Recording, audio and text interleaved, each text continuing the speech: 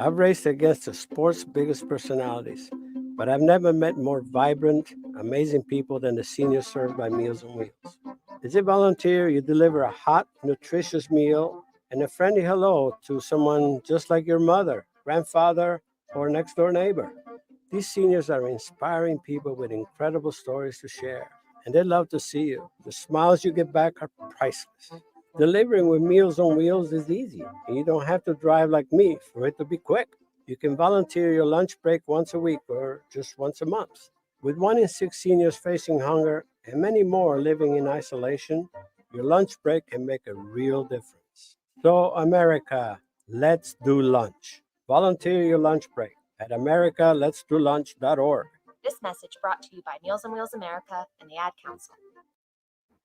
Okay, Simon, what are you wearing right now? Nothing. That's right. And what do people normally wear? Clothes. Exactly. So now Mommy's going to teach you how to dress yourself. Clothes keep us warm, they look good, and if we go out without them, the neighbors will talk. So it's important to know how to get dressed. Here's how it's done. Underwear always comes first, name tag at the back, then pants, then shirt. Get the first button in the right hole or you have to start all over. If you're wearing a tie, it goes over, round, through, and pull tight. Tuck your shirt into your pants and zip up your fly. Socks going first, then shoes right on right, left on left. With shoelaces, just take the ends, cross them over, switch the loops. The rabbit goes down the hole, pull tight, and you're left with bunny ears. I love bunnies. Good to know. Now remember, spots don't go with stripes, socks don't go with sandals, and if you've tucked in your shirt, wear a belt. Got it? Why are your pants on your head? Most parenting is hard to do in just 2 minutes. But spending just 2 minutes twice a day making sure they brush their teeth is easier and could help save them from a lifetime of tooth pain. For fun 2-minute videos to watch while brushing, visit 2min2x.org. That's 2min2x.org. A message from the Partnership for Healthy Mouths, Healthy Lives, and the Ad Council. So you see, son, good manners are very, very important. Someday, many years from now, when you're a grown-up, you'll be a man. And when you are, you should be a gentleman. Do you want me to go through it one more time? Yes. Yes, please. Yes, please. Exactly. Always say please, thank you, you're welcome, and excuse me. Sit up straight, hold doors open for ladies. If a door's shut, then knock first. Don't burp, don't swear, don't speak with your mouth full, don't reach across people's plates, keep your elbows off the table. What table? And don't interrupt. While we're at it, don't stare, don't use foul language, don't call people names, but do remember people's names. Always share your toys, play nice, and cover your mouth when you cough or sneeze. On the bus, give up your seat to anyone who has trouble standing. Bottom line, treat others the way you'd like to be treated. Got it? Got it. And stop picking your nose. Most parenting is hard to do in just 2 minutes. But spending just 2 minutes twice a day making sure they brush their teeth is easier and could help save them from a lifetime of tooth pain. For fun 2-minute videos to watch while brushing, visit 2min2x.org. That's 2min2x.org. A message from the Partnership for Healthy Mouths, Healthy Lives, and the Ad Council. Hey, there he is. How's it going? I'm having a stroke. Are you going to shake my hand or what? I'm having a stroke. Wow, you're not even moving your arm. I'm having a stroke. Are you okay? I'm having a stroke. Your face looks weird too. I'm having a stroke. Are you having a seizure or something? I'm having a stroke. When someone is having a stroke, they may not be able to say it with words, but their body language will tell you loud and clear. I'm having a stroke. You just need to know the sudden signs. Look for FAST, F-A-S-T, F, face drooping, A, arm weakness, or S, speech difficulty, then T, time. Time to call 911 immediately, because the sooner they get to the hospital, the sooner they'll get treatment. And that can make a remarkable difference in their recovery. Know the sudden signs. Face, arm, speech, time. Spot a stroke fast. Visit strokeassociation.org. Brought to you by the American Stroke Association and the Ad Council. The average time a resume spends on an HR manager's desk is 7 seconds.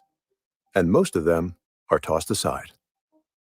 Now imagine if one of those resumes belonged to Yasmin, who was living in a shelter, juggling 3 jobs. I had to be resilient. That's something that you can't teach. Or if that resume was from someone who worked 12-hour shifts at the recycling company with my dad, who's 72. That taught me a work ethic that I carry with me every day. We rely so much on a resume, yet it could never tell the full story of someone. Growing up where I did, a lot of things could have gotten in the way of my goals. But I learned to push through, and that's what I bring to work every day. So maybe it's time we look beyond the resume and look to Grads of Life. Discover new ways to develop great talent that are so much more than what's on paper at gradsoflife.org. A public service announcement brought to you by Grads of Life and the Ad Council. Take a look under your bed. Find stuff under there? What about jobs? No? Now try your basement. There's a pair of overalls that overall you're not so into anymore. A perfectly good laptop that hasn't sat in your lap in months. And even more stuff, but still no jobs? Well, you really have both. See, stuff is defined as household articles considered as a group. Sometimes this stuff is no longer needed. Wait, no longer needed? That can't be right. Because remember those jobs you were looking for? Those are really needed, and they're the stuff inside your stuff. Even inside that winter coat that moved with you to Phoenix. Our job is to unlock those jobs, and it starts when you donate your stuff to your local Goodwill. Here's how we do it. When you donate to Goodwill, we sell your stuff to provide job training for people right here in your community. So just by teaming up with Goodwill, you help create jobs. And isn't that worth parting with the leftover guitar from your 80s cover band? Goodwill. Donate stuff, create jobs. Find your nearest donation center at goodwill.org. A message from Goodwill and the Ad Council. Dear John, I was hoping it wouldn't come to this, but you've left me no choice. I'm leaving. Uncontrolled high blood pressure is really serious, and lately you seem to really not care. I've been there for you since day one, and I know you think I'm going to keep ticking. But no, my friend, I can quit whenever I want. Why can't we get back to the good times, when we were more active and ate more healthy foods, and you checked on me every once in a while? Is that too much to ask? I don't want to leave, but unless you stop ignoring me, what else am I supposed to do? Remember, when I quit, you quit. Sincerely, your heart. Listen to your heart. Don't let it quit on you. Doing the minimum to control your high blood pressure isn't doing enough. High blood pressure can lead to a stroke, heart attack, or death. Get your blood pressure to a healthy range before it's too late. Find out how at heart.org/blood pressure. Check, change, control. A message from the American Heart Association, the American Stroke Association, and the Ad Council. Hey, what's up, everybody? I'm Jason Derulo. I love that music connects to people all over the country. But unfortunately, so does something else. Childhood hunger. 15 million kids struggle with hunger right here in America. And yet, every year, billions of pounds of surplus food in the U.S. go to waste instead of going to the children in need. Feeding America is working to change this. The Feeding America nationwide network of food banks rescues this surplus of food to help provide meals to families in virtually every community in the United States, including yours. But they just can't do this alone. Join me in the fight against hunger in America. For more information on what you can do to get involved, visit feedingamerica.org. That's feedingamerica.org. Together we can solve hunger. Together, we're feeding America. A message from Feeding America and the Ad Council.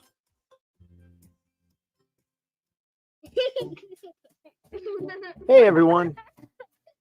Let's all stop what we're doing right now and take a moment. That felt good, huh? Just like that, we had a nice, special sort of moment together. Of course, they don't all need to be quiet moments to be special. They could be loud moments, goofy moments, sporty moments, dorky moments. Moments where we talk or walk or just hang out. It doesn't really matter. They all count. Because every time dads like us take a moment like that to spend with our kids, well, it's pretty momentous. Sounds like somebody agrees. So let's take a moment to make a moment. Today, call 877-4DAD-411 or visit fatherhood.gov. Brought to you by the U.S. Department of Health and Human Services and the Ad Council. It's the Worldwide Sports Radio Network. Rich Samini says Haason Reddick has all the leverage against the Jets. JaMarr Chase wants to be the highest paid wide receiver in the NFL. And Brandon Aiyuk finally re-signs with the 49ers for $120 million and much, much more on a new show of the Sports Loudmouth.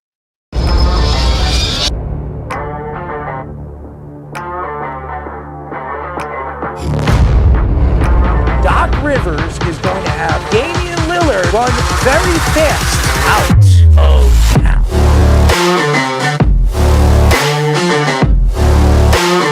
Does he help them win? You're under 500. Aaron Judge helps the Yankees win. You're paying the player $300 million. You better be sure that that guy's going to help you get over the hump.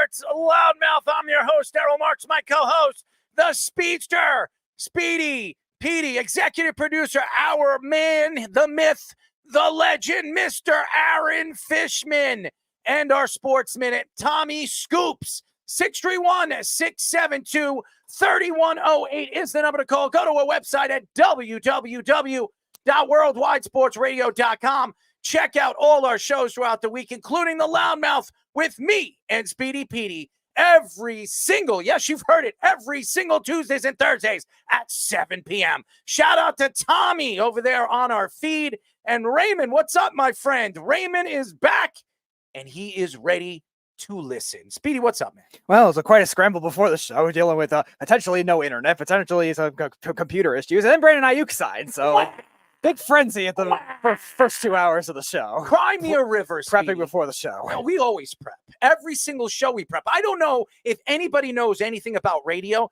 but you have to prep before the show. You have to put the work in. If you don't put the work in, the content isn't good. Speedy, you know all about it. You grab your mom's, you know what? You do. You grab them, right? You don't grab them? I grab them. All right, whatever. Well, I just want to tell people a little bit about my weekend, okay? Last weekend was a horrific weekend for me. It was really horrific. And I'm going to tell you why. I don't know if anybody knows that I am a DJ and I MC a lot of different weddings and parties and you name it, I do it. And it was crazy. I'm not going to mention the place that I was at, but the maitre d' at the place was really ridiculous. I'm going to tell you guys a quick story. So I dance, I have a good time. I do the intros at this wedding. I'm sweating. We're going to, obviously, I forget what I think we were going to, I don't remember where we were at the wedding, but I went to the maitre d' and I said, listen, I need a towel. I need a towel. I'm sweating. I need something to wipe my face. So she goes into the back, okay? And she gets a towel, right? I don't smell it. I don't look at it. I just start wiping my face, okay?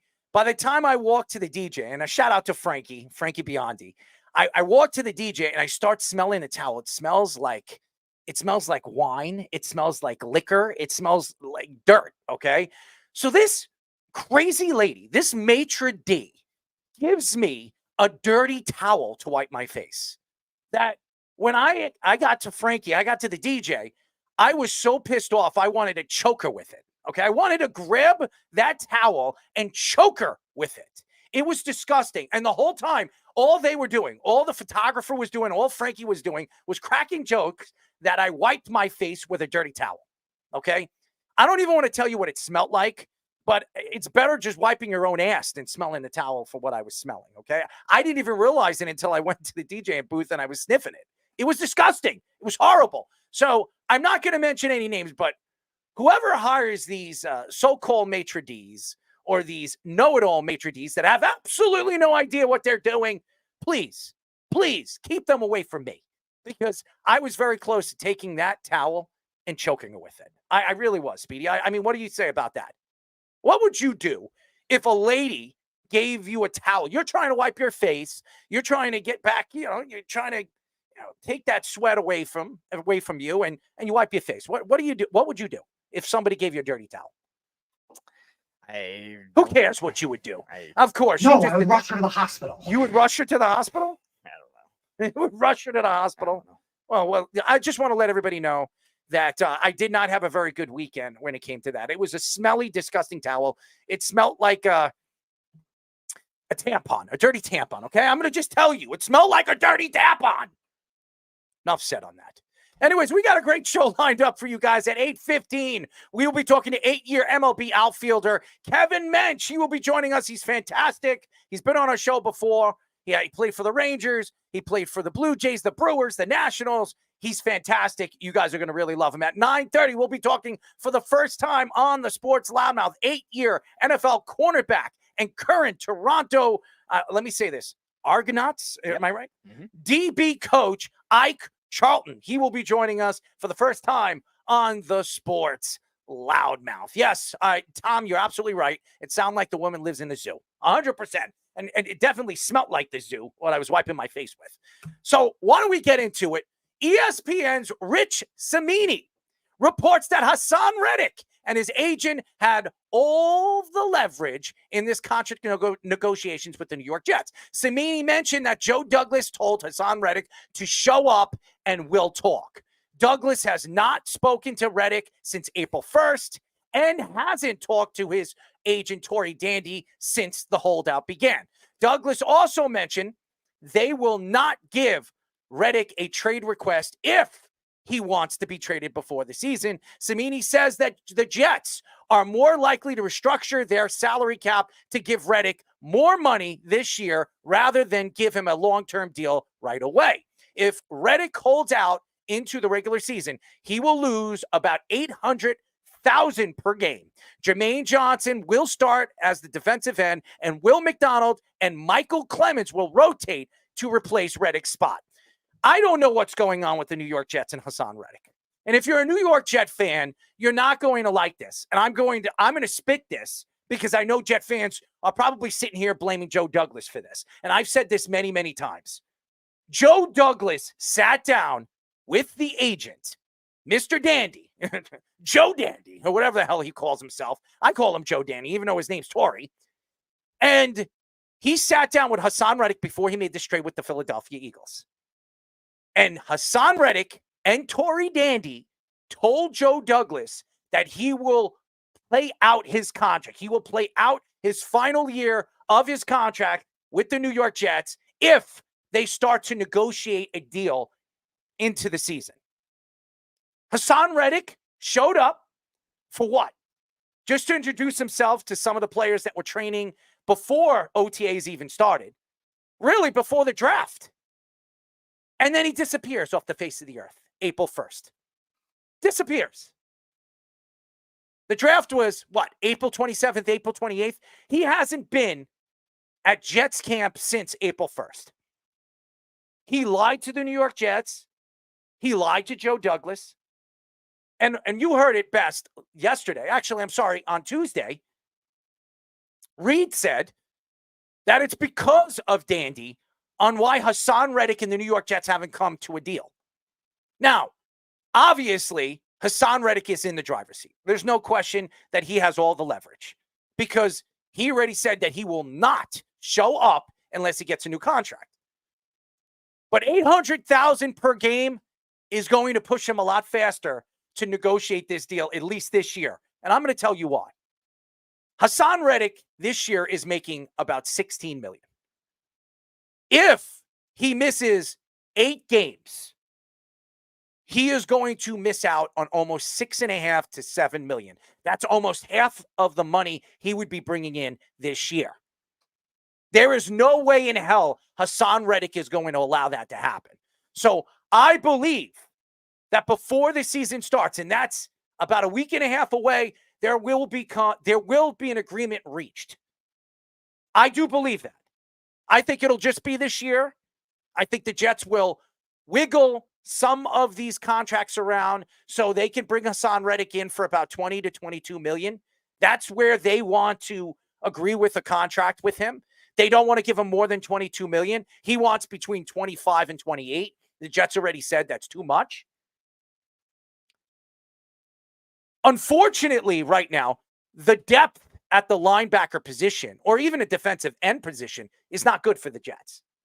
Michael Clemens, who's on and off every single year, and he's been with the New York Jets for what now? It's 4 years. He's been with the Jets for a while.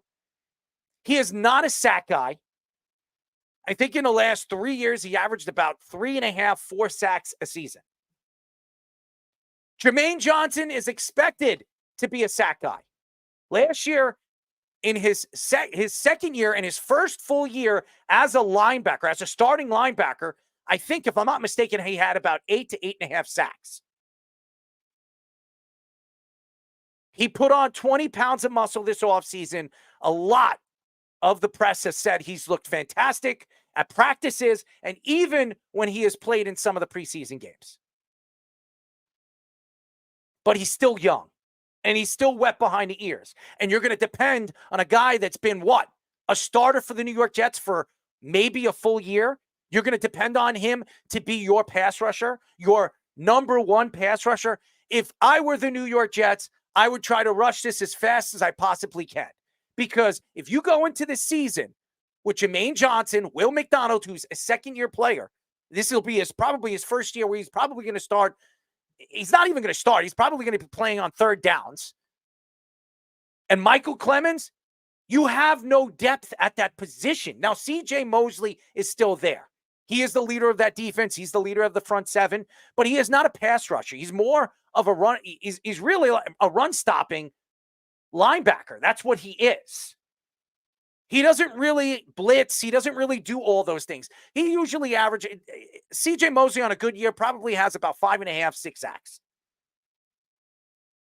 The Jets need Haason Reddick this year if they want to be an elite defense. They need it, and they need him. Now, what could the Jets do to open up this pot? And it's not a pot of gold because the Jets don't really have anything. They've invested a lot of money in bringing in some of these free agents. They brought in Morgan Mosley. I'm sorry. Morgan Moses. They brought him in. They brought in Tyron Smith. I'm sorry. I'm messing up their names.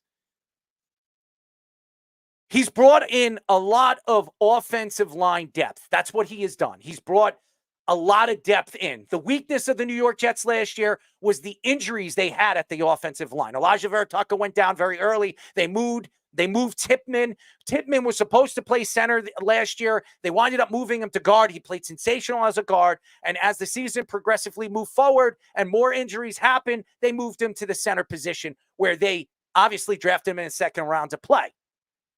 They had no depth at the guard position. They had no depth at the tackle position. They drafted Olu this offseason as the number 11th pick in the draft in the first round.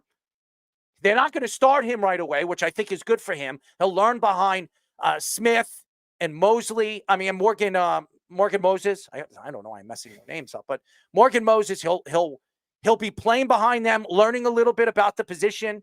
As an NFL player, the guy gave up no sacks in 3 years in college football against all these top teams, the Big 12 and Pac-10 and all that other team in the SEC. He was dominant. But the NFL is different. It's faster. It's a different game. Joe Douglas knew he had to beef up that offensive line. He knew it.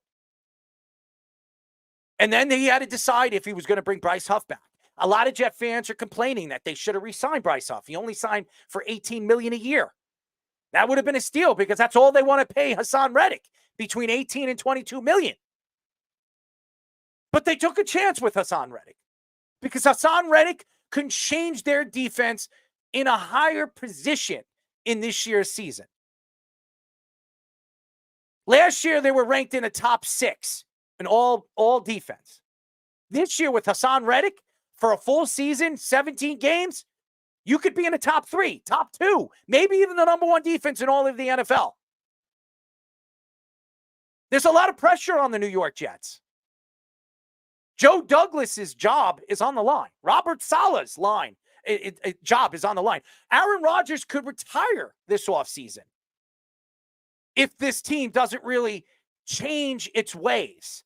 Aaron already said he wants to play till 44, 45. Aaron's going into the season at 41 years old. At the end of the season, he'll be 42. He wants to play another 2 years, maybe even 3 more years. If this Jets team is built like everybody expects them to be built, a playoff contender, Douglas might have a 2-year stint with Garrett Wilson under his rookie contract and Sauce Gardner under his rookie contract.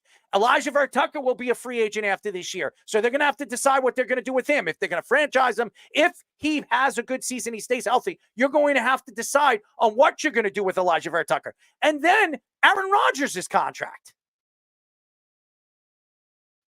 There's a lot of decisions that have to be made by the New York Jets. Haason Reddick was not the number 1.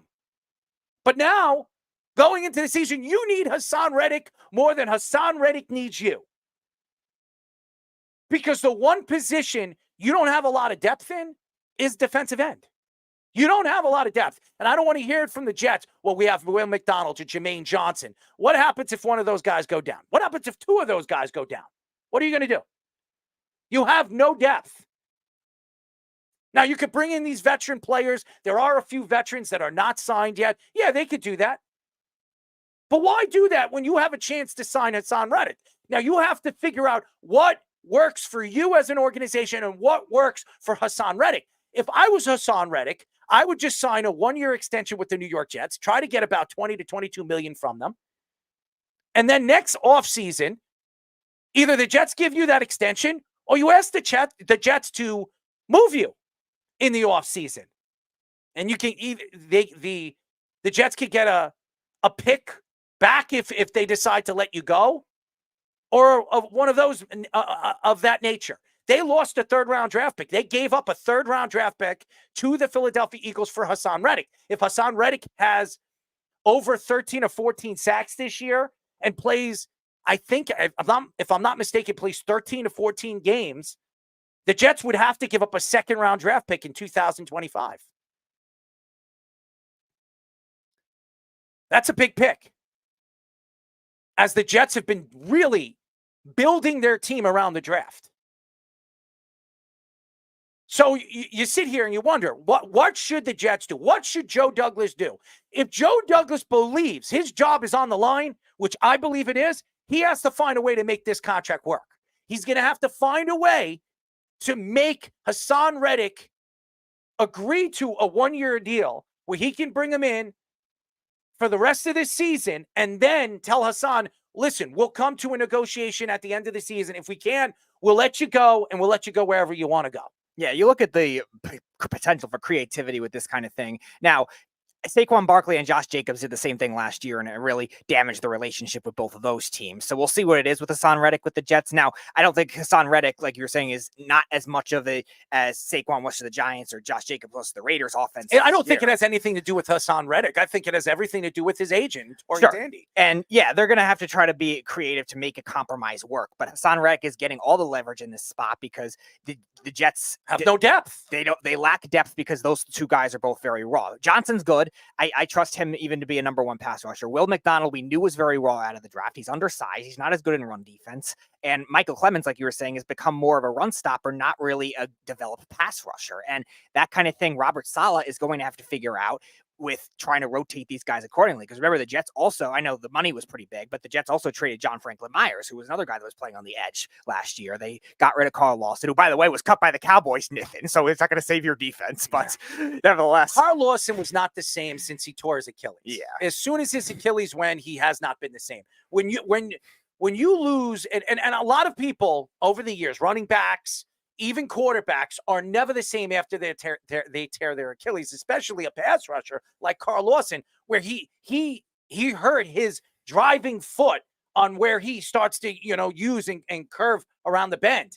That leg he tore his Achilles on that leg when he went around that bend. Mm-hmm. He's not the same player. And again, that's why the Jets decided to part ways with him. The Jets don't have any depth over there. And yes, Speedy, you're absolutely right. When you look at the position that the New York Jets are in, their leverage does go to Haason Reddick. Haason Reddick looks at the depth chart right now, and there is no depth over there. The Jets have a tremendous amount of depth now at the offensive line, which they didn't have last year. And they have tackle, too. Yes, they have a tremendous amount of depth at the running back position now. They have a tremendous amount of depth at the tight end position and wide receiving position. Everywhere besides the pass rush. And that is why they decided to make that move for Haason Reddick, because they didn't believe that Bryce Huff was an every down type of player. And that's why we'll see what happens with Bryce Huff this year with the Philadelphia Eagles. Who knows what he is going to be with the Eagles when he's playing every down.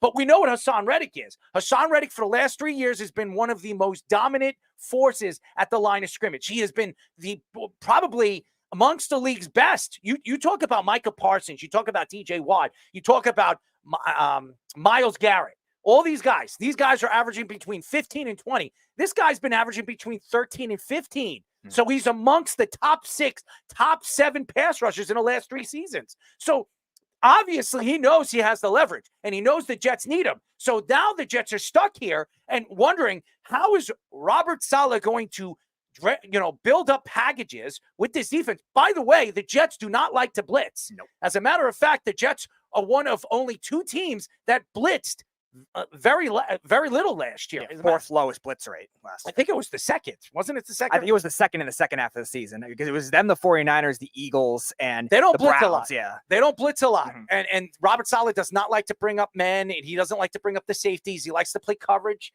in the secondary. That's what he likes to do. And he likes to play one-on-one coverage, especially with DJ Reed there and Sauce Gardner and Michael Carter. The second is there. So he likes to play one-on-one coverage and use the safeties to come under these top-end wide receivers to make sure that they have enough coverage so there's not big plays given up in the middle of the field. Right. But right now, the Jets are in a bad position. And I'm not saying that Jermaine Johnson isn't going to take another step. He will. But what happens if he goes down? Right. What happens if he goes down? And they don't have another guy on the other side of the line. So what are teams going to do? They're going to double up on Jermaine Johnson. Jermaine Johnson is a young guy. As good as he was last year, putting on 20 pounds and looks really, really good at practices. And everybody's telling me that this guy is going to be a breakout type of player. He was a Pro Bowl player last year. And the Jets do have good linebackers. Quincy Williams is a fantastic linebacker, an all-pro linebacker. C.J. Mosley is a second-team all-pro linebacker. They have 2 really good inside linebackers. But on the outside, they don't have a lot of that. And again, Jermaine Johnson, he can play on the inside. He can play on the outside. Now they're moving him to defensive end, and he's an undersized defensive end, and teams know that. So what do you think the Jets are going to have to do? They're going to have to move him around like the Cowboys do to Micah Parsons. They're going to have to be schematically creative, which is not something that Robert Saleh nor Jeff Ulbrich likes to do a lot when it comes to trying to deviate away from what they usually do. You mentioned it. They don't like to blitz a lot. They play a lot of zone, and they don't do a lot of corner blitzes. So you have many different options here with what the Jets are going to have to try with that. You mentioned Quincy Williams. Quincy Williams kind of broke out in the 2022 season, being a lot more of a pass rushing type linebacker. But he's not really that. Last year, he developed in a more well-rounded. Yeah, he's a coverage linebacker. That's what he does. He's good at stopping the run. You can use him to get at the quarterback, but more in like these weird like nickel blitz packages. That's what they like to do. They like to move them up on the line. They like to put 7 guys on the line, make it seem like they're going to use a blitz, step like 3 guys back, and the 4 guys rush the quarterback and put some pressure on different edges where one of these guys can get on. Quentin Williams, he's going to play a big part of this because last year in the second half of the season, he was triple teamed at some point. And that's why they brought Haason Reddick in, because what Haason Reddick does is he draws double teams. And if he draws double teams, it takes a man off of Quentin Williams. And what does that do for Quentin? It gives him an opening to get at the quarterback. That was the reason why everybody thought that this Jets defense was going to be as good as any defense in football this year, because bringing in Haason Reddick takes the pressure off of Quentin Williams, which opens up the blitz or even the packages that Robert Saleh could use this year with the talent that he has in his front 7. Right. I was just going to mention Quentin Williams too, because Quentin Williams also has very good quickness for an interior defensive lineman too. The other thing they could consider doing, because they did build up good defensive tackle depth, bringing in Kinlaw and a lot of the guys they had last year too, the young guys. I like Kinlaw. I've heard a lot of good things about him at training camp. Yep. So that allows maybe if they want to put a more power, bigger guy on the outside. Maybe they put Quentin Williams on the edge. If they want to keep Quincy Williams, like you said, in coverage, that's one option. They also could blitz more of the corners. Could they try that more often? Robert Saleh does not like to do that, or blitz more of the safeties, which they don't like to do that. But let's see if they're going to have to be creative and make it work, because the Jets also do play a lot of nickel. They have one of the highest percentage, top 10 of nickel defenses last year, which has hurt them in certain instances against the run and against tight ends. But if the Jets have to play more linebackers, the inside linebackers up more because of this issue with Haason Reddick, then they're going to have to try to have maybe Sherwood drop more in coverage, Williams on the edge, or guard the screen passes. Now, Clark is going to be back this year, so he is going to play a big part as far as the run stopping is concerned, because he's a great safety when it comes to run stopping. And last year they lost him. I think he tore his ACL. Yeah, right. He was out for the season. He is back. He's going to be a starting free safety for the New York Jets. So what do the Jets need to do is they're going to have to use these safeties to cover the middle of the field and stop the run. So these guys, these linebackers like Quincy Williams, or even guys like CJ Mosley is going to have to move up and actually put a little bit more pressure on that the offensive lines that they're going to be playing against. Now, the Jets have San Francisco in the first game of the season. Trent Williams is probably not going to play in that game. That benefits the New York Jets because Trent Williams, without him on that offensive line, I think the San Francisco offensive line is subpar at best. They're not really good, okay? Trent Williams really solidifies that offensive line. Without him, they're probably a 15th or 16th offensive line right now in the NFL. At best. So the Jets are going to be able to do a lot more now that Trent Williams is not going to play in this game. And what we've been hearing is Trent Williams will not play in this game, especially giving Brandon Aiyuk this contract. And we will get into that a little bit later. So, I mean, now the Jets are going to have an opportunity. Now, Aaron Rodgers does not play well in San Francisco. If you look at his record in his career, I don't remember what the number is, but I think he's won 2 games in San Francisco. And one of them was against the Niners' third-string quarterback. Yeah. So he's not good in San Francisco. So you have to look at numbers because of the way they play on those fields. And Aaron Rodgers, out of all the places that he's played over the years, San Francisco is not the place that he really likes to play at. Now, if the defense can get at the quarterback, put pressure on Brock Purdy like we've seen in the Super Bowl, like Kansas City did to him, especially in the second half, Brock Purdy is a shell of who he was throughout the season. Brock Purdy is a good regular season player, as we've seen, but in the playoffs, he's not as good. So this isn't the playoffs. This is the first game of the season. There's a lot of pressure on the New York Jets. So I think that the Jets coming out with a win in San Francisco would really put the Jets in a very good position going into week 2 against Tennessee. So the Jets are going to need Haason Reddick. That's why I think this weekend and this week, the Jets need to sit down with Dandy and Haason Reddick and figure out where they can meet in the middle, even if it's a 1-year deal, even if you have to figure out on how it works for him to get him up at 22, 23 million. You do that because you need Haason Reddick just as much as Haason Reddick needs you. And Haason Reddick will do whatever it takes to sit out for the Jets to either trade him or the Jets to either cut bait with him or make a move and give him the contract that he wants. Right. And we saw it last year, too. Even Aaron Rodgers got restructured his deal at the very last minute to make sure that the Jets are able to finalize their salary cap situation. So why not? They can use the remainder of whatever cap space they have left to make that kind of thing work and kind of meet in the middle. Like the Jets had close to $7 million in cap space when we were talking about it a couple weeks ago. Like give him the rest of that money. You're not going to bring in anyone else. That's $21 million. That's good enough of a compromise at this point to try to make it work. Maybe the Jets are thinking Devontae Adams. Maybe. Is that what they're thinking? I don't know what the Jets are thinking. I was telling Mikey C today, we had a very interesting conversation on the phone, and I said, maybe the Jets sit on Haason Reddick. If Devontae Adams and the Raiders are not getting along in the first 3 to 4 weeks, maybe the Jets could move Haason Reddick to the Raiders as a package deal. You're going to have to give up a lot more than that. You're going to have to give up probably a second and a third for a guy like Devontae Adams, and you can squeeze in Haason Reddick in that trade, and maybe you can get a Devontae Adams for him. I don't know. I don't know how that's going to work. And I also heard in the offseason that Cooper Kupp could be available sometime in the middle of the season with the LA Rams if Puka has another good season. So, because Puka is going to be expecting a contract soon too if he's going to put up big numbers.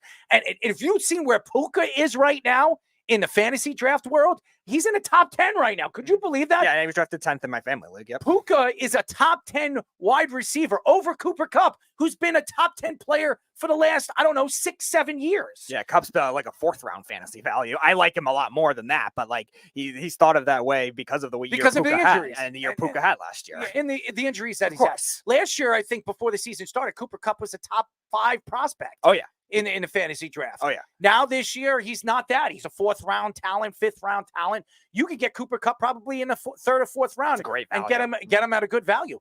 And I'm going to tell you this right now. I wouldn't be surprised if the LA Rams decide to move him at the trade deadline if they're missing a piece, missing an offensive lineman. Now, this year, obviously, they bulked up in the draft when it came to defense, but I do believe their weakness going into the season is their offensive line.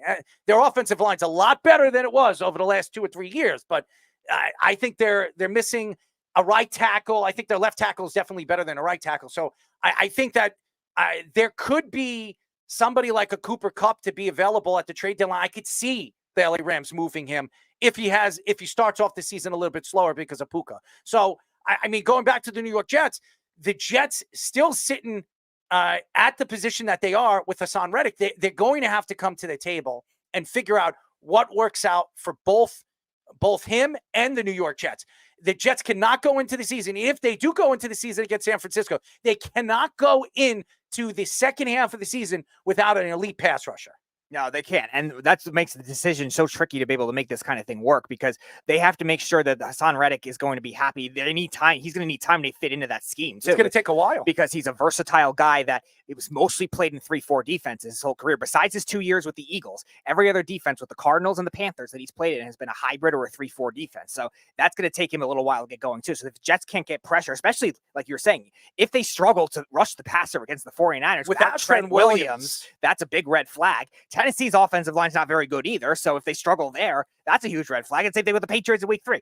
If they have issues rushing the passer without Haason Reddick in any of those games, that's a big problem. Just think about this. The New York Jets play 3 games in 10 days.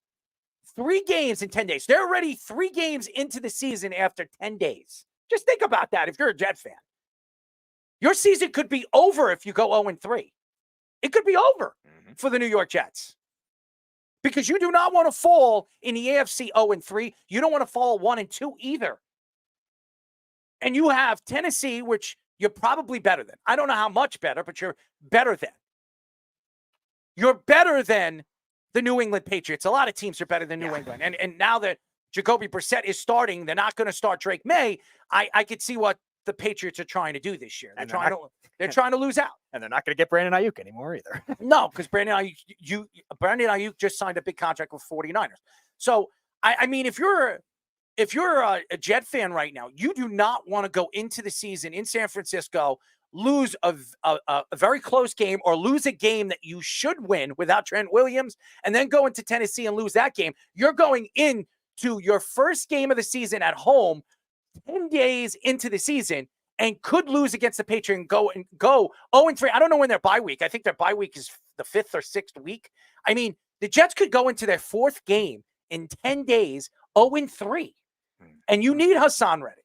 You really, really do. So I think the Jets they don't have any leverage here. No. The Jets are going to have to figure out how this is going to work and how it works for Joe Douglas, because Joe Douglas knows he's on the hot seat. He made this move. Yep.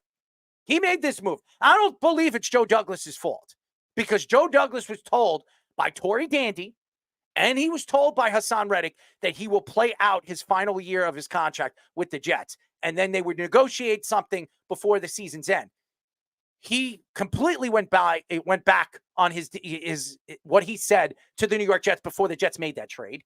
And then the Jets made the trade. He comes in on April 1st and then decides not to show up to mini camps and show up to OTAs or even show up to the preseason. Now you're going, you're 1 week away from the NFL season, and your best pass rusher has not stepped on a football field in about a month and a half.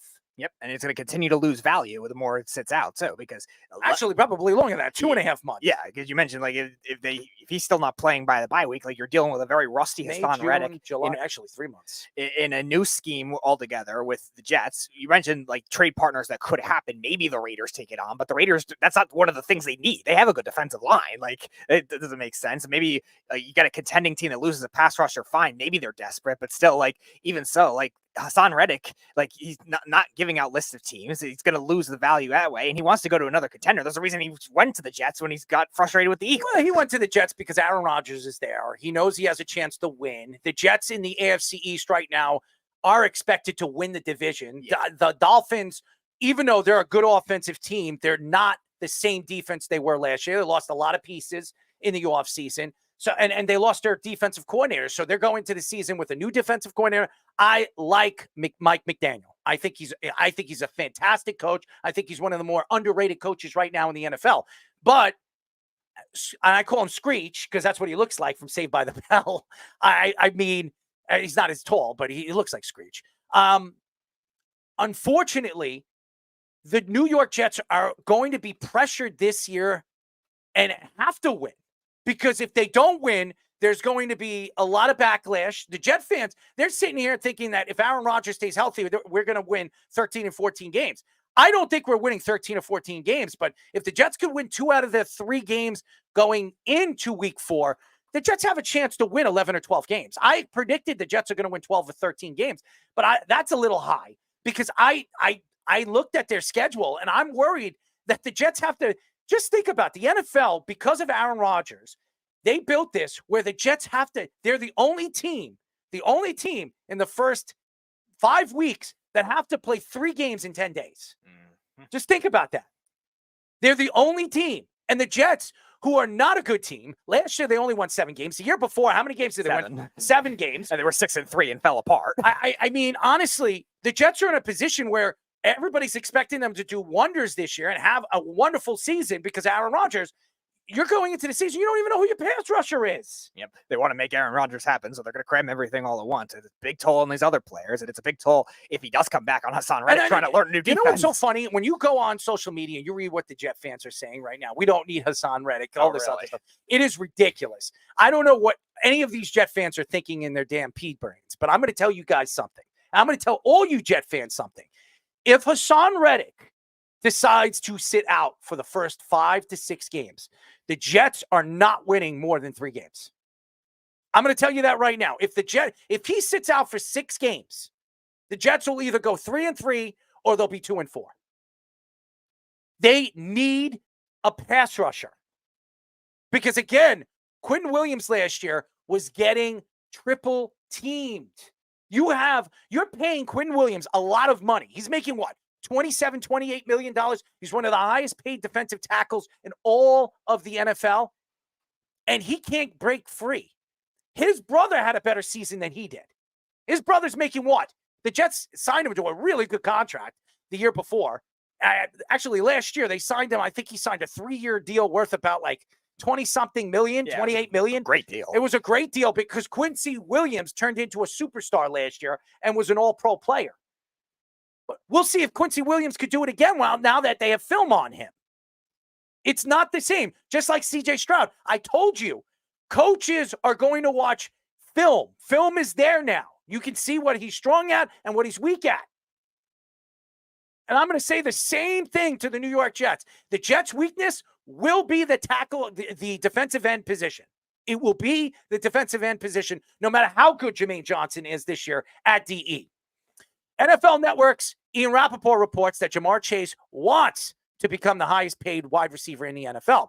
Chase said he doesn't want significantly more than Justin Jefferson contract, but still wants to be paid more. Chase will be making just over $1 million at base salary this year and just over $21 million next year on his 5th-year option. Bengals head coach Zach Taylor said he spoke too soon, saying that Chase would be at practice all week. Chase showed up at practice on Sunday, but has held out for the rest of the week. Chase has had 268 catches for 3,717 yards, 29 touchdowns in 3 seasons with the Bengals. JaMarr Chase is going to make a lot of money. He is going to make Justin Jefferson money.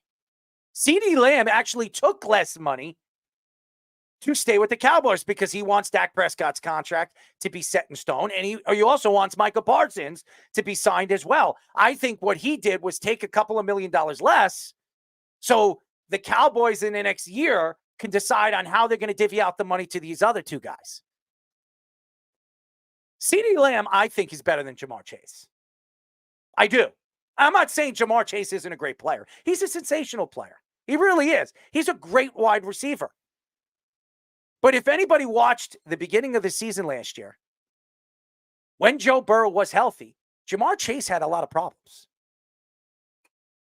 In coverage, teams started to double team him, started to put a safety under him, sometimes put 2 safeties under him, and he couldn't get hot early in the season. It took the second half of the season and the Bengals forcing the ball to him where he started to explode. I'm not saying JaMarr Chase isn't explosive. And I'm not saying JaMarr Chase isn't an elite wide receiver. But when I look at Justin Jefferson and CeeDee Lamb and Tyreek Hill, they're on a different scale. I look at JaMarr Chase on another scale, that under that first-tier wide receiver. He's right under it. I think he's right under Davante Adams. I think Davante Adams is still an elite tier 1 wide receiver, but he's getting up there in age. How long is Devontae Adams going to be at that top tier? It could be this year where we're going to see things start to break down for him.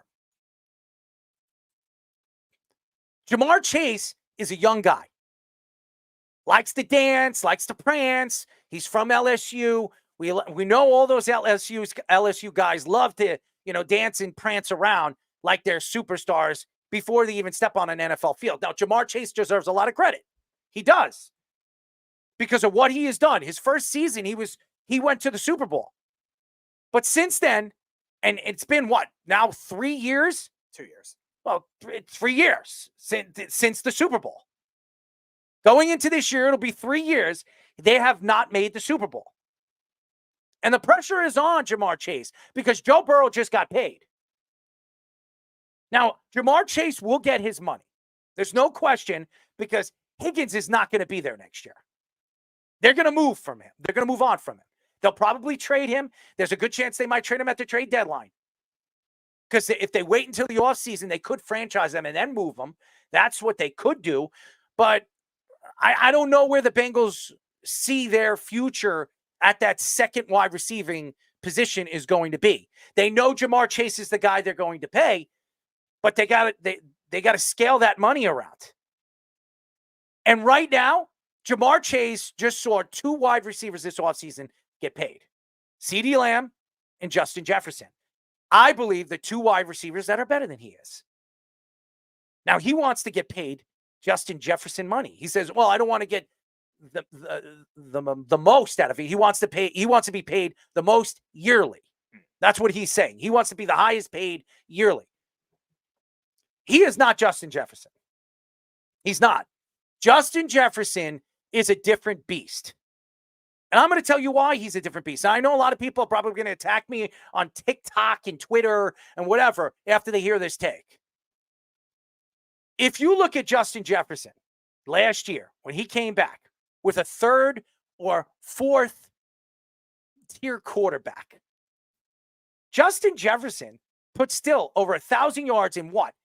8-9 games? He put 1,000 yards and he put up like 8 or 9 touchdowns. JaMarr Chase, what was his numbers last year? Bring up his numbers. JaMarr Chase played at least 15 games. At least 15 games. I'm willing to bet you JaMarr Chase had 1,300 yards. 12, 16, 7 touchdowns, 100 catches. And what was Justin Jefferson last year in the games that he played? How many games did JaMarr Chase play? He played 15, you're right. 15 games. Okay, I don't even have it in front of my face. I'm guessing here. Okay, and my numbers were pretty dead on. I'm going to say that Justin Jefferson, had close to 1,100 yards. He had almost 8 touchdowns, and he played 10 games. Yep, besides the touchdowns, 5. You're right, 1,074, right near 1,168 catches in 10 games. They're not even close. Justin Jefferson played 10 games. He played 15 games. And Justin Jefferson, had 200 less yards than him? You're not going to pay JaMarr Chase. Unless JaMarr Chase has a Tyreek Hill year. And he could.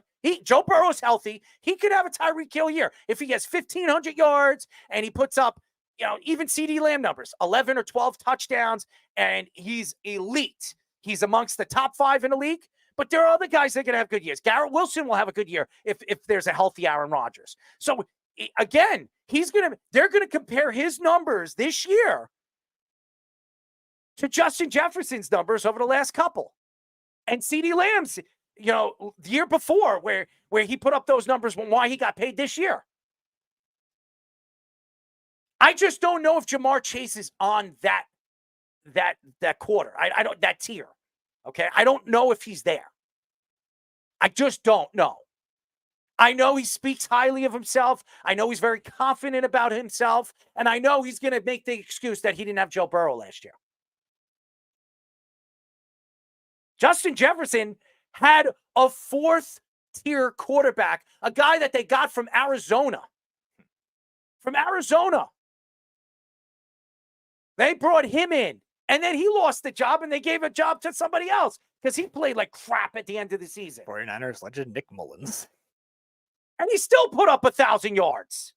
And that game against the Lions, I think he had like 170 yards in that game. Yeah, they were stopping everyone else. They let him. They just decoyed him, let him do his thing. It doesn't matter. He put up 170 yards and 270 yards and 2 touchdowns in that game, or I think it was a touchdown. Yeah, I mean, he put up unbelievable numbers last year at the end of the season, and he didn't have to put up those numbers. What I'm trying to say here is, I understand JaMarr Chase, and obviously it's the going rate.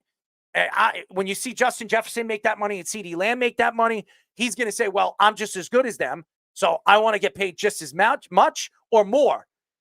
But I think if the Bengals are smart, they're going to have, if he doesn't put up 1,500 yards this year, they're going to have to figure out a number that makes sense for this team and this organization, because they're paying Joe Burrow. He's the highest paid quarterback. Him, Trevor Lawrence, and Jordan Love are the 3 highest paid quarterbacks in the NFL. If you're paying Joe Burrow $55 million and you're going to pay JaMarr Chase $35 to $36 million, you're talking about more than a quarter of your salary going into 2 players. It doesn't make sense. No, it doesn't. That's what the Dolphins did with their 3 guys, Tua, Tyreek, and Waddle, all making big money, and they lost a lot on defense mistake because of that. And it could be a big mistake if these young kids don't pan out, this new coordinator on defense doesn't pan out. And the Bengals, they have a well-coached defense, so they were able to get leeway with losing some free agents and make it kind of thing work. Lou Anamoros is one of the better defensive coordinators in the league, very creative, but their offensive line still has a big question mark, and they lost Joe Mixon in the offseason. Like you said, T. Higgins, they have to figure out what they're going to be able to do with him. He's probably going to have to play on the franchise tag this year. And you're right, if they do struggle in the beginning of the season, who knows what will happen with him. Now, JaMarr Chase, the reason the Bengals have a little more leeway with that is because he doesn't have to be paid right away. He's still on the 5th-year option. So he's going to do exactly what Haason Reddick is doing right now. He's going to do exactly what all these other wide receivers are doing. They're not going to play. CeeDee Lamb did not show up to camp. He did not show up over the last couple of weeks because he wasn't paid. He is going to force their hand. He's going to say, listen, you're either going to pay me or I'm not going to play. I'm not going to show up to practices, and I'm not going to be ready for a season. You're going to see CeeDee Lamb he's going to be dealing with some injuries early in the season because he's missed a ton of time on the football field. And you got to get your bodies ready for the season. Haason Reddick, I mean, look at Haason Reddick.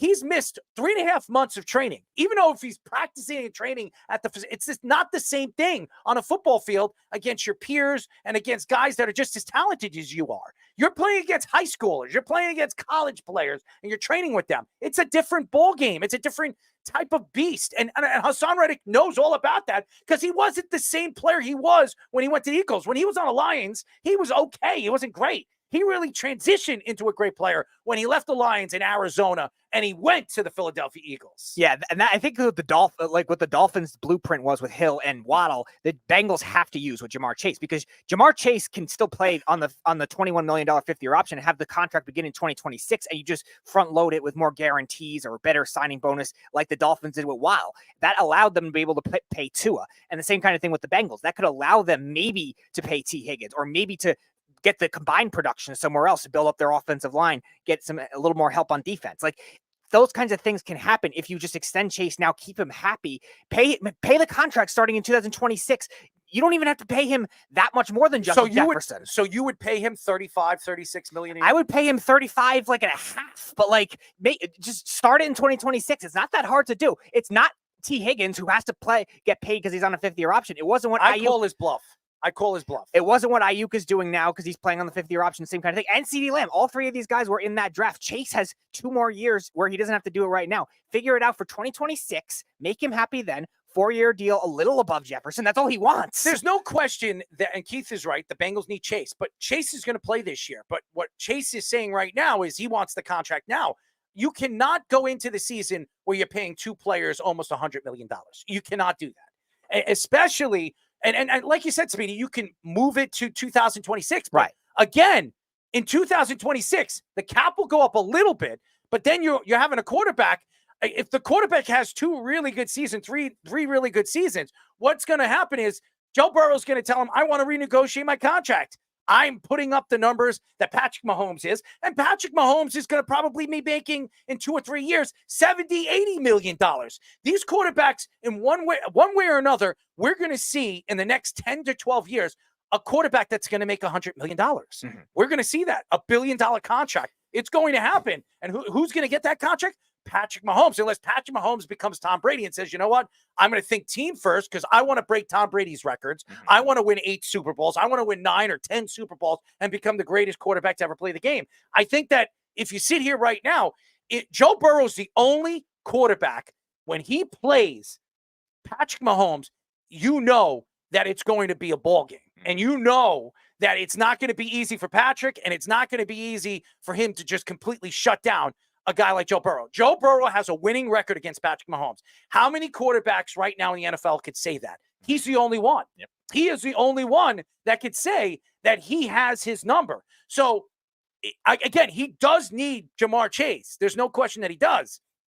But again, a healthy Joe Burrow puts the Bengals still in a good position where they could still be an elite team. Yeah, I think JaMarr Chase even too. Like he had one 150-yard game against the Chiefs. He had a 250-yard game against the Chiefs in the regular season, I think his rookie year. So like they need him badly, even just for that head-to-head altogether. Because the Bengals, even last year with Jake Browning at quarterback, I think covered the spread against the Chiefs. So they clearly know that identity to make that kind of thing work, to be the real, like the Patriots to the Colts rivalry type thing when Brady and Peyton Manning were playing. Like they need to be that kind of team. And they know that factor in mind. And here's where it compares to the CeeDee Lamb contract with the Cowboys. Mike Brown and Jerry Jones are very similar, where they don't have GMs on their team. So they're really being their own de facto GM to make that kind of thing work. And if you break up the Burrow-Chase connection, the closest thing of a quarterback and a wide receiver, you're going to look really bad to have players. They're not going to break that up. They're going to give him his contract. I just don't think they need to rush the contract. Let's bring Fish in. Let's get his opinion on this, because honestly, I think they need to sit for the season, wait it out, and see what JaMarr Chase puts up when it comes to numbers, because Higgins could have a great season. What are you going to do then? What happens if Higgins has a better season than JaMarr Chase? What happens if Higgins has somewhere close to JaMarr Chase's season, and you have a guy like Higgins that has 1,200 yards and JaMarr Chase that has, 1,400 yards? You could give Higgins the 25, 26 million, and you could say, you know what, JaMarr? We're going to give Higgins his 25, 26 million. You're going to have to either sit, wait, or do what we ask you to do and sign the contract for 2026 to 2027 and ride it out. I don't know, man. I have to tell you straight up, I think Chase is just as, if not more talented than Justin Jefferson. And the way that he runs his routes, just take a look at how open Higgins is when they're playing. The double coverage had started after his rookie year. He's been facing it ever since the beginning. He's really great at stacking D-backs, as they say, and just getting open. He's really, really talented. He can do every. He's got the full route tree. Nobody's saying that he's not. Well, I'm saying Higgins doesn't have that same kind of route tree. Higgins is a different type of player. Hold on. We don't know what Higgins is because he was a number 2. Actually, for 2 years, he was the number 3 player until he really jumped over Boyd. And now Boyd's no longer with them. Boyd's with Tennessee. And now he has a chance to be the straight up number 2 guy. I'm going to tell you this right now.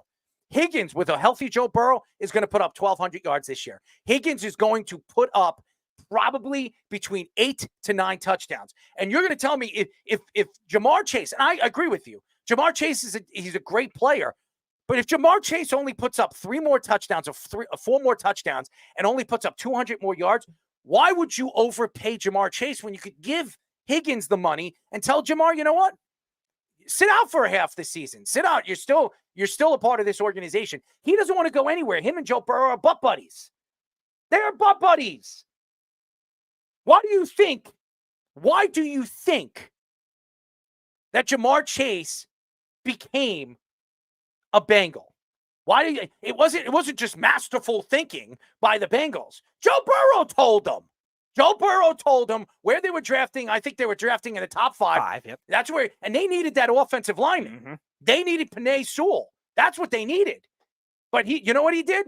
The Bengals did what Joe Burrow wanted. Bring in JaMarr Chase. JaMarr Chase is going nowhere. It's all a ploy. And stop letting these players control your cap. Okay? They're going to get paid. He's going to get paid. Calm the hell down and figure out what you're doing with this team, because you did draft a wide receiver, in the 2nd or 3rd round this year? And that we don't know if that guy is going to be anywhere close to Higgins. And I still think they need Higgins just as much as they need JaMarr Chase. I love Higgins. I just don't think you can say him in the same sentence as JaMarr Chase as far as I didn't talent. say you put him in the same sentence, but if he could put somewhere close to the same numbers as JaMarr Chase, you have to look at it. Do we pay JaMarr Chase this offseason, or do we pay Higgins? Give Higgins the 24, 25 million that he wants and wait another year and then give JaMarr Chase that extension. That's the way I look at it. Look what they did this offseason. They went to the bargain barrel, got Zach Moss at running back. They're going to go with Chase Brown from Illinois. It was decent rookie year. So they're not spending there. The offensive line, they got the biggest offensive lineman they could find. They have 3 guys that are around like 6'6" and bigger. I think actually over 6'7", and like close and well over 350. Like 3 guys on their line are like that. So they're obviously just trying to get guys that you can't get by, that you can't get in front of. You know, hopefully the guys on the outside can handle up the speed rush, but they're definitely going to try to protect Burrow. Now, you said that they shouldn't have gone for Chase that year.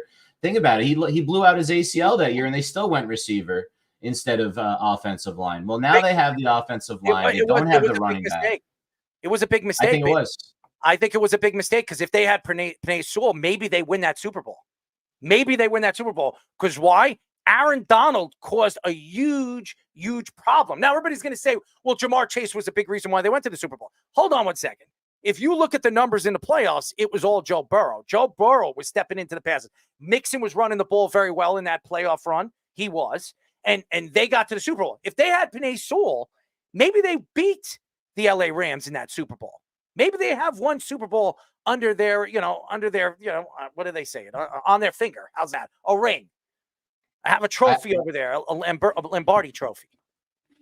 So I just know as a defensive coach, though, Errol, as a defensive coach, you're saying, who do we have to stop to prevent us from beating us? And that guy is JaMarr Chase on this team. Make them beat you with Higgins. You can't let Chase beat you because he's so good. You got to bring all the attention. So now they tilt the field that way. And everybody knows, look back at old Randy Moss films, right? They tilted the field to Randy Moss, and other guys were able to get wide open. And when the Patriots had Moss going deep and Welker underneath, and, Edelman coming into his own on the other side underneath, that was completely unstoppable as one of the greatest teams of all time. Chase has even better route tree than Moss. Obviously not the same as Moss going deep, but nobody's ever going to be like that, arguably. He's still pretty dang good at it. And he can do all those things in the same way that it tilts the field, the same way Calvin Johnson tilted the field. He's that kind of a talent. T. Higgins, he still can carry a team, but not in the same way. If you had a better run game, if they spent on the run game and then had some play action, Higgins would be great in that. Because I didn't say that Higgins is JaMarr Chase. I'm just saying if you can see if Higgins has a good year this coming year, and he shows up because he didn't look good last year, and that was because Joe Burrow was hurt. If Browning was the quarterback, and Browning didn't play bad, but he wasn't Joe Burrow. If Joe Burrow comes into the season, he's strong. He looks good. I'm just saying. And T. Higgins has 1,200 yards and puts up 8 to 9 touchdowns. I think you look into the offseason, you say, you know what?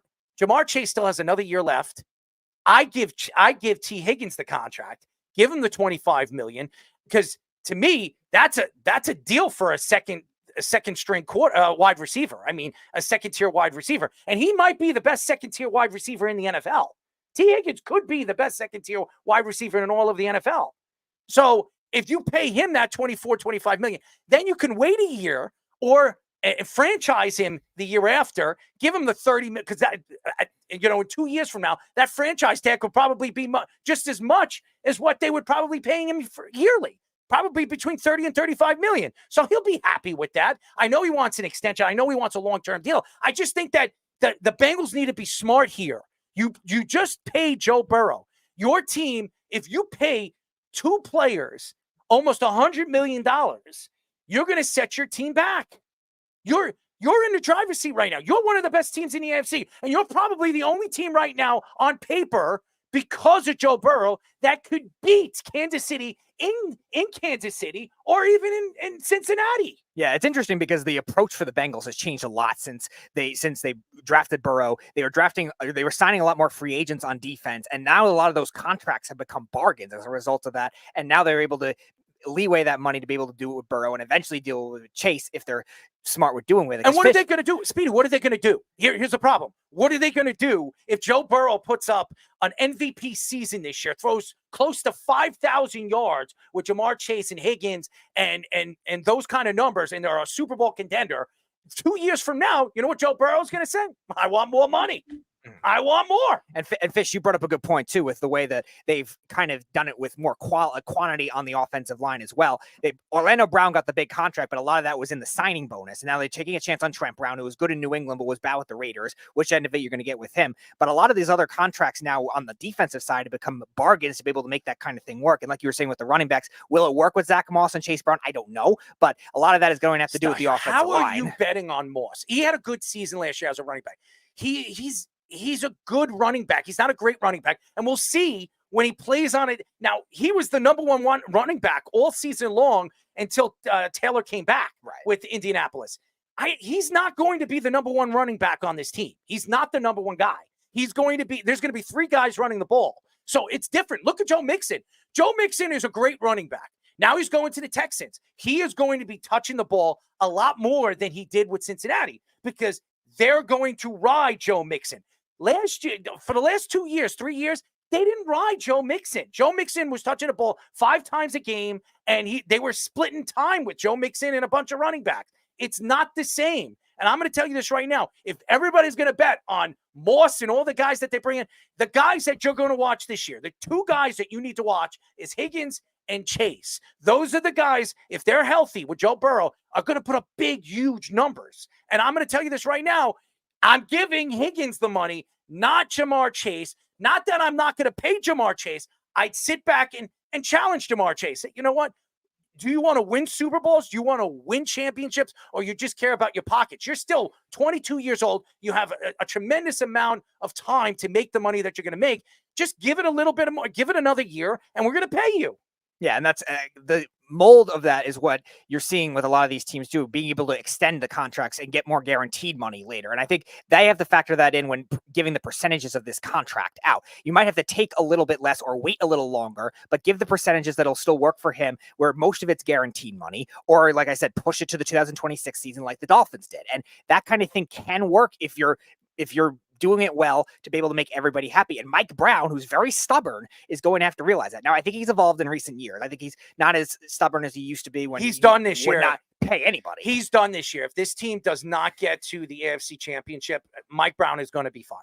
Well, he's the owner of the team. I'm not Mike Brown. I'm sorry. Zach Taylor. Zach Taylor, yeah. Zach Taylor. Well, I had my doubts with too. Yeah. Zach Taylor will be fired at the end of the season. That's what I meant. Zach Taylor will be fired at the end of the season if this team doesn't make the AFC title game. Oh, yeah. They're on paper, everybody has the Bengals winning that division still over Baltimore. Yep. There's so many people that have them winning because of Joe Burrow. If they don't, and I don't think they need to win the division. I think they need to go to the AFC title game and play Kansas City. If they don't do that, if the Jets beat them, if the Jets make the playoffs, or Baltimore beats them, or any one of these other teams beat them, Zach Taylor is going to be fired. And that's why there's a lot of pressure on him to make sure that Higgins has a good season and JaMarr Chase has a good season. And his offensive line holds up because last year, that offensive line was dead. The Jets and the Bengals had more injuries on their offensive line last year than any team in football. Okay. And why do you think Joe Burrow got hurt last year? And it was a freak accident. His finger on somebody's helmet. Yeah. And why? Because it couldn't protect him. Fisher, you were saying something? Yeah, so I always like to think about the economics of it as an economics teacher. And you both touched on it. And it's for Chase, it makes sense to not ask for the money this year because we know that the NFL is signing all these streaming rights deals. We know the cap is going to go up a lot, and we know there's going to be more room for Chase to make a lot more money if he does it next year than this year. Contrarily, what is Mike Brown doing? Get this guy now before you have to pay him a lot more. It doesn't really make a ton of sense for future goals, not paying a guy when his number is going to be a lot lower. The CBA is going up. The CBA is going to go up another year. So pay him another year.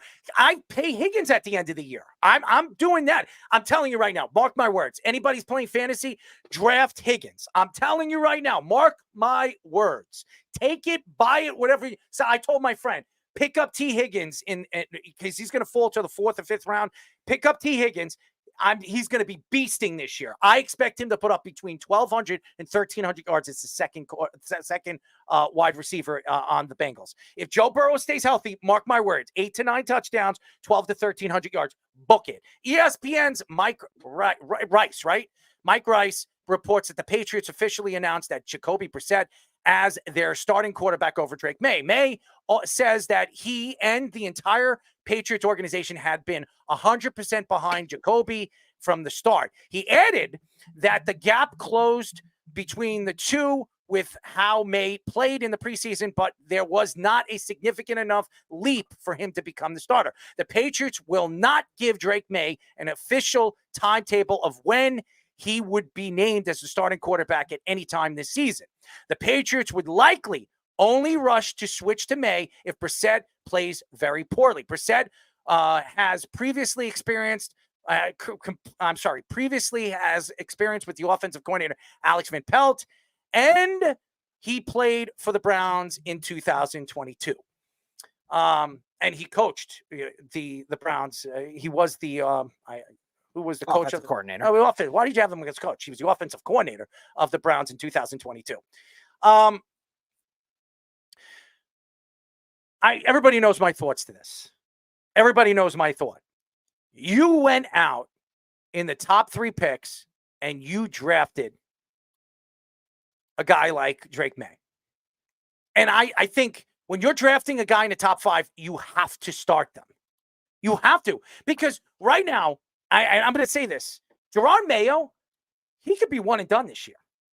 He could be one and done this year. You think Robert Kraft is going to be okay with a 5-win season or 6-win season? And by the way, all the TikTokers that have taken shots at me on why they should start Jacoby Brissett on the last take that I had on Tuesday, shame on you. Because if you know anything about football, and I know everybody says it's all about developing a quarterback. If you know anything about football, your coach is put in a bad position right off the bat. He needs to win now.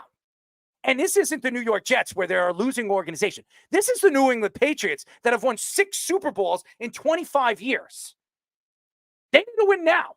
Robert Kraft is not going to sit there with this fan base and say, okay, we're going to have 5 or 6 really bad seasons and we strike out on Drake May. Who cares? Drake May, we're going to know in 2 years if he's the guy or he's not the guy. If you wait until the middle of the season, that means you're going to go into next season and you're going to start the clock then.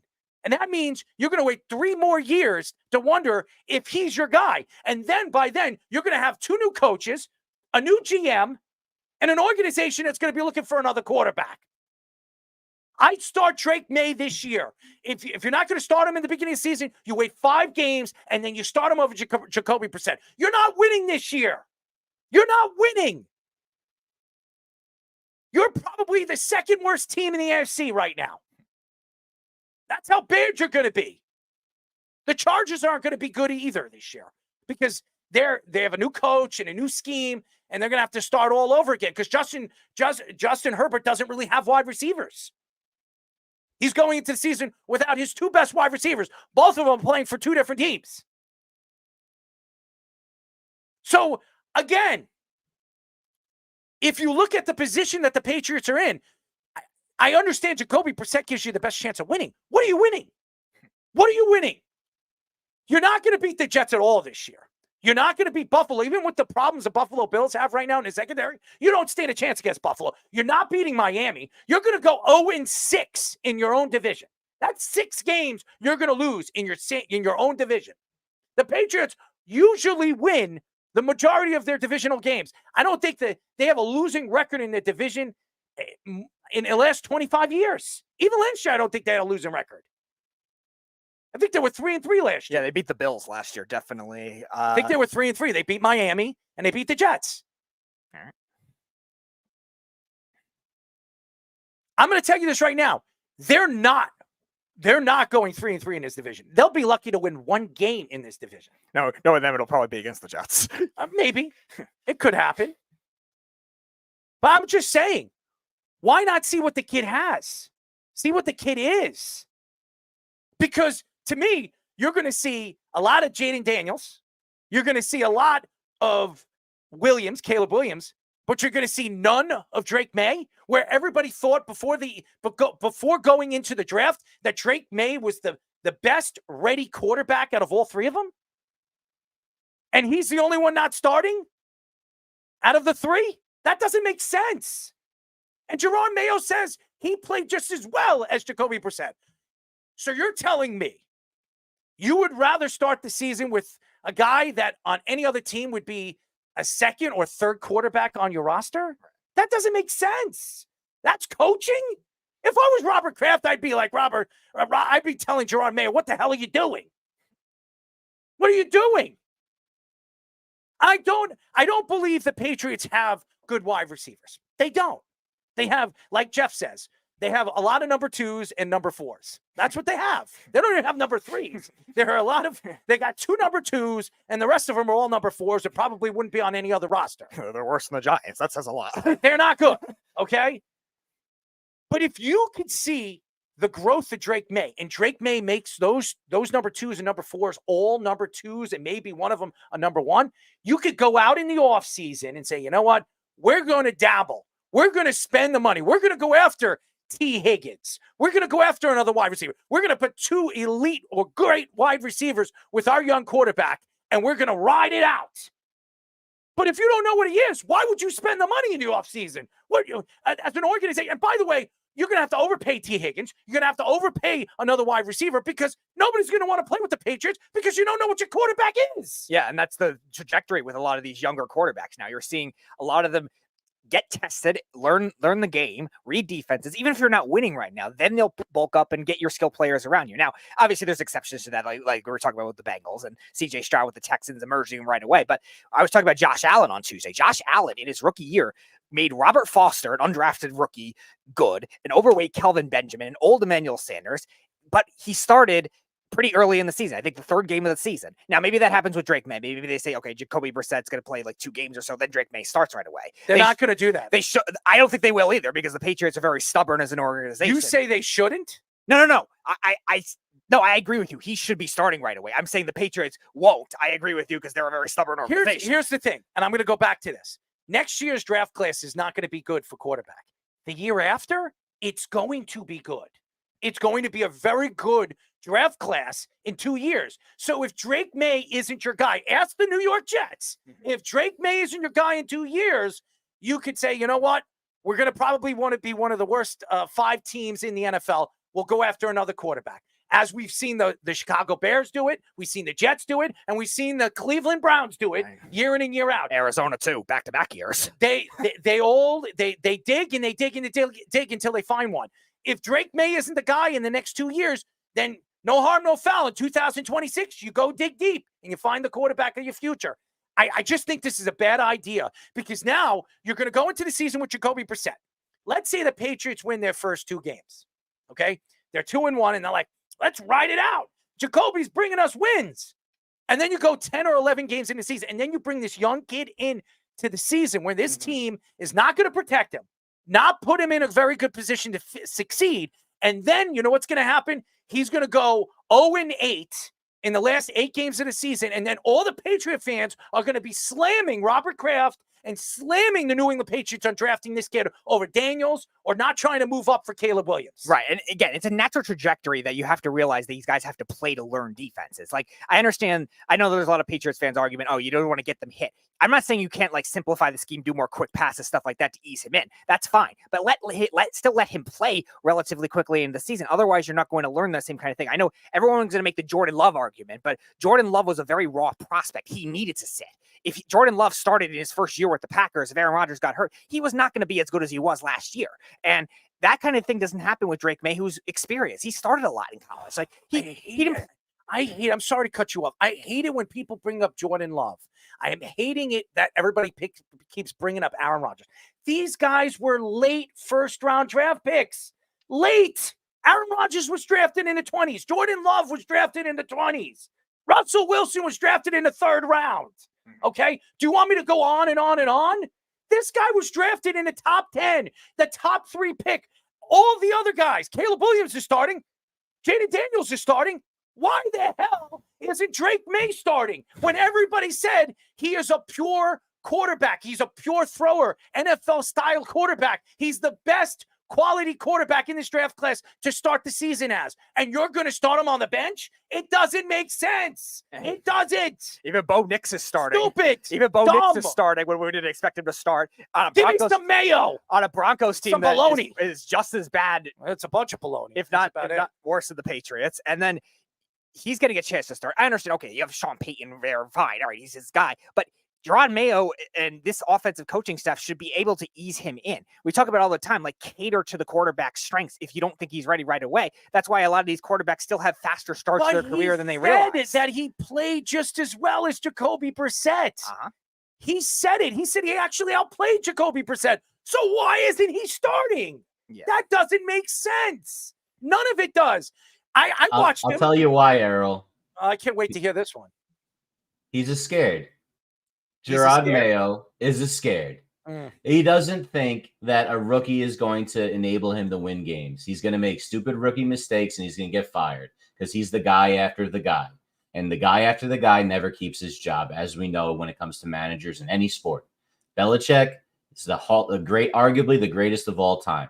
Mayo is going to be the blip, that little afterthought name on, that's the guy that followed him, and he was gone within 2 years because that's what he's looking at if he goes with May and it doesn't work out perfectly. He's a defensive coach. He doesn't know how to bring quarterbacks along. He needs an established guy because he can't coach it. That's what he's telling us with this decision, that although May has more talent, at least Brissett knows how to do all the stuff that I don't know how to do. So Brissett's better for our team, so we're going to win. It's being a scared, in my opinion. It's a soft move. It is stupid. And I'm going to tell you this right now. I bet you any amount of money that Robert Kraft and Jerod Mayo was watching the Pat McAfee show when Bill Belichick was out there saying that rookie quarterbacks should not be starting, and Tom Brady saying that rookie quarterbacks should not be starting. That's what I think that's where they got this is, you know what? I'm going to listen to Bill Belichick and I'm going to listen to Tom Brady, even though they have nothing to do with my organization. I'm going to listen to them. I think it's a stupid move. I think this is a dumb move by the Patriots. And what is it going to do when you're 8 games into the season or 9 games into the season? You bring this young kid in when the team is 0-7 or 1-8, and you're putting all the pressure on this kid to step on a football field and be the savior of this team and this organization. And if he goes 1-7 or 0-8, every single Patriot fan's going to say, why didn't we get Jaden Daniels? Why didn't we move up to get a guy like Caleb Williams? Look at the numbers he's putting up. Look at the team that he's playing for. And look at the coach that he's playing for. I'm telling you right now, this is a dumb move by them, and I think this is going to backfire in Jerod Mayo. I think it's going to backfire in Robert Kraft, and they're going to look like an organization that's always been smarter than the average bear. They're going to be looking like a completely rookie organization, a.k.a. the New York Jets. So I don't like it. I don't like the move, and I'm not even a Patriot fan. Ladies and gentlemen, I can't stand the New England Patriots. And I'm going to tell you right now, this is a bad move by them. And I'm going to tell you mark my words, the fans are going to backfire at him. They're going to backfire Jerod Mayo. Jerod Mayo is going to be fired at the end of the year because he didn't pick Drake May over Jacoby Brissett. When we come back, ladies and gentlemen, we'll be talking to former 8-year MLB outfielder, our friend Kevin Mench. But first, our Sports Minute with Tommy Scoops. This is the Sports Loudmouth Sports Minute. Are you ready to get loud? With Tommy Scoops. Well, all right, ladies and gentlemen. I am Tommy Scoops, bringing you guys the Loudmouth Sports Minute here. And starting off with some NFL news. Drama is continuing over in Dallas with the Dak Prescott contract situation, as the owner, Jerry Jones, has avoided questions with the media regarding any Prescott extension questions. Prescott actually did say that he has been tuning out the team's owner and is only focused on the season ahead. Over in the NBA, Kevin Garnett wants people to stop sleeping and underestimating the Suns. NBA legend Garnett says Devin Booker is an MVP, while Bradley can become an MVP, all while the team still has Kevin Durant. And finishing off over in the MLB, Phillies are going to be moving Taijuan Walker to the bullpen. The Phils signed Walker to a 4-year, $72 million deal, as manager Rob Thompson says Walker will be placed in the bullpen. Starting off now in Scoops Who Scores over in the MLB, the Braves have a 4-0 lead over the Phillies heading into the bottom of the 6th inning, while at the top of the 6th, the Blue Jays currently have a 1-0 lead over the Red Sox, while the Royals and Astros have nothing on the board with 0 runs at the top of the 2nd inning. That is currently all the time I have for you guys right now. I'm going to kick it back to the boys for the next guest on the Sports Loudmouth. This is the Sports Loudmouth. Spanking. Slap that ass. Good for me or good for you? It's good for both. 631-672-3108 is the number to call. You're listening to the Sports Loudmouth. I'm your host, Errol Marks, my co-host, Speedy. Go to our website at www.worldwidesportsradio.com. Check out all our shows throughout the week, including the Loudmouth with me and Speedy Petey every single Tuesdays and Thursdays at 7 p.m. All you have to do to tune in and check out all your local listings for all our shows is go to our website at www.worldwidesportsradio.com. Shout out to Eric, my buddy.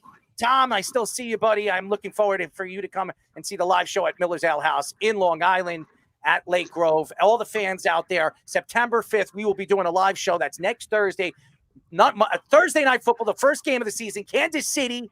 Yes, the Kansas City Chiefs, the Super Bowl champions, versus the Baltimore Ravens. At the AFC title game, we will be live doing a show over there at Miller's Ale House. So come down, hang out, take pictures, watch our crazy show live in front of every single fan out there here on Long Island. Before we announce our first guest, Bovada. Go check out Bovada, ladies and gentlemen. Our QR login code on our website at the top of the page. 100% of your first deposit. That means if you put $100 down, you get $200. $200, you get $400. $400, you get $800. $800, you get $1,600. Maybe if you're a rich guy like Mr. Mench over there, you put $1 million down, you get $2 million.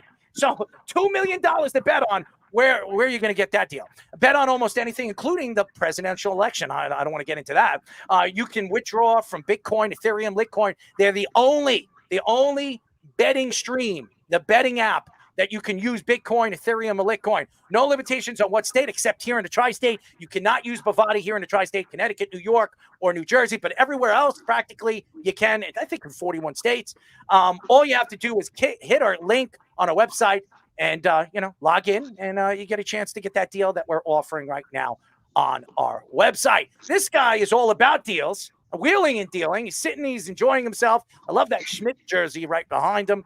We're now talking to former 8-year MLB outfielder, Mr. Kevin Mench. Kevin, what's up, buddy? Good, Earl.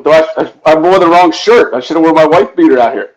Well, you should. And I mean, I can help you out with that. I mean, but oh gosh, nice picture. Yeah, you can go Shrek. But listen, if you're wearing a wife beater, you have to grab your breast because it's an inside joke. So you're gonna have to grab your breast. So you don't have to do that. We don't want to embarrass you. I've done that enough on this show. But anyways, Kevin, we're very happy to have you on. The last time we had you on, we had a lot of fun. And a lot to get into at baseball. 3 weeks away from the season's end. A lot of teams. The Yankees right now are fighting for that pennant. Philadelphia right now. The Dodgers. I mean, there's so many good teams right now fighting for their pennant and in the division. Going into this season, I thought that the Yankees were far along the best team in the major leagues. Not because I'm a Yankee fan, because I just thought they adding Juan Soto really solidified their offense. They solidified to protect a guy like Aaron Judge. Aaron Judge is having an unbelievable season. He could win the Triple Crown. I don't think he will, but he could win the Triple Crown. He's having an unbelievable season. Going into the season, did you think the Yankees were going to be this good? I did not. I mean, they're always that division itself between Toronto, Baltimore, and the Yankees, and you never know with Boston, but they've been really just struggling for the most part of the year. So it's you never know, right? Yankee fans always come in high expectations, right? Garrett Cole, Nestor or Cortez and everything. These guys are all. The problem is you get to the bullpen and everything else. I mean, you could bang a ball around the ballpark all the time, but if you can't keep the ball in the yard, you're going to have problems. And I know you love Aaron Judge, but right, his regular season hasn't really translated to a postseason success, right? So I mean, and the problem, I mean, if you hear guys during the regular season, it's kind of, it's almost like a spring training. Yeah, we'll just groove fastballs, right? Hopefully, you can get by them. You get to the postseason, guys are pinpoint with everything, and they tend to expose weaknesses, and I think that's what they do with Judge from my perspective. But it could just be a mental thing as well, right? But you never know. But baseball is such a there's so much that can happen. I mean, you see teams back into the playoffs, right? I mean, you've got I think 06 St. Louis backed in because Houston ended up losing. They are a wild card team. They go on to win the World Series. It just takes somebody to get hot. And at this time of year, you've got to have especially in a longer series, right? Depends on if you can get through. I mean, my brother-in-law's team, the 05 White Sox, I think they lost one game, right? They had four not dominant, top, mid-90s guys. They just had guys that could get outs, right? That's what you need. You need guys to get outs because guys' buttholes are, you can stick a piece of coal there and get a diamond. But it's so, I mean, there's a lot that really goes these next few weeks. I mean, I don't know, with expanded rosters, how the playoff rosters go, if they're able to do that. You get guys. I mean, heck, you could have a guy that hadn't. I mean, Jackson Holiday finally starting to help out a little bit, right? I mean, he came up, struggled, went back. Now he's back. So, I mean, you never know. One of these guys could just take off. But there's just so many different anomalies that can happen and go through in these next few weeks. But that's why the Yankees brought in Juan Soto, because Juan Soto is the protection for Aaron Judge, and the Yankees haven't had a guy like Juan Soto over the years. I think a guy that it plays very well in the playoffs, and Juan has been a career like 325 hitter in the playoffs, and he puts up huge numbers. I think that was the reason why the Yankees made the trade with San Diego in the offseason, and why Aaron Judge has really been a completely different player this year. So what are your thoughts with Juan Soto now in the lineup going to the playoffs? And what the Yankees could do now, and what I think Aaron Judge's numbers are going to be a lot better because teams are going to have to pitch to one or the other. So one of these guys is going to be bopping that ball out of here. You're right, because they usually have that. You want that lefty righty mix, right? Because you don't want them to go to. I don't know what the pitching rules are now, right? When I played, you could bring a lefty in, one guy. If it's a lefty, then you switch. Now I don't know if they have to stay for so many. Yeah, I mean, this is just stupid in itself. I mean, that's not baseball, right?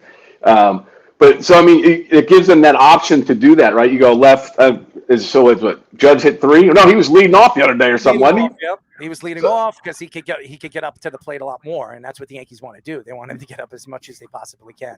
Yeah, but then I don't know what kind of year Stanton's having. Stanton's playing well. Is he? So I mean, yeah. So I mean, then I guess the biggest thing that just is the health issue. Really, that's what they've had to deal with. So I mean, it's a lot, and that's why these September games are so important because you're against your division, right? You go out and just start beating the crap out of each other these last few weeks, right? You've got teams that really aren't in it anymore. Tampa they made their trades and got rid of everything. So, you never know what guys are, what's going to happen. Or do you rest some guys depending on what is the East lead right now? One game. They're back and forth with Baltimore. The Yankees right now have 78 and Baltimore has 77. And okay. Both teams are going to fight to the end. And I think the Yankees play Baltimore one more time, if I'm not mistaken. I think they play them in one more series. So I think that's if they do play them one more time, I don't know how many games do we have left, Speedy? Yeah, they do play September 24th through the 26th at Yankee Stadium. I think whoever wins that series is probably going to win the division. Yeah. Well, I think the Yankees come here next week.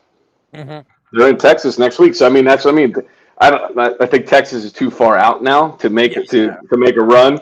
But you've got teams that are they're going to do everything they can to make sure, right? They can throw a wrench into the entire thing. So I mean, I think even the Central's pretty close, right? There's 3 teams within. The Royals they had the division lead for briefly. I think Cleveland just took it back, but the Royals have gotten hot in the second half. Oh, I love the Royals. I did too. Detroit too, right? Detroit's not too far back, right? Minnesota? They finally got over 500. They're still about 9 games back or so this will be very hard for them. But they had too many offensive issues at the beginning. But they're one of the hottest teams in the second half too. Yes, I mean that's what I mean. It just takes somebody to get hot. But it'll be interesting to see how these last few games play. I forget how many games that were left, but I think Yankees come here for 4. Mm-hmm. I think they're here for 4. So I mean, you never know. And I think DeGrom is going to be back as well. So. I mean, that's the thing. You've got guys that are just coming off. I mean, the big game pitchers now. All of a sudden, here you go. But also could preparing them for, the postseason and how it goes. So I mean, think about it. So whoever probably gets the wild card out of the East is going to get what? Probably the Central. Yep. Mm-hmm. So, So I mean, is there really? That's why the Yankees need to win. They need to win the American League, because if they don't win the American League, they're going to be positioned where they could actually probably play Cleveland in the wild card game, and they don't want to play Cleveland. Cleveland always gives them a problem, or maybe even be matched up if somehow Seattle takes over for Houston, have to play Houston in the wild card game. They're They gonna definitely don't want that. That's going to happen. And they don't Seattle's really offense want to do is that. putrid. I'm just saying. Well, Seattle's only out by 3.5 games. No, your pitching's phenomenal. Their offense is so bad. They're like Taylor's like extremes. Yeah, exactly. Good pitching beats good hitting anytime, right? That's what pitching defense win games. So I mean, gosh, a lot of the division, even the NL East is the same way. The NL West, right? I mean, you've got. I wonder how many teams are still in the hunt this late in the year. Yeah, at least 20. Mm-hmm. There's a stat right now that no team is on pace right now to win 100 games, which would be the first time I think in like 70 years or something like that. That's what I mean. So what you're starting to see now, you're starting to see more parity, right? Teams that can play with what they're developing young talent, right? There's always going to be your Yankees that go out and make a trade for a Juan Soto or a big splash, but you're starting to see more and more parity in baseball, which is good, I think, for the fans, but the rules are still destroying the game. Yeah. Oh, I agree with you. It's funny. You're mentioning the Texas Rangers. I saw something last week, like DeGrom and Scherzer were doing their rehab starts in one series, and then the other pitcher that was pitching for them was Kumar Rocker. So a sad state for Mets fans everywhere. Yes, exactly. That's the fun part, though. Yeah, I think Kumar Rocker I think he almost threw a no-hitter. He had 5 innings, 10 strikeouts last night in AAA. He was like 98 to 100. Yeah. So I mean, that's today's radar guns, but I mean, still going out and dominating that way, it's just a matter of. But you never know. So with DeGrom, if he's going to be healthy and everything else. So I mean, there's a lot that goes into it. But it's going to be fun to see for sure, to see how this all plays itself out. The pressure of the postseason and what you're trying to do. So I know you're being pretty reluctant about some of the rule changes in the past. One of the ones that came out a couple of weeks ago was they were proposing a 6-inning minimum for starting pitchers, unless you allow 4 runs or unless you get hurt. Like, what are your thoughts on that kind of thing? Trying to balance it out to go old school more, you think, or is it still a problem? The problem is it doesn't start at the major league level, Speedy. It starts in youth baseball, right? High school baseball guys aren't throwing that much. They're getting in there. I mean, I like it to the extent of you're trying to stretch guys out. But now you're basically have to revert back to guys that are in college. Your starters are going to have to go 7 innings again, right? Now you get into pro ball, right? You get them to 6-7 innings, but it's almost like the whole thing with basketball, right? Too much workload, right? Let's. I mean, I like the thinking behind it. I just don't think there's any way that's going to happen within like the next 10 years. The way the game is played now, guys' arms aren't built for it. So I'm sure if they do that, you're going to see an uptick in injuries again because they're trying to change it. I mean, the pitch clock's already done that, and you've heard from players talking about what the pitch clock has done. So now all of a sudden they're going to make, man, I got to go 2 more innings for, yeah. And I get it. I mean, when I was playing, it wasn't, okay, I'm 5 and dive, right? You always hear those guys. But that's what it is now. But that's what you want, though. You want your starters. You want 250 innings, 300 innings, right? Not 150 for, I don't know, who's leading the league in wins this year anyway?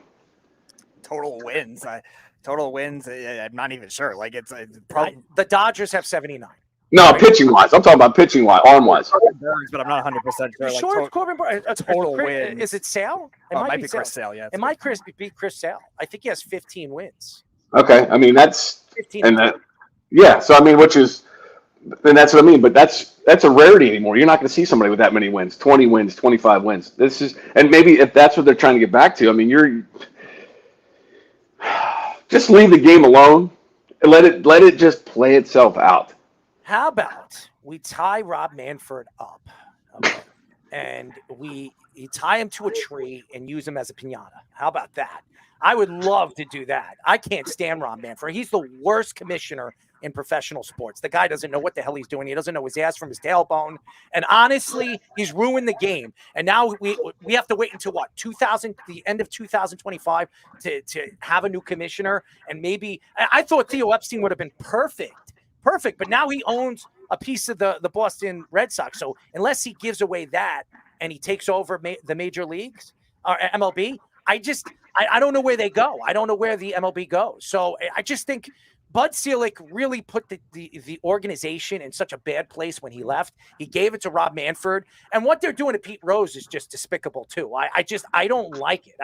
I don't care. If Shohei Ohtani can get away with betting on baseball, and that's the truth. I don't want to hear it from anybody else. If anybody believes that Shohei Ohtani knew nothing about it, shame on you. Baseball was brushing it under the rug. If Shohei Ohtani could get away with it, why the hell isn't Pete Rose in the Hall of Fame? The greatest hitter in Major League history is not in the Hall of Fame, and we got to wait until he drops dead to see him go to the Hall of Fame. Shame on Bud Selig. Shame on Rob Manfred. A bunch of idiots. By the way, we are talking to right now former 8-year MLB outfielder, our friend Kevin Mench. How do you like that one, buddy? I mean, you're no gambling, right? It's written on. It's in the wall. Not written. Apparently, it's going to be written in Japanese now on the wall, on the clubhouse locker room wall. But right, I mean, now you've got Bitcoin, you've got gambling on jersey uniforms and stuff, and now you don't want to put a guy in who was betting on baseball when he was a manager. He wasn't even playing. It's about playing. What you did while you were playing. There's murderers, rapists in Hall of Fame, and you're not going to let this dude in? David Ortiz was a cheater. He was a straight-up cheater. He was on that list, Tim, whatever his name is. Report. The Mitchell Report, yep. On the Mitchell. And that wasn't anonymous, by the way. The whole thing, because that year we got tested.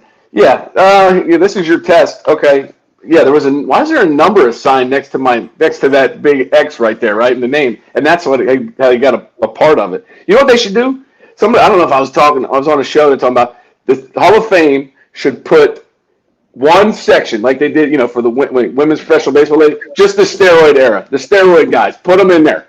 That thing would draw more attention than the rest of it. Oh, 100%. I mean, look at the list that you would have: Roger Clemens, Barry Bonds, Rafael Palmeiro, which we talked to the other day, and he's fantastic, great personality. And if you watch the interview that we had with Raf, he was pretty adamant on who should be in the Hall of Fame. I mean, Sammy Sosa, yeah, if you look at Sammy's numbers before he did steroids, they're not good. But I don't give a crap. It doesn't make you see the ball. Maybe it makes you hit more home runs or makes you, collide with the ball a little more. You still have to hit the goddamn ball. I mean, seriously, it's not easy. So it's the hardest thing in professional sports is hitting at the plate, guessing them throwing a slider, a curveball, a changeup. I mean, come on, guys. Do you really think that jacking up and sticking steroids in your ass? There are a load of guys that did steroids that never even made it to the major leagues that we've interviewed. So give me a goddamn break. I think it's pathetic. Baseball, they're a bunch of pathetic people. The executives, the ownership, the commissioner, they're all idiots. You could take that to the game. And you know what? If you want to make me a GM, I tell every one of my players to do steroids because it'll give me a better chance to win. That's all I'm going to say. I love it, though, but you're right. It doesn't change anything. But these guys, they're the ones that put people in the seats. McGuire, I want to go watch him. I'm going to go watch him hit these home run derby this year here in Arlington. Awful. Guys, I was expecting the year in Milwaukee where they were hitting them onto the catwalk, right, all the way down, just bombs everywhere. I mean, this was look at the people here in St. Louis. This is what brought people back to the game, right? I mean, who congratulates somebody on the field right now? But these guys, it didn't matter. This was baseball. This was fun, right? Now, hold on. Time out. The next thing you know what they're going to do, they're going to put a clock on your trot around the bases. If you don't do it, they're going to dock you one run or something. Where are the Roger Clemens throwing the bats at Mike Piazza? That's what I like. I want to see that roid rage. I want to see that. 7 Cy Youngs. Really? I mean, really? 7 Cy Youngs. What this guy did. These guys, but Peyton Manning's in the Hall of Fame. He did steroids. It's been proven. Why is he in the Hall of Fame? The NFL put him in the Hall of Fame. Everybody forgets he was doing steroids. Because the NFL's not filled with the corrupt baseball players. Give me a break. You're going to tell me Terrell Owens didn't do steroids? You're going to tell me that half the offensive linemen that are 380 pounds of pure muscle aren't doing steroids? Give me a damn break. And you know what, Bud? I'll tell you what you do. I'll tell you. Why is Bud Selig in the Hall of Fame? How about, why is that question? This guy pushed steroids all those years. He pushed steroids, and this guy pretty much proposed himself into the Hall of Fame. It's preposterous. How is George Steinbrenner not in the Hall of Fame? How is he not in the Hall of Fame? He saved baseball. He saved baseball. Look at this. Okay, he hit these balls 500 feet. Okay, then he hits it 350. It still goes out of the ballpark. You can't just turn on that stuff. Your average Joe, let me go do steroids, could just come out and hit a baseball. You're right. You're trying to hit a friggin' aspirin coming at 100 miles an hour, trying to hit the other way. And that's what I mean. Yes. Yes. And I've played with guys who did steroids, who didn't work, didn't get caught. There are a lot of guys. Okay, I'm not going to let you throw Jose Canseco, that big piece of garbage. He's another one. Oh, by the way, we were gonna go and do an interview with him. I don't want to even meet the guy because the only thing I want to look at is his daughter. That's the only thing. If he brought his daughter, I'll come and meet her. I don't want to meet him because I got a lot to say to him. He ruined the game of baseball. He pretty much threw all these guys under the bus who trusted him all these years. And what did he do? He just threw baseball under the bus and ruined the game. He ruined the game. And he sits there with the smile on his face after putting out his book and wanting people to, having people, want him to sign his book. I don't want to sign his. I'll write "Drop Dead," you asshole. That's what I would write on his friggin' book. I know you mentioned the rivalry he has with A-Rod. I think on A-Rod's birthday, which is the day after mine, that's why I remember it. He was saying, "Happy birthday to a particular someone," but I'm not going to mention his name. He ruined the game of baseball. There's no question that he did, and you know this. You know this, everybody. Kevin, you know this. Baseball should have just brushed this under the rug. It saved baseball. Mark McGwire, Sammy Sosa, Barry Bonds. Save baseball. And by the way, I'm going to go. I want to know your question. I have a question for you. There was a radio show host out here named Greg Giannotti. I don't know if you know who he is. He's on WFAN. He does Boomer and Geo. Okay. He said something very interesting. He said that nobody's going to respect what Aaron Judge is doing right now because of what happened in the steroid era. What are your thoughts to that? On what's his validation for all this, right? I mean, we don't know. There is none, but we don't know. That's the thing, right? You could say, yes, he is, or he's not. But, I mean, okay, you're going to go back and say the same thing about Frank Howard, who was the same size, right? Frank Howard was, I think he was bigger than Aaron Judge. He was like 6'8", like 350 or 370, and he couldn't even stay in the box. He was so big. But everybody wants to put it on something else because of, all right, well, steroids were doing this. Okay, maybe Aaron Judge is doing it. We don't know. But what we will know is that as long as guys have money, there's always going to be somebody out there trying to hide it, right? So that's just the way baseball goes, So do we know? I don't know what kind of person Aaron Judge. I don't know. I'm not going to speculate or anything else.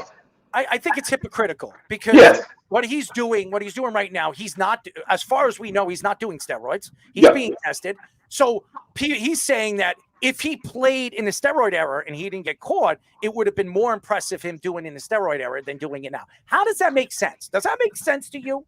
Not at all. Seriously, I think it's more impressive what he's doing right now without steroids. You idiot! And I know Greg Giannotti. He's an idiot. But look at, like you talked about earlier about Ohtani. Could they? What kind of a black eye would that be if, I'm just saying if, that came out that he was doing it, right? Mm-hmm. Yankees, guys leading the league in homers, could hit 60 again, right? Because, right, Ohtani, you know, we all know the whole thing Ohtani. Look at this. Look at this. That was one yesterday. He hit a ball yesterday. Apparently they're saying that the balls that they're using out there are juiced as well. I mean, so I don't know. But, right, like, he knew about gambling. Come on. You know, like I don't know if we talked about it here, but I know if $20 was missing. You know, the amount of everything that's got to go through. So, yeah, he knew. But baseball has to save itself. So, I mean, I can play, you know, I can always play conspiracy theories. Yeah, maybe they are hiding it. Maybe there are other guys that they don't want to because of that. We'll never know. But I see that. But no, just because he's not playing in that era, no. They're dudes where he was bigger than those guys. And that's all it is. It's, you know. It's pathetic. Is that Joe Carter? Oh, there's. It's pathetic. You're going to play this video? Yeah, I did. I did play his video game, and I also want to wipe my ass with it. But that's a whole nother story. I don't play video games anymore. Oh, look who that is. The idiot over there, Jose Canseco, having a ball hit off his head. That was the origin. What an idiot. That's how he got the What idea. an idiot. That's how he got do the you not idea to catch write that? a book after a ball hit his head. He's such a dumbass. That's my golfing buddy right next to him, David Hulse. That's David Hulse right there next to him. What an idiot. And he's laughing. I'm sure he's a jackass. He can't catch a baseball. How did he play in the major leagues all those years? I have no idea. But that's a whole. He didn't play. He DH, didn't he? Didn't he play? He played for years in the outfield. On the Oakland Athletics, he was fantastic. Yeah. He was fantastic. And then when he started jumping from one team to another, when he went to Texas, when he went to the Yankees, he was a DH. Tampa, Bonafide right? Tampa. Yeah, he's an asshole. I'm just speaking the truth. I don't usually curse on this show, but that's what he is. He's an a-hole. I never want to meet him. I remember when Nathan asked me, he's like, "I want to meet Jose Canseco." He said, "If I go and meet Jose Canseco, I'm going to beat the hell out of him." Okay. Maybe we should just surprise guest one night with him. Oh God, I'll choke him. I'll put him in a rear naked chokehold. He ruined the game of baseball. I can't stand the guy. I'll put him in an arm bar. I'll put him in a knee lock. I'll put him in a key lock. I don't give a crap. He doesn't even know what a lock is, the idiot. So, I mean, how did he write a book? I mean, the guy doesn't even know from right and wrong. He doesn't even know, probably doesn't know his ABCs. Okay? The guy's a retard. I guess we'll have Jose Canseco climb up your list of most hated athletes along with Conor McGregor and Rick DiPietro. You know what, Kevin, you know what I would like to have? I would love Bud Selig. I would love Bud Selig in the same studio with Jose Canseco because it would take me 5 seconds to jump over this table and try to choke both of those guys out. I can't stand both those idiots. They're jackasses. Both of them. They who knows? They're probably sleeping together. They're dumbasses. Okay, I could imagine. That would be a great picture. You know, Fish, you got to find that. Get Bud Selig behind Jose Canseco because one butt. I'm not going to say it, but put it in the dinosaur's mouth. Whatever they're doing. I mean, Jose Canseco is probably the dinosaur, and Bud Selig's the idiot. We need somebody else in the T-Rex's mouth from Tuesday. You car salesman. He becomes the commissioner of baseball. The dumbass. They're going to rehire Manfred. They'll bring him right back. They'll extend him. I hope not. He says he's retiring. He says he's retiring in 2026. So hopefully he's gone. Ozzie Canseco. Oh, God, please. His twin brother, another jackass. Oh, my God. Could you imagine? Could you name the last, twin athletes in any professional sports that were any good? I mean, seriously. Sedin twins? That's it. Yeah. That's the only ones. That's good. You're a hockey fan. I could see you over there. Oh, we were talking a lot of hockey last night on the show. That or another guy said, I know you're talking about how bad you hate the Patriots, but weren't the two corners brothers McCourty? Well, one of them was good. Yeah, Devin was good. Devin was good. Jason was okay. Jason wasn't any. Okay. Yeah. Jason. All right. Yeah, the Sedin twins, I guess. The Sundin twins are Hall of Famers, 100%. Yeah. Oh, for sure. But would they have been Hall of Famers if they didn't play together? Yeah, that's interesting. That's an interesting question. No. I don't know. It all depends too. The way that the standards now for the Hall of Fame are just become. It's like what somebody said. It becomes the Hall of Average. That's true too. No, it's the Hall of Selective because baseball writers just like their people, and then they'll be hypocritical with everybody else. David, like everyone was talking about, David Ortiz got in on the first try, which he deserves. He's the Hall of Famer. But Edgar Martinez took 5 tries to get in, or something like that. Barry Bonds is a first ballot Hall of Famer. The fact that he's not in the Hall of Fame right now is a catastrophe. It is a catastrophe. That guy was a Hall of Famer before he even did steroids. It's ridiculous. A 7-time Gold Glove winner with Pittsburgh. I mean, he was the best outfielder, best center fielder in baseball. I mean, I think he was close to 400 home runs and 400 stolen bases before he even played for San Francisco. Bud Selig, you idiot! Idiot! Absolutely retarded. I mean, seriously, how stupid can baseball be? Alex Rodriguez isn't a Hall of Famer. Yeah, he did stupid things. He's an ass. He's still a Hall of Famer. Come on, guys. What are you trying to sell here? Albert Bell? You're going to tell me that guy wasn't a Hall of Famer? He didn't do steroids or wasn't even proven that he did steroids. How is that guy not a Hall of Fame? He had probably had the 5 best seasons we ever seen a power hitter have. Come on, guys. And what do you try when you think of Hall of Fame? What do you think when you think of an athlete that belongs in a Hall of Fame? What do I think? Yes. I think dominance. 7 years of dominance. If he's 7-year dominance. I mean, Don Mattingly, you're going to tell me that guy's not a Hall of Famer? Somebody that transcends the game, right? That changes the game the way I mean, the way it's played, the athletes that come through. I mean, I look at the ones that I've played with that should be Hall of Famers.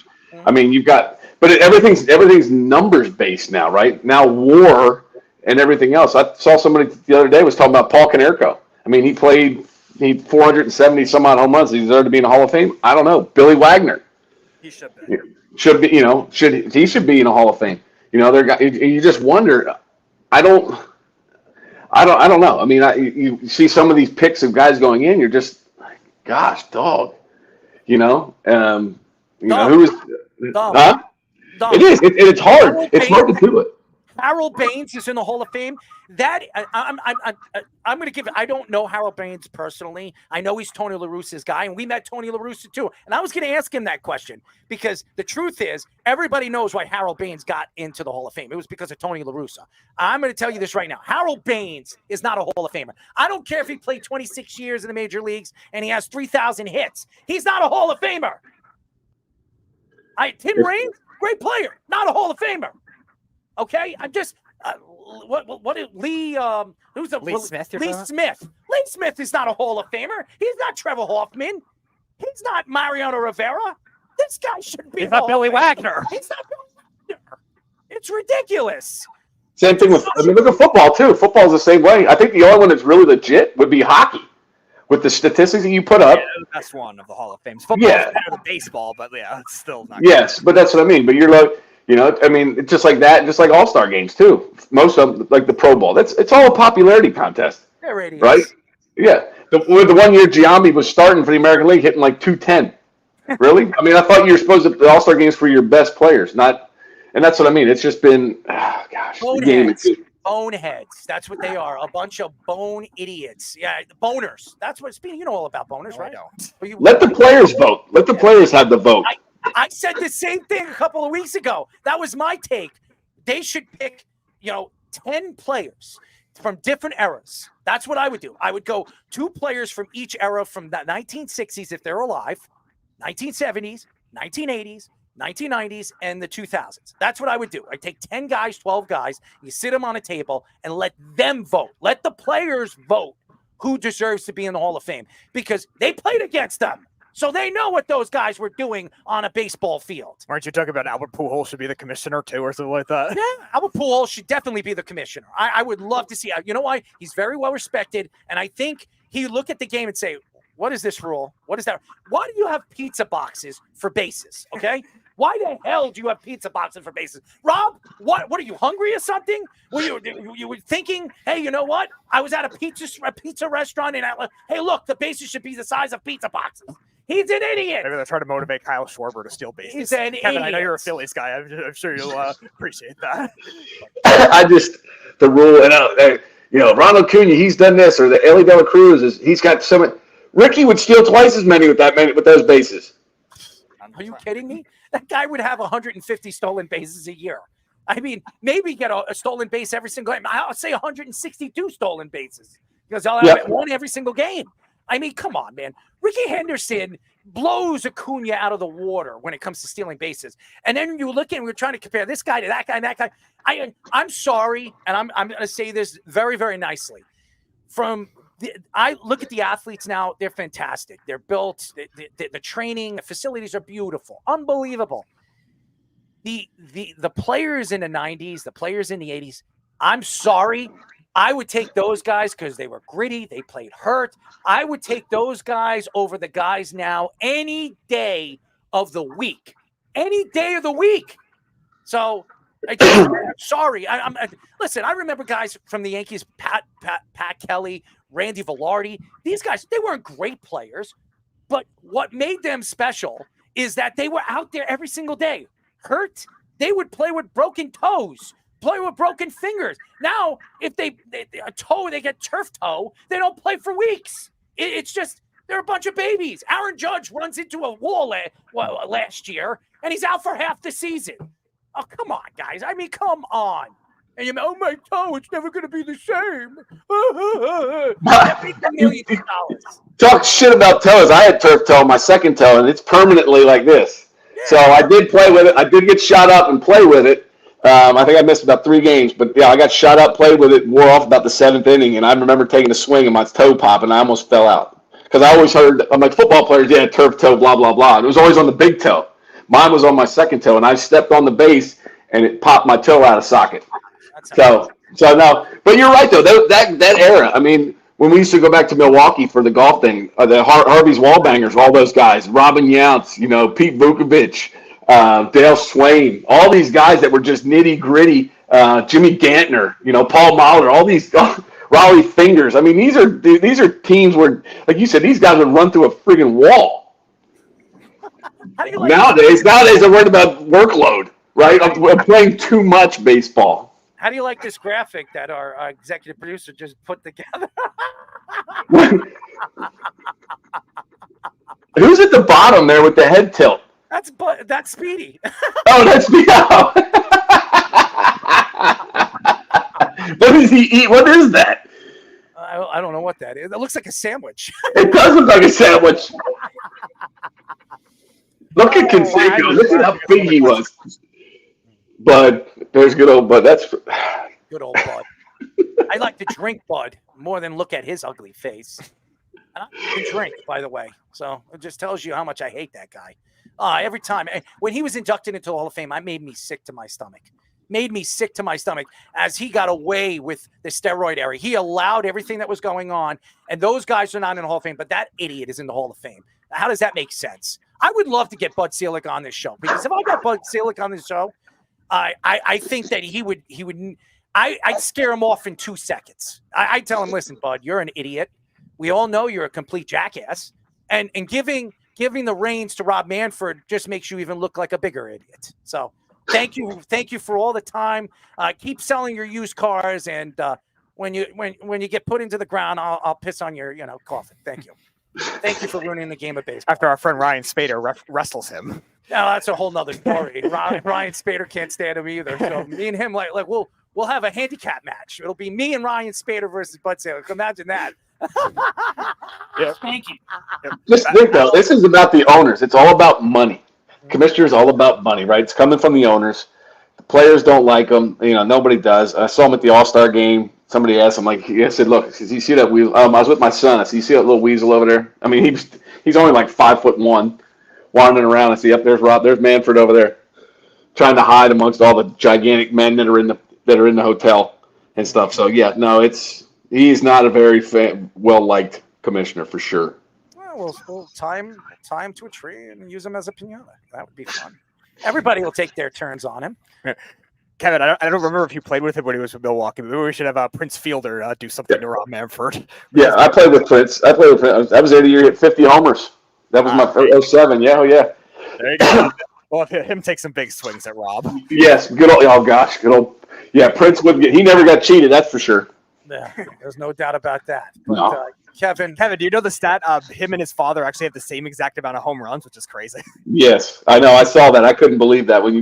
That's the thing, though. People go out and find this stuff. I mean, who are these statisticians go out and are able to find all these? It's just like this guy the other day played for 2 different teams in the same game. Yeah, Danny Jansen, catcher for the Red Sox, was with Toronto. Yeah. Yep, exactly. I mean, you thought about this 20 years ago, all these statistics guys are bringing up and everything else. But everything you look at, launch angle, exit velocity, humidity, spin rate, whatever. I mean, you get a headache just trying to go watch a game. Not on top of how bad baseball is now watching it. I mean, it's terrible. It's terrible, and you hope it goes back to it the way it was. Well, we could only hope. Let's get rid of Ron Manfred and make me the commissioner. Are you going to get a petition? If you want to listen, people might not know who I am, but guess what? I'll make the game actually good. I'll actually change it all back and say, you know what? What we'll do is we'll get a picture of Rob Manfred, on a bobblehead, and everybody can rip his head off every single time we put it in every single ballpark. Rip his head off that bobblehead. I mean, stick it up his ass. Okay. Anyways, Kevin, we love you. You're great. We'll get you on a lot sooner. Maybe during the playoffs. That would be fun. And have your thoughts, and you can make your pick on who's going to win the World Series. Hey, when are we going to start talking about some football? Oh, we will. I mean, yes, I know you're an Eagles fan, Kevin. I'm aware of that. Yeah, listen, that's my second favorite. So it was funny. The first time we had you on the show, we had a Cowboys guy, our friend Mr. RJ Ochoa, on, and you were like, "Who cares about the Cowboys?" You were like slamming him. It was funny the first. What was time. that? What was that? Were you like, you sounded like you were humping. You were trying to, he was trying to rip it. He was trying to rip into the Cowboys. The entire first time we had him on the show. I know you're an Eagles fan. I mean, that looked like somebody was ramming. Yeah. Next week they play Friday night in Brazil. Mm-hmm. That's right. Of all places, 2 green teams that can't wear green. Yeah. Yeah, I mean, who names my team Gangrene? I mean, come on. Gangrene. I mean, what kind of name? There's another great commissioner too, right? Goodell? Oh yeah. Oh, that's totally. Listen, you got to hear my take. It goes from Rob Manfred to Roger Goodell. And who would have thought that Gary Bettman would be the best commissioner in professional sports right now? Because Adam Silver has made basketball a player's game. He pretty much says, LeBron James, do whatever you want. You want to make the rules? Hey, you want JJ Redick?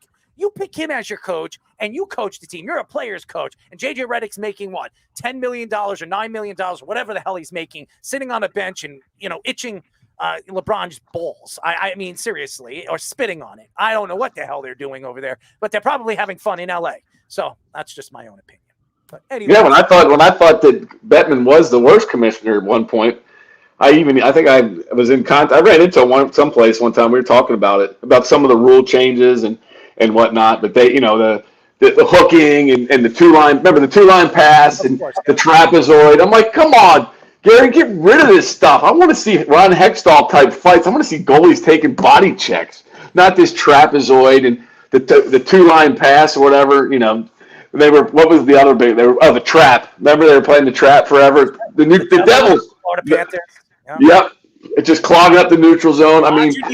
Roger Nielsen was the one that really brought the trap to the NHL. If anybody remembers Roger Nielsen. Yep. Nielsen is. Panthers expansion, and that was the year of the Rat in '96. Well, it was after Roger Nielsen was gone, but he brought that trap, that style, and then Doug McClain took the Florida Panthers to the Stanley Finals. I was a big hockey fan for many. I was a hockey player, but we'll get into hockey. We'll get with the next time we get you on the show. We'll get into hockey and football with you. There's a lot to get into, but listen, keep listening to the show. We love you.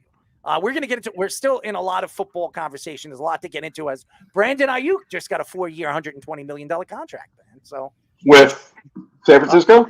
Yeah, they gave him a contract. Yep. That's what they're doing. They realized, just like Jerry Jones did here with CD. They think they got jealous as soon as the Eagles traded for Dotson.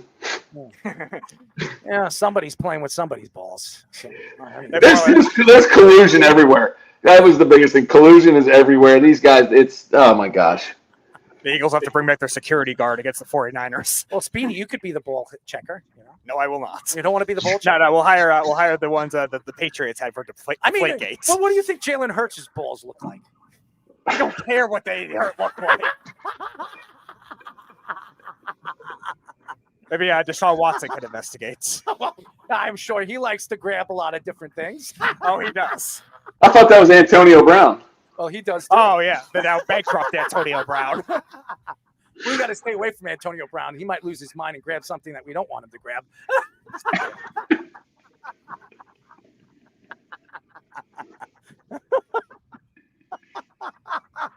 Could you imagine them two go to a massage parlor with Robert Kraft?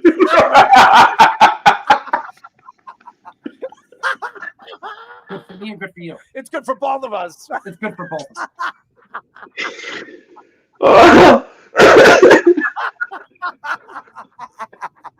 Hey, Rob, how was your jerk? I don't know, man. Antonio, who's squeezing your balls tonight? I want you to slide it right in. Oh, my gosh. Hey, where's Tom Brady? Now we'll bring in Vontaze Burfict to tackle all three of them. Maybe my Brazilian jiu-jitsu coach could grab me.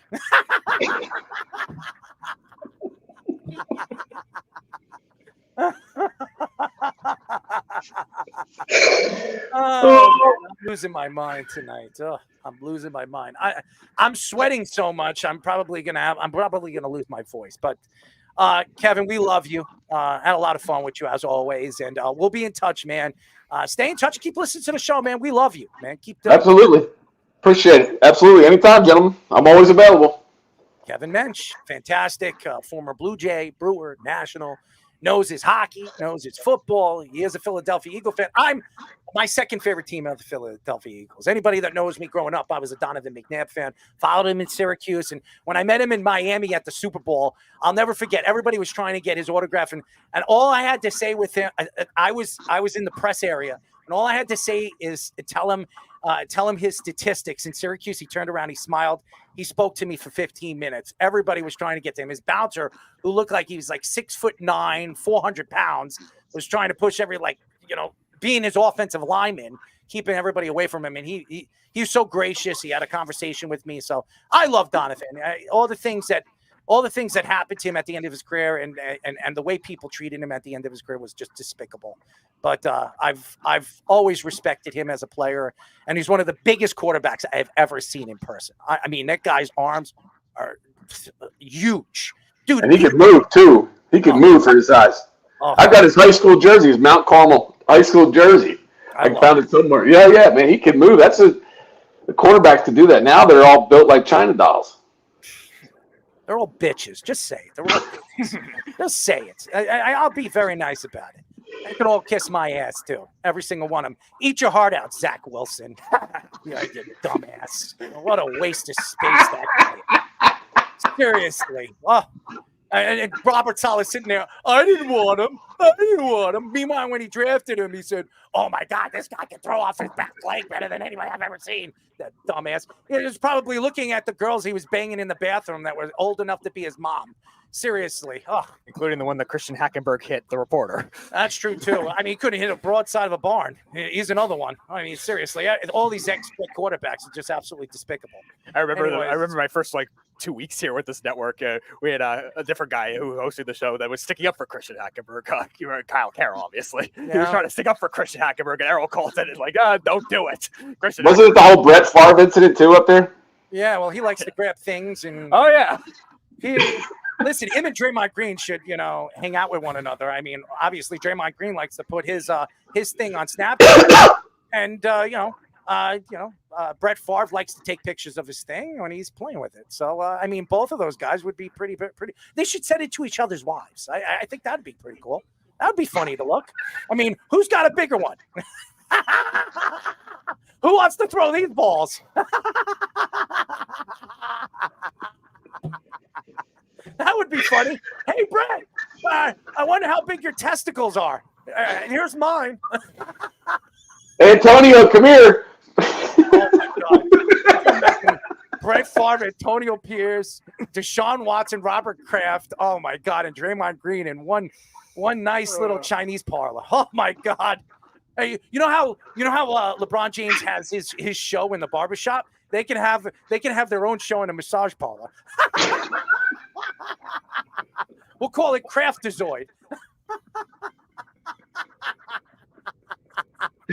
Actually, no, handcrafted.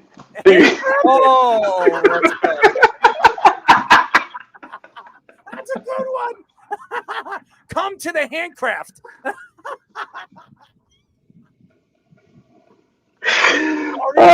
Green. Hey, Robert, have you ever grabbed on an ice shaft before? Well, I grabbed on other ones. Hey, Antonio Brown, have you ever grabbed on, balls before? Well, I grabbed on a couple of them. I do know Vontae Burfict. I wonder how big those are. Anyway, Kevin, I'm going to lose my mind. I'm losing my mind. This has been a crazy show, but we love you. And keep up the good work, and we'll talk to you soon, buddy. All right, gents. Appreciate it. I'm losing my mind tonight. I am losing my mind tonight. Kevin Mench, he brings out the best in me. What could I say? Mm-hmm. I'm losing my mind tonight. I really am, Speedy. I don't know what it is, but hey, you know what? I might as well save it for Thursday because that show is going to be a crazy show. And I have to keep it PG-13, as they told me at Miller's House. You can't do this and you can't do that. So I'm going to be a good boy. I'm going to be a good little boy. Speaking of good little boys, Mike Tomlin announced Wednesday that Russell Wilson will be his starting quarterback for the Steelers. Tomlin said his decision was difficult, but he, it wasn't not a negative way. He added that both guys were extremely professional when hearing the decision, and both have conducted themselves very well since they arrived in Pittsburgh in March. Fields, in 56 preseason snaps, he was 19 of 27, passing for 199 yards and led one field goal drive. And Wilson was 25 preseason snaps, was 10 of 12, passing 73 yards and led one field goal drive. I don't know why you're writing this, Speedy. Wilson now has been a week 1 starter, 12 consecutive seasons, tied for 5th most in the NFL and NFL history. Oh, here we go. All right. So I'm going to be very, very nice about this because we have Let's Parlay at 10 o'clock, right? Well, Wes apparently isn't now. I thought he was coming in at 10, but he said he's going to come in now. He says he wants to do some picks while is able to reel off sentences because he has been drinking. Fine. Well, let me get into this first. Yes, we could get into this first, and then Wes will bring you in right before our second guest, which, by the way, is a CFL guy. Wes, you should listen. I'm going to get into this very, very nicely. What the hell is Mike Tomlin thinking? Honestly, what the hell is this guy thinking? Russell Wilson, I don't know him personally. We had Worthy on the show. He speaks very highly of him. That's because they probably are buddies, on the side. I don't know the respect that they have for one another on the football field because they played against each other in NCAA. Obviously, they have a very good relationship. But first of all, both these quarterbacks did not look good in the preseason. They looked horrible, both of them. I don't want to hear that he was 10 for 12, 73 yards. He didn't throw one touchdown. And either did Justin Fields. But I think you have a better chance of winning because I believe Justin Fields is a better dual threat than a guy like Russell Wilson. Russell Wilson is not that quarterback anymore. He could move inside and out of the pocket. He doesn't have the legs anymore. He's 34 years old, 35 years old. It's at the tail end of his career. I understand why they're doing it because this is a veteran team, and they believe, and Mike Tomlin believes that he would rather a veteran quarterback start at the helm. I don't know if the offensive line and these offensive players that they have, like the George Pickens and the players, some of the youngsters that they have, trust or even believe in Russell Wilson. I do believe Russell Wilson has a lot to prove this year. Maybe Mike Tomlin giving him that edge and giving him the edge as the starting quarterback for this Steelers team is going to give him a little bit more confidence, and he'll go out there and put up the numbers that he did with the Seattle Seahawks. But right now, I just don't think Russell Wilson has been the same quarterback since he hurt his thumb. That's about 3.5 years ago, 4 years ago since he's been that quarterback. And that would worry me right now going into the season where the Steelers are in the hardest division in football. You have to play against Baltimore twice. You got to play against the Bengals twice. You got to play against the best defense in the league last year in the Browns twice. And now you have a Deshaun Watson. You have Joe Burrow. And now with a healthy Lamar Jackson and playing a full season like he did last year, and he was the MVP, I just don't know how this is going to work for them. I think going into the season with a dual threat quarterback that can use his legs and be so dynamic on the football field. Now, he is not as accurate as Russell Wilson, but how accurate has Russell Wilson been in his last 3 years? Last year was more accurate than he has over the last couple of years because they really made the offense simplified with, obviously a Sean Payton because he's a great offensive mind.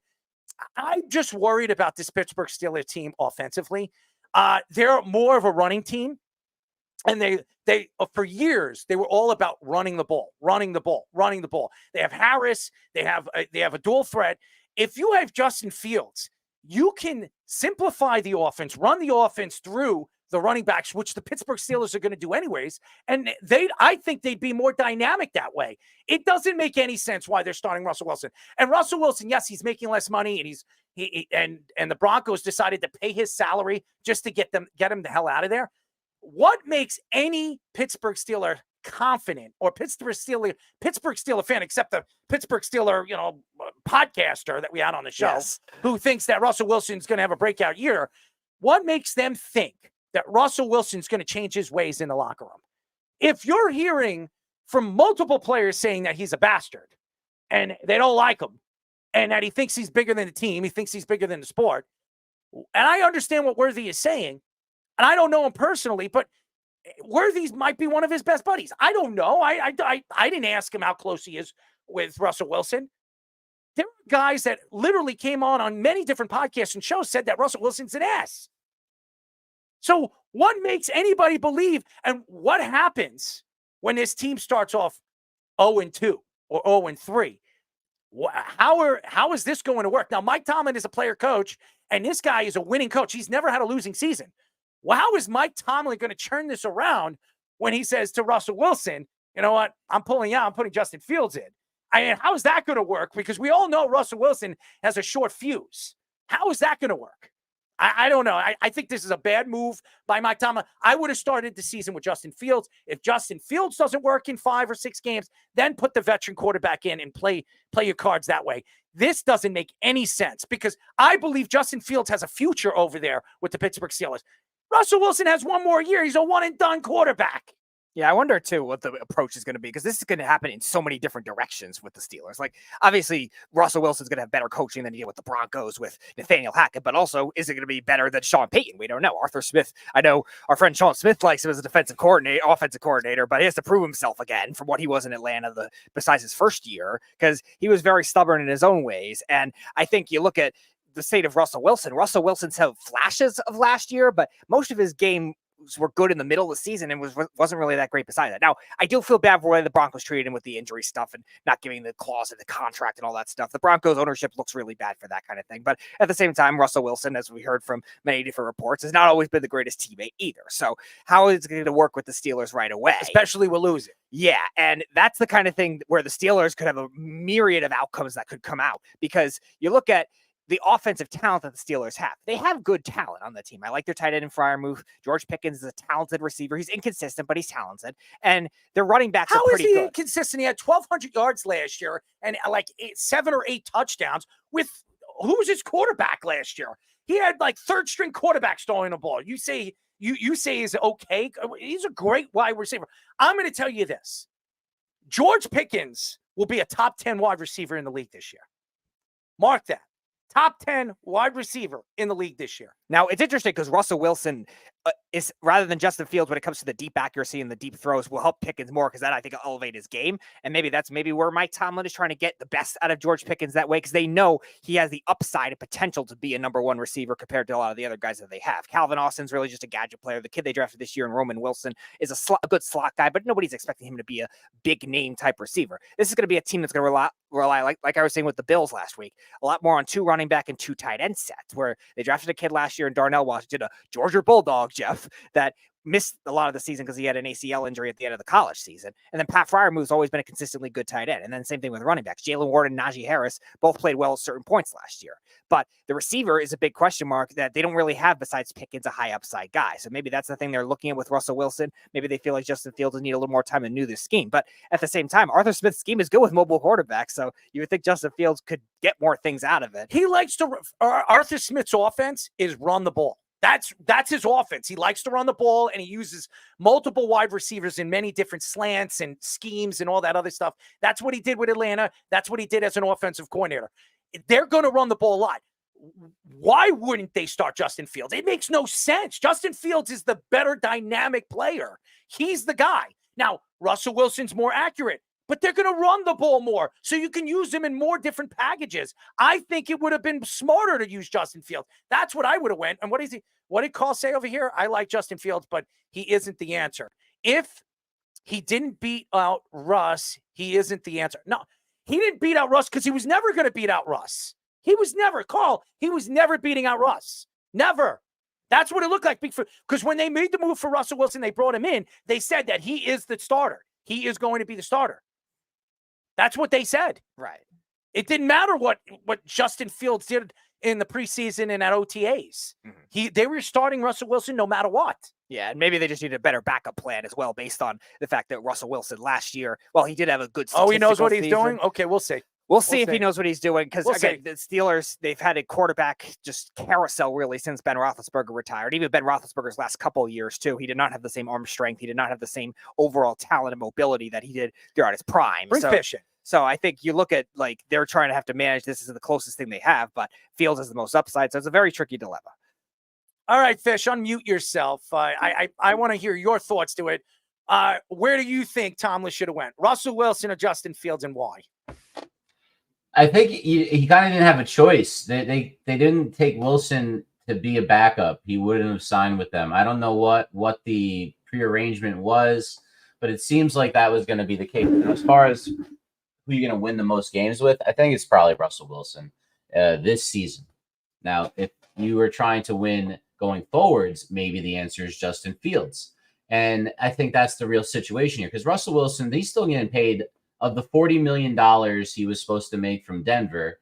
He's only getting paid $1 million something or $2 million something from Pittsburgh. So they don't really have anything to really tie them to him other than he's proven that he can take teams to the playoffs. He's proven that he can block, take care of the ball. He can move it downfield. He does questionable things in games in the last few years where they weren't winning choices. However, you look back at his career, he's more than a game manager still at this point in his career. Is he elite anymore? Of course not. I had him in fantasy that last great year he had with the Seahawks right before he hurt his finger, and my team went all the way down the hill, and it was like in first at the time. He was crushing it. He was still – so that's only 2 years ago. Some people forgot the year before. Like Lamar Jackson won the MVP. Nobody was going to top it that year, but Russell Wilson was probably the second best quarterback that year. He was outstanding, but it was because he was. I love Russell Wilson. I just everything that I've heard over the last couple of years, I'm starting to worry that he is not the right decision for the Pittsburgh Steelers, especially Mike Tomlin, who was thinking about retirement at the end of this year, and now he signed a 3-year extension on going into this season where he's had winning seasons straight through his career, and now you're deciding, hey, you know what? I'm going to go with the guy that nobody likes. It just. I just don't. I understand what you're saying. They have a better chance of winning now, but do they? I mean, we don't even know what Justin Fields is because Chicago didn't use him right. So, and Mike Tomlin's a better coach than Eberflus. I would definitely predict that. So, and as questionable as Arthur Smith may be, he's still better than Luke Getsy. Speaking of interesting stories, NFL Network's Mike Garofalo reports that the 49ers gave Brandon Aiyuk a new 4-year, $120 million contract. The deal will be $76 million guaranteed and will be $30 million per year. Reports say that the Browns offered the most money of the teams that wanted to trade for him, but paid them less than what he got paid with the 49ers. The reports say that the contract will be front-loaded with John Lynch anticipating a new contract for Brock Purdy in 2 years. The 49ers have approximately $10 million in cap space following the signing. What it tells you right now is Deebo Samuel, this is the final year of Deebo Samuel. That's what it says. I'm going to tell you that right now. This is the final year of this run with this team. Now, George Kittle got an extension recently. Deebo Samuel got an extension about 1.5 years ago, 2 years ago. Deebo Samuel, they brought Pierre Soul in. The reason why they brought Pierre Soul in is because he's a younger Deebo Samuel. After giving a guy like Brandon Aiyuk this kind of money, he is now the number 1 wide receiver. He is now declared the number 1 wide receiver. It's not Deebo Samuel anymore. I'm sorry, he's not. And now you're sitting here, you're paying 2 wide receivers $60 million. That's what you're giving him. Because Deebo Samuel's making 27, 28, and Brandon Aiyuk is making 30. So now you're sitting here, you're paying 2 guys. There's no way they're going to be able to afford this next year. So they're going to have to get rid of one of them. Signing a guy like Brandon Aiyuk 4 years means that they're going to part ways with Deebo Samuel. And now Deebo Samuel's going into a season where he's going to have to put up big numbers if he wants to play somewhere else. So there's a lot of interesting, questions here on why they did this. Now, obviously, the Brock Purdy thing is that they're going to have to give Brock Purdy money. They're not going to have to give Brock Purdy Joe Burrow money. He's not that type of player. He's not a game-changing quarterback. He is a guy that fits the Kyle Shanahan scheme. Now, if Kyle Shanahan stays there, Brock Purdy's going to get paid. But what happens if this year the 49ers fall short and they lose in the second round? This could be Kyle Shanahan's last year. And if that happens, Brock Purdy might not be the same quarterback. So I think the way they're looking at it is Brandon Aiyuk is a game changer. They're going to pay those changing players.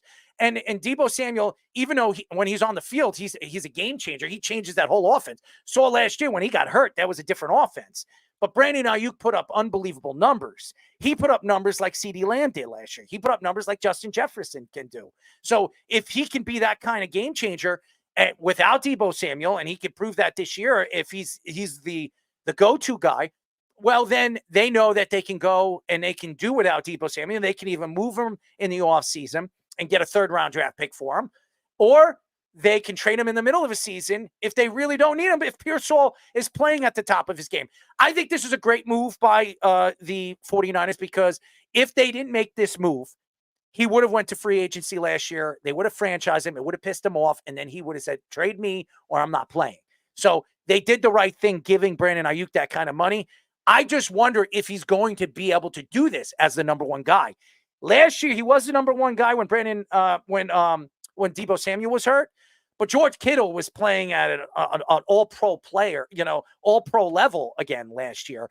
And when you have that kind of blanket like that, it opens up the field for guys like Brandon Aiyuk. I don't know if George Kittle's going to stay healthy for a full season. He's now going to be 32 this year. He's getting up there in age as a tight end.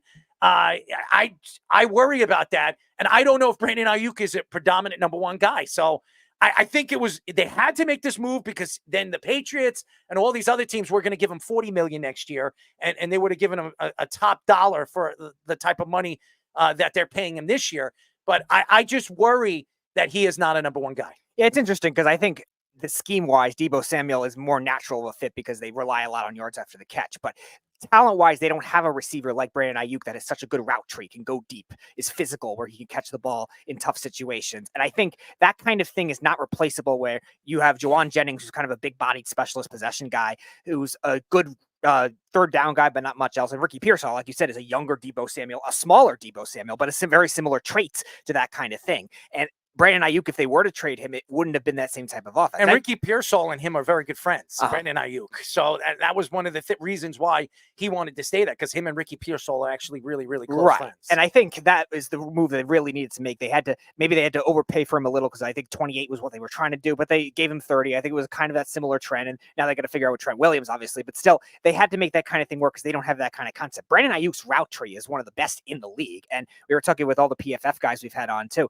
Like, he was Pro Football Focus third-rated wide receiver last year. Like, that, those other traits that come into it, even when he's not catching the ball, are so necessary for that scheme to happen. And even if he's not statistically looking like the number one guy all the time, he does a lot of things even away from the ball.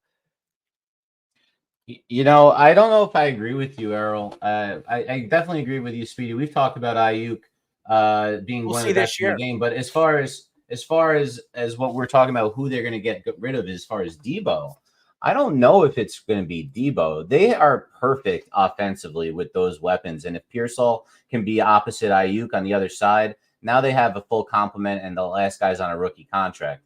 They don't have Trent Williams out there right now. That guy commands a lot of money.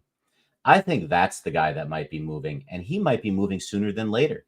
They don't want that huge cap hit. If they move him, their season is over. If they move him, the season is over. They're not winning. If that's the way they're going, I would move Deebo Samuel over Trent Williams. Trent Williams is that offensive line. You move him, they don't stand a chance against those top defenses in the league. And by the way, the Lions are going to be much better because they actually have a secondary. So good luck in trying to beat the Lions when they're down by 18 going into the second half. There's no way in hell they beat the Lions this year if they don't figure out this Trent Williams problem, because Trent Williams changes all the dynamic for them. And I think you're wrong. I think Deebo Samuel is 1 foot out of the 49ers. I think he knows that now because they brought Pearsall in. Ricky Pearsall is the same player as Deebo Samuel. Why do they need two dynamic players that play the same way? It doesn't make sense. So I think that obviously the way they made this move and the reason why they signed it, and now you can move Deebo Samuel next year. You can get a 3rd round draft pick or 4th round draft pick for him. You trade him to a team, you get something back for him, and you build from there. Because listen, if you're going to draft Ricky Pearsall, who, by the way, everybody thought was a 2nd, maybe even a 3rd round draft pick, you drafted him that high, you obviously think that he is a number 1 or number 2 guy. So if you're going to pay a guy like Brandon Aiyuk and Deebo Samuel, you can't keep 2 wide receivers on your team that are making about $65 million. It doesn't make sense. They're not going to do that. All right, before we're waiting for our second guest to come in, we do have Keith on the phone. Keith, you're on. Hey, Errol. Boys. What's up, man? Errol, I agree with you. A great signing. Very smart. I think, one thing about Samuel, when he's in the lineup, they are a much better team. Mm-hmm. You saw that last year.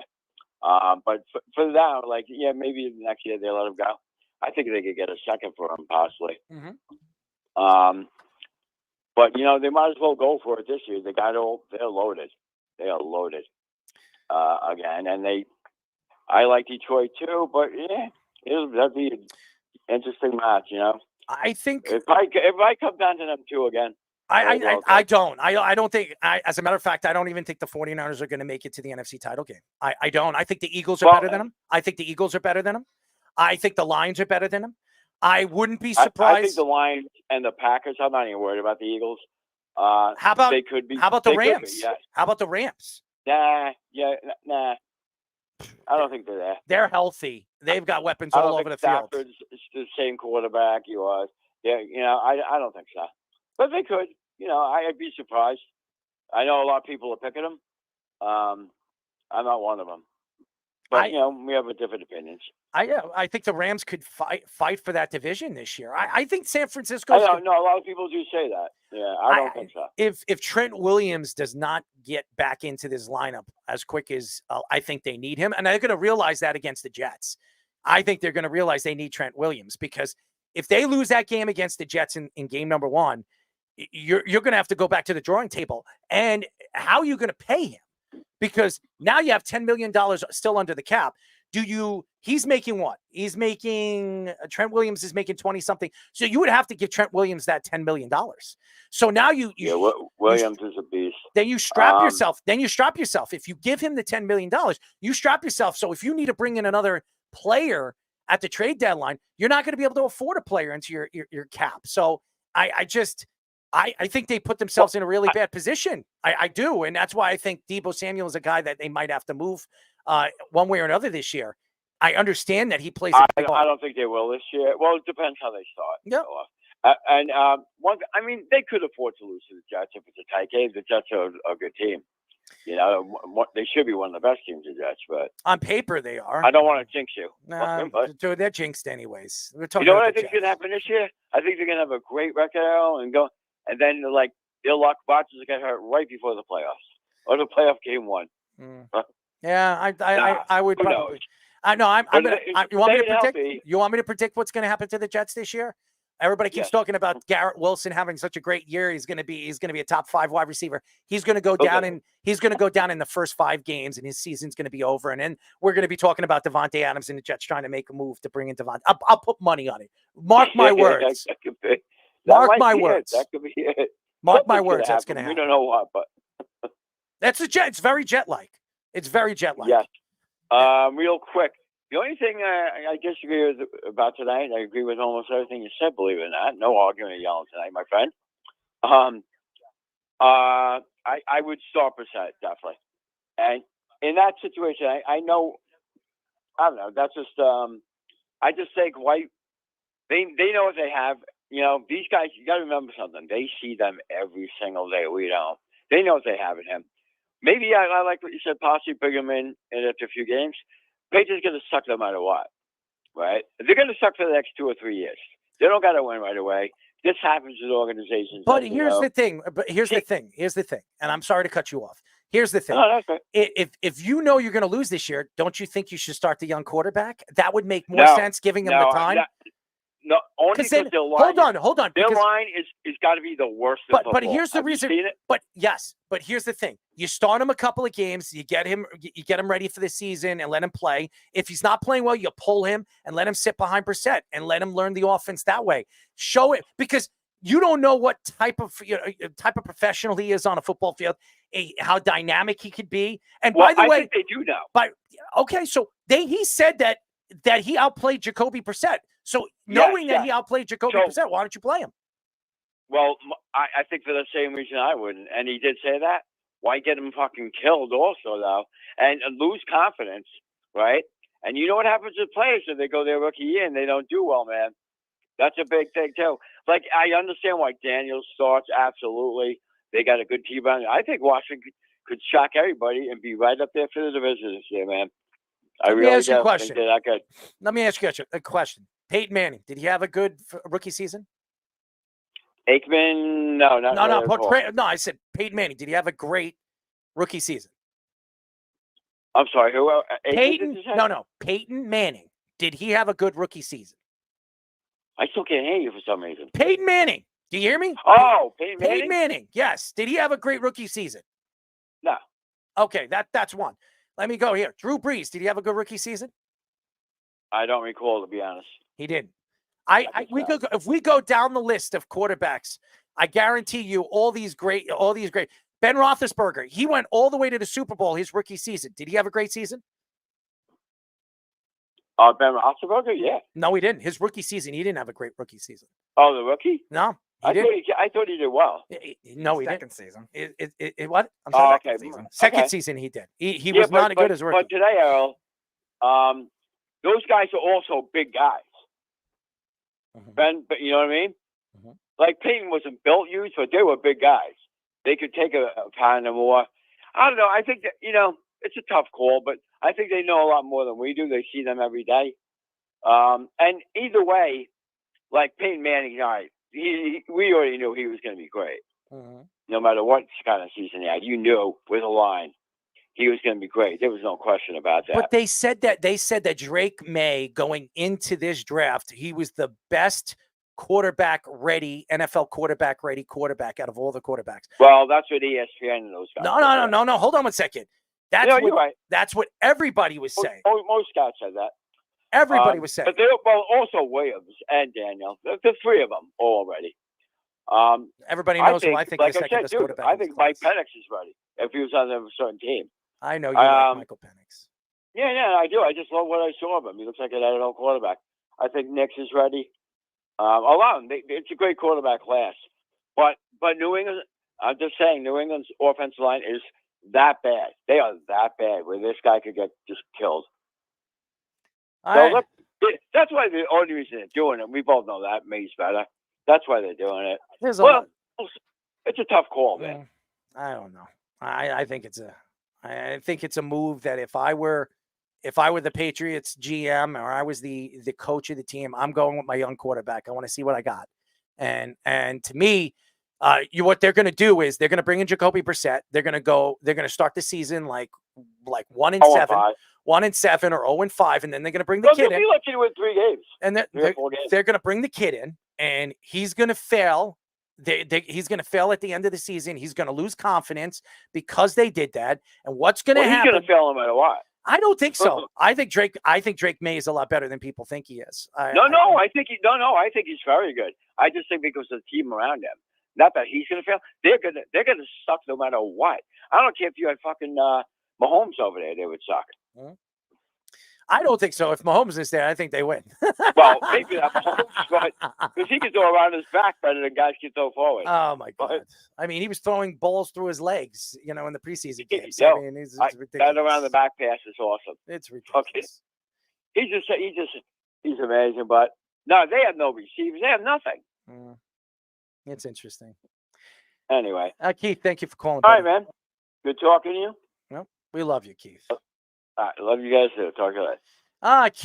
Keith Rooney, as always. ESPN Seth Wickersham reports that there will be restrictions in Tom Brady's broadcasting contract if he becomes part owner of the Raiders. The NFL said that Brady would not be allowed to attend broadcasting and production meetings, go on another team's facility, or see practices of other teams. He also would be prohibited from publicly criticizing games, officials, and employees of other teams. Greg Olsen faced similar restrictions in his first year with Fox Sports because he was still being paid by the Panthers. Brady's stake with the Raiders, if it is approved, would be 10% of ownership with the team. Brady signed a 10-year, $375 million contract with Fox Sports, the largest ever. First of all, Tom Brady's an idiot.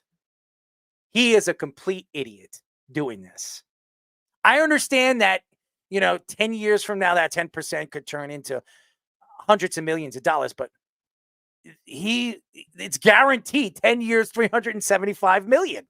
What's he doing here? Does he want to be a broadcaster? I don't understand this. Now, I understand why he's doing it. He wants to be a team owner. LeBron James came out and said when he retires, he wants to own an NBA team. He even said that he'd go into ownership with an NFL team. He's a billionaire. He'd have a chance to do that. I understand that these players want to own things. But why go this route right now? The Raiders are an organization that always falls apart. Ownership, Davis running the organization, he doesn't have a pot to piss in. That's why he's asking for, partial ownerships for ex-NFL players and all that other stuff. I don't understand this move by Tom Brady. Again, I love Tom Brady.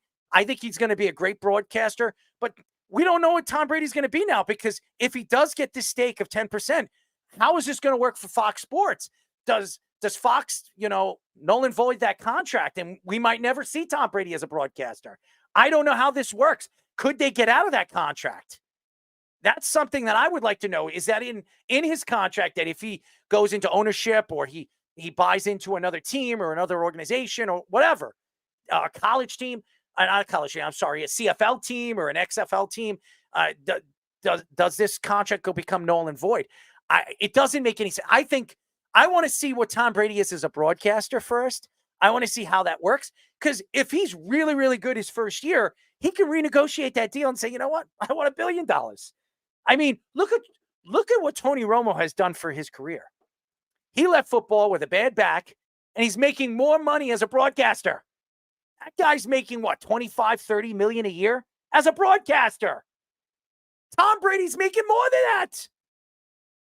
Tom Brady is the highest paid broadcaster in professional sports history, and he ruined this. He ruined this because now he says, you know what, I want a stake in ownership. Why would you pick the Raiders? Out of all the teams you could pick, you picked the Raiders? I think you had a better chance of going to Washington. Even that organization with Schneider, that big idiot. That would have made more sense, him going to Washington, than going to the Raiders. We've heard Robert Kraft is looking to move and sell his team or sell profits off his team. Why didn't he go and buy into the Patriots? The Patriot fans would love to see Tom Brady as a partial owner over there. He's like the face. He's been the face of the New England Patriots for 25 years. This move makes no sense. No sense. Now, again, Tom Brady wants to be a boss. That's what he wants to be.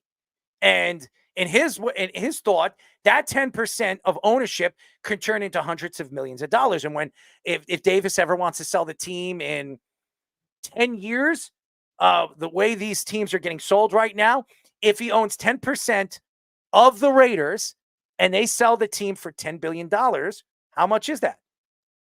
What is that number? That's like, what is that? Is that if he sells it for $10 billion, what is it? You're an economics guy, Fish.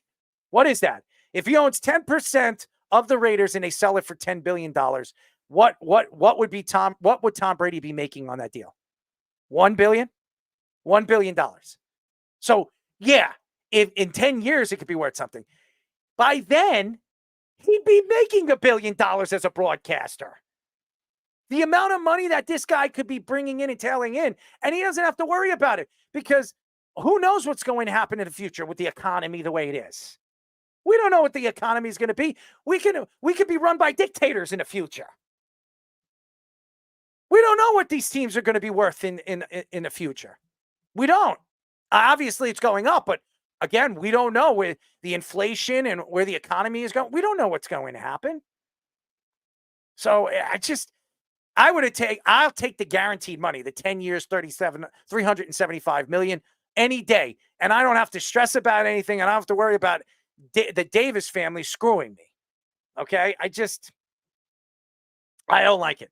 I don't like it at all. Yeah, there's no need for like that kind of investment anyway with, I think, the guarantee money you're getting on this kind of deal. I know, obviously, you want to be able to pursue broadcasting too, but again, you're limited, and then now you can't go on the facilities, you can't do this. Like Tom Brady, like interacting with players is probably something that he would have like wanted to benefit on, like going forward with a broadcasting career. Like he is a player to player interaction with that kind of thing. Like I know in the comment section, Keith is mentioning Tony Romo. Like these players get closer with other players as alumni, as NFL alumni with the NFL Players Association. Like Chris Collinsworth now has expanded his role even just beyond the Sunday Night Football, where he's podcasting and interviewing all these players as well. Like Tom Brady has that firsthand relationship with a lot of these guys. These Patriots, throughout his Patriots career, they changed. If it wasn't the Raiders, it'd be different. Sure. Okay. If it wasn't the Raiders, I'd say good move. But if the Patriots were offering 10%, if Robert Kraft was offering 10% of that organization, that would make sense why he would go back to the New England Patriots. If I don't know, I'm just mentioning Miami and ownership over there, like they were doing years and years ago. They were offering 10%. He lives over there. It would make sense on why he would buy into Miami. They're an organization. It's a great place to live. It would make a lot of sense why he would go down there and live there, being that he has a home over there. This doesn't make sense. This doesn't make any sense. I understand he'll party in Vegas. It's the Davis family. It doesn't make sense. Yeah, Miami was one of the teams when Brady first left the Patriots, too, that he was considering going to, one, to stick it to the Patriots, and two, there was rumors of that kind of thing with, I think, a stake being sold with the Dolphins, and they ended up selling to somebody else at the time 4 years ago. Mark Davis is the worst businessman in professional football. Him and Schneider were the worst. Both of those guys, equally stupid, okay? Mark, and I'm going to say this. I'm just going to let everybody know. Mark Davis didn't even buy his stadium. He used tax money to buy that stadium. He didn't even pay for it. He used the taxes of Vegas to buy that stadium. I think the Rams owner did the same thing with the Chargers. I'm just saying, it wasn't even his money. Yeah. It wasn't even his money. He used tax-paying money to buy that. That's why he left Oakland. He said sayonara to the Oakland Raider fans, and he went to Vegas because he didn't have to pay for a new stadium. That's what you're going to work with? You're going to work with that idiot? Good luck. Yeah, it's been a dysfunctional mess for the entire 21st century. The Raiders, like we talk about, like good luck. Who's the most corrupt organizations in the NFL right now? Like the Raiders, they were a lot like Washington. They're like historically good in the 70s and the 80s, and all of a sudden they're falling apart because of bad ownership. His dad was partially to blame at the end of his tenure for some of it before he passed away. But Mark Davis has gotten anything better with that. Now, I don't think it's bad as Snyder, the only thing that would make sense, and we're going to bring Fish on this. The only thing that would make sense is that he goes into ownership and he tallies and he gets sick of being retired and he goes and he plays this year if there's a bad injury. Yeah. And he goes on an NFL Super Bowl run again.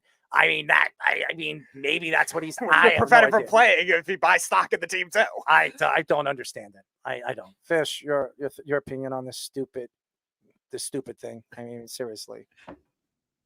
This is what someone who has unlimited money does. Well, he doesn't care about the money he might lose in a deal that for some of us would be unconscionable to make a decision that might cost you $50 million, $70 million. What is that to him? He got a divorce from someone who I think made more money than him in Giselle, and he probably gets paid by her on top of being single in Vegas.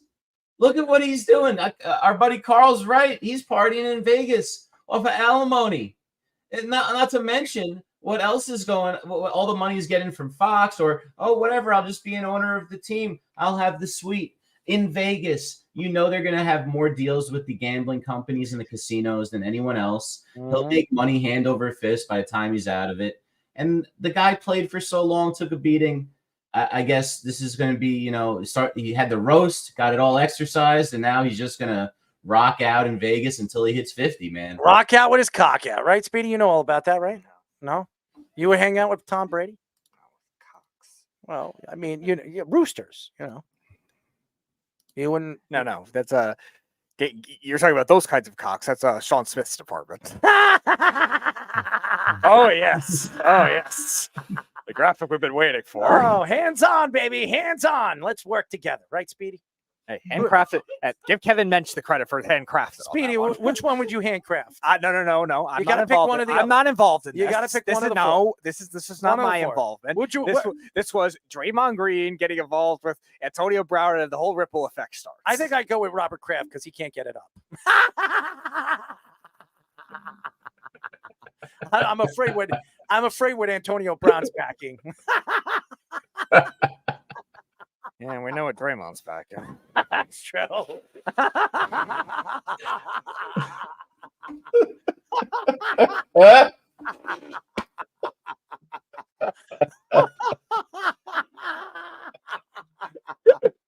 Oh, man. Let's go to a quick break. When we come back, Netflix released a documentary that I watched the other day about Connor Stallions and the Michigan, conundrum.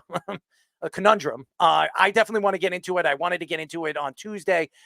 Very interesting. And maybe Michigan isn't to blame on this story. When we come back, we'll get into that. But first, our Sports Minute with Tommy Scoops. This is the Sports Loudmouth Sports Minute. Are you ready to get loud? With Tommy Scoops. Yes, that is right. I am Tommy Scoops, bringing you the Loudmouth Sports Minute right now. And over in the NFL, Dolphins linebacker Jalen Phillips says he is ready to go after returning from an injury last year. Miami edge rusher actually tore his Achilles last November last season, as Phillips says that he is coming out guns blazing and putting his best foot forward.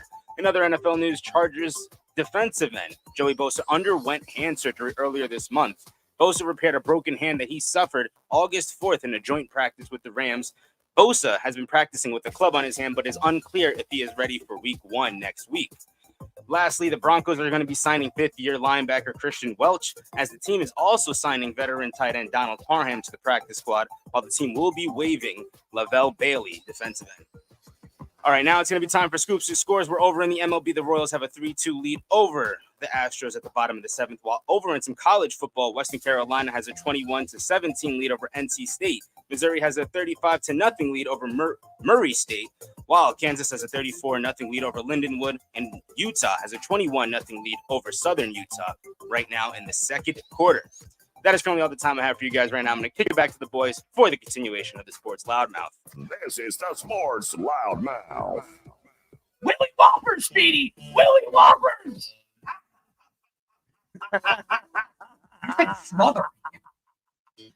631-672-3108. That laugh. That's evil. Man, you're listening to the Sports Loudmouth. I'm your host, Daryl Marks, my co-host, Speedy. Speedy, go to our website at www.worldwidesportsradio.com. Check out all our shows throughout the week, including the Loudmouth, every single Tuesdays and Thursdays at 7 p.m. All you have to do to tune in and check out our local listings for all our shows is go to our website at www.worldwidesportsradio.com. I've been watching a lot of Netflix. I've been watching a lot of documentary. I'm a documentary fan now. I don't even want to watch TV shows. I'm not a TV show fan. And I used to be a big movie guy. I love the 80s movies. I love the 90s movies. The movies now are just horrible. I can't even sit and watch them. I've watched Tombstone over the past week like 7 times. I love that movie. I'll be your Huckleberry, Speedy. You want to be my Huckleberry? No. Why? Why not? I'm not getting involved in that. What? Being my Huckleberry? I'm not getting involved. I mean, what's wrong about being my Huckleberry? I don't know and I don't care. You could be my Huckleberry. I don't care. Oh, okay, you're Huckleberry. You're a Huckleberry Finn. Doc Holliday, man. Doc Holliday. I mean, you're my Huckleberry. I'm Wyatt Earp. You're, Doc Holliday. That's a good thing. I'm good. What, you don't want to be Doc Holliday? There's a documentary about that, Errol, on Netflix. I'm watching it. There you go. I watched it right away. It's fantastic. It involved like J.P. Morgan somehow trying to get a loan in London, and he's sticking him on the Wild West so he can get a loan. Who would even imagined all this stuff? Crazy. Oh, Speedy's part of the Wild West. I mean, seriously, Doc, a.k.a. Speedy Holiday. I mean, seriously. Netflix released a documentary centering Connor Stallions, the Michigan staff member who was the mastermind involving the sign-stealing scandal in 3 years, for the last 3 years. The documentary shows Stallions doing it for his passion for the Michigan football more than money or glory, and he will die a happy man since Michigan won a national championship. It is also revealed instances where Stallions tried to claim his email was hacked, and that there was that there were fans and other staff members dressed like members of a cartel. Stallions also told the NCAA investigators that he doesn't recall attending the Michigan game versus Central Michigan last season. But Barstool's founder, David Portnoy, says he knows that Stallion was lying. He also revealed 52 texts between Stallion and Sharon Moore, who was hired as the Michigan next head coach once Jim Harbaugh went to the Chargers. There is also video proof that Stallions attending the national championship game versus Washington and many other opposing teams' games throughout the last season. Stallions says at the end of the documentary, I would do it again. I'll do the same thing again. Okay, I just want to let everybody know something. Stallions, on what I saw and what he claims he was doing. Now, he obviously is very good friends with David Portnoy, and David Portnoy is paying him. He needs to make some money. After this whole thing came out, he was on these pizza things, and every time, David Portnoy was at one of these pizza shops, you see him walking out with a pizza, and everybody says he's not hiding and all that other stuff, that he wasn't hiding in plain sight. I'm going to say this. Somebody ratted on Michigan. Somebody did. And something tells me it was Ohio State. And I'm going to tell you why.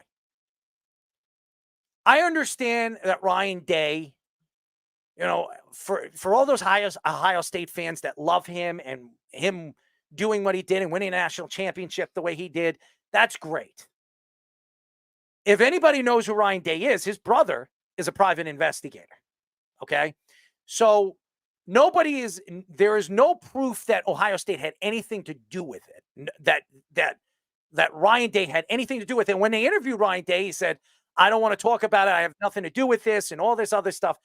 The problem is here, every single football team does this.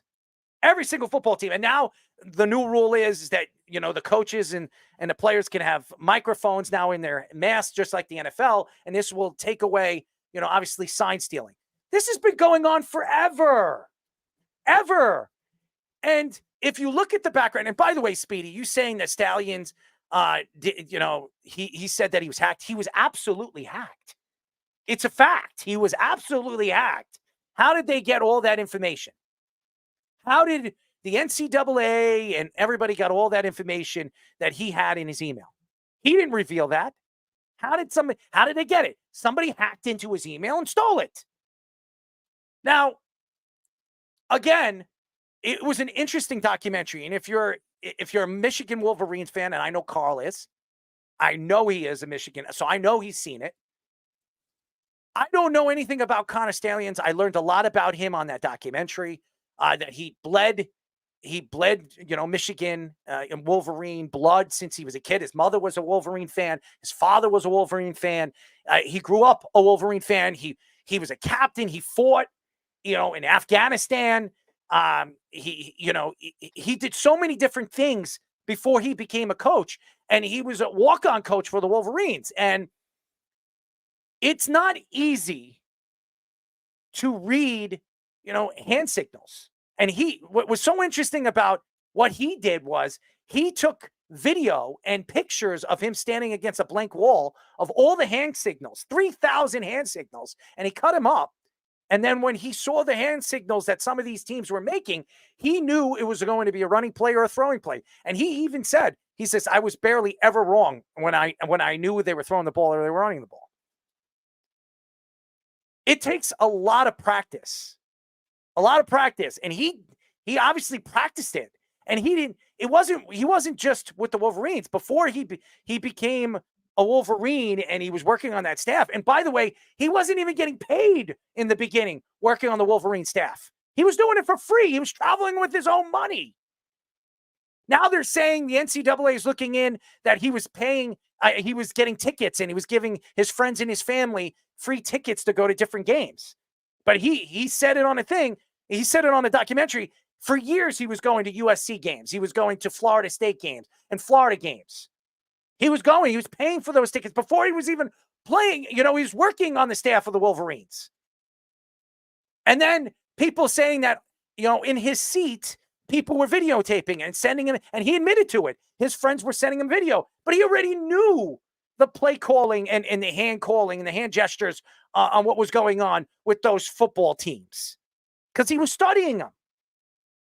So I don't know who's telling the truth, but it's kind of pathetic that, of course, the Wolverines and Michigan were winning football games, knocking off Ohio State back-to-back years and three years straight.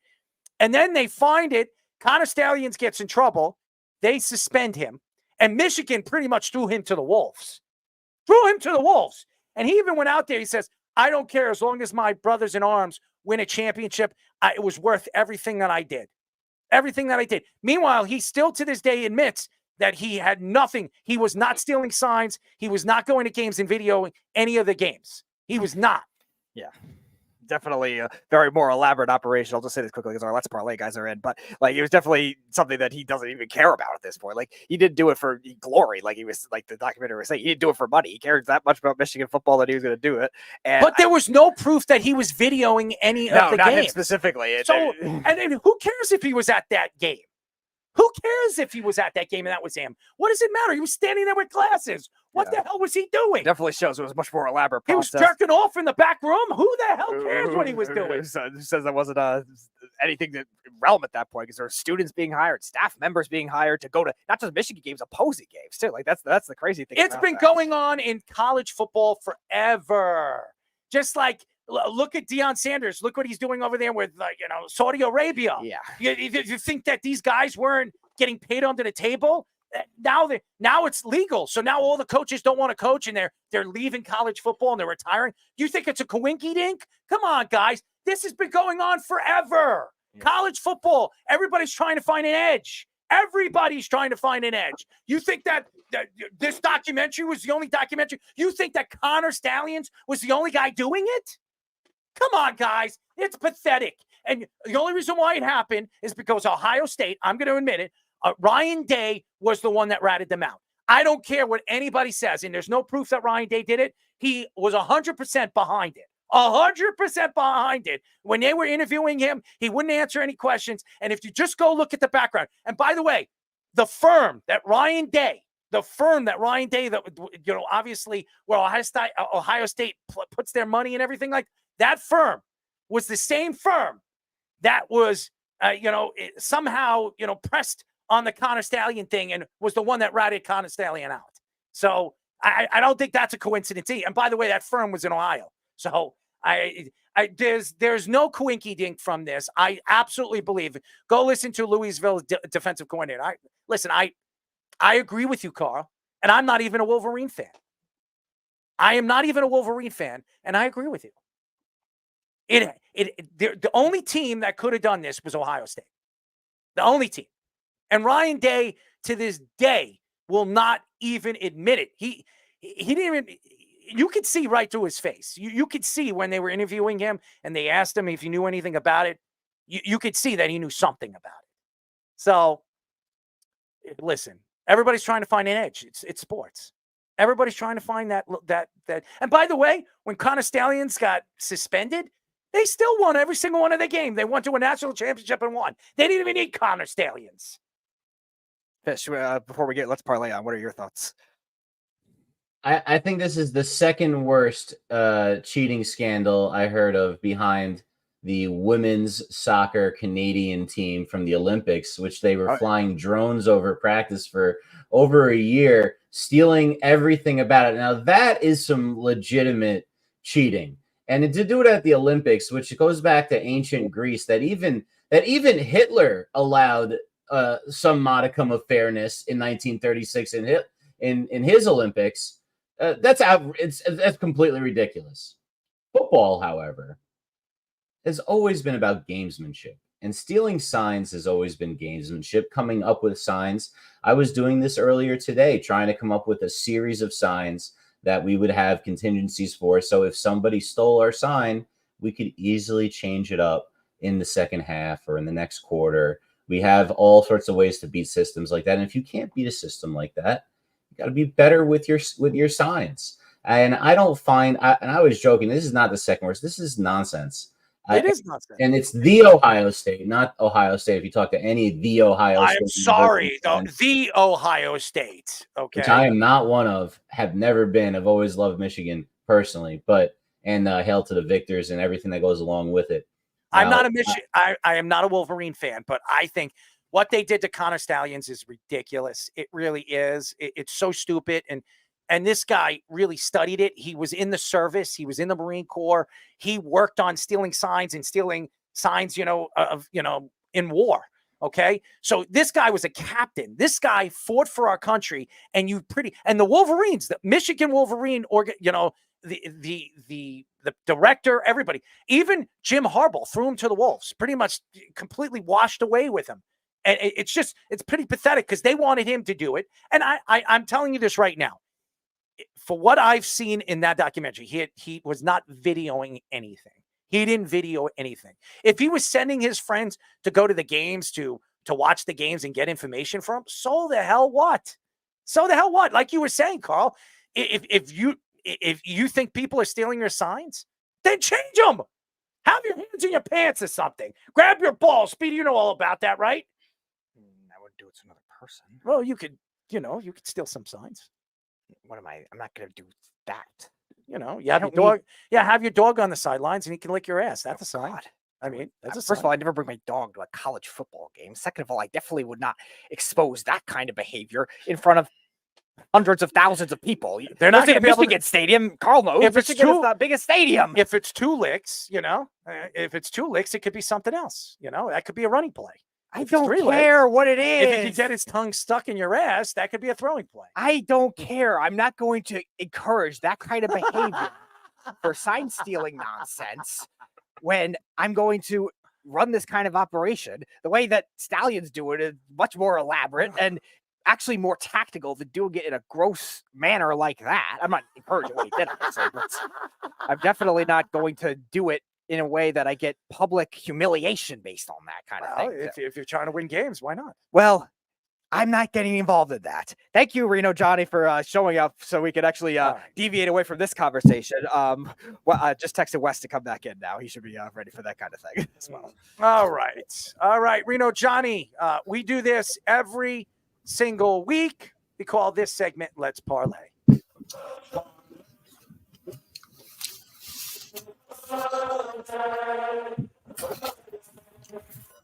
It's time for Let's Parlay. All right, Wes is having fun. He's celebrating because he might have drawn $1 million up of these real estate, things that he's doing. I don't know what's going on. I love Wes. He's happy. He's drinking. He's having a good time. I love him. Anyways, Reno Johnny, how are you doing, man? Everything good? No, we're doing good here, man. Football season officially kind of started for us. So it's middle school. I'm a OC for the JV team and the running backs for the varsity team. So we're kind of got a full slate here. Still gambling. I was listening to y'all's conversation. It's kind of crazy because I think most conferences and in a couple years now, all conferences it's gonna be player to coach communication. So signs are going to be, you're not going to see those, which I always thought was pretty cool in college football, the big old cardboard signs and stuff. That's going to be gone. It's trickling down. Like I could see high school. They have the capability that we have in high. They give it to us in high school. Our conference doesn't allow it, but I think we're pretty close in general to being able to, everybody is going to have it, all the way down to middle school, high school. It's going to be kind of wild. Well, I will say this. I thought that documentary is to me, it was just a worthless thing what they did to Connor Stallions. Okay. I'm not even a Wolverines fan, but what they did to that kid fought in wars. He was a captain. He did all these great things. And what they did to him, and what the Wolverines did to him after the fact, after he stood for. That's what they do. Those jabronis up north, they're a bunch of losers. OHIO.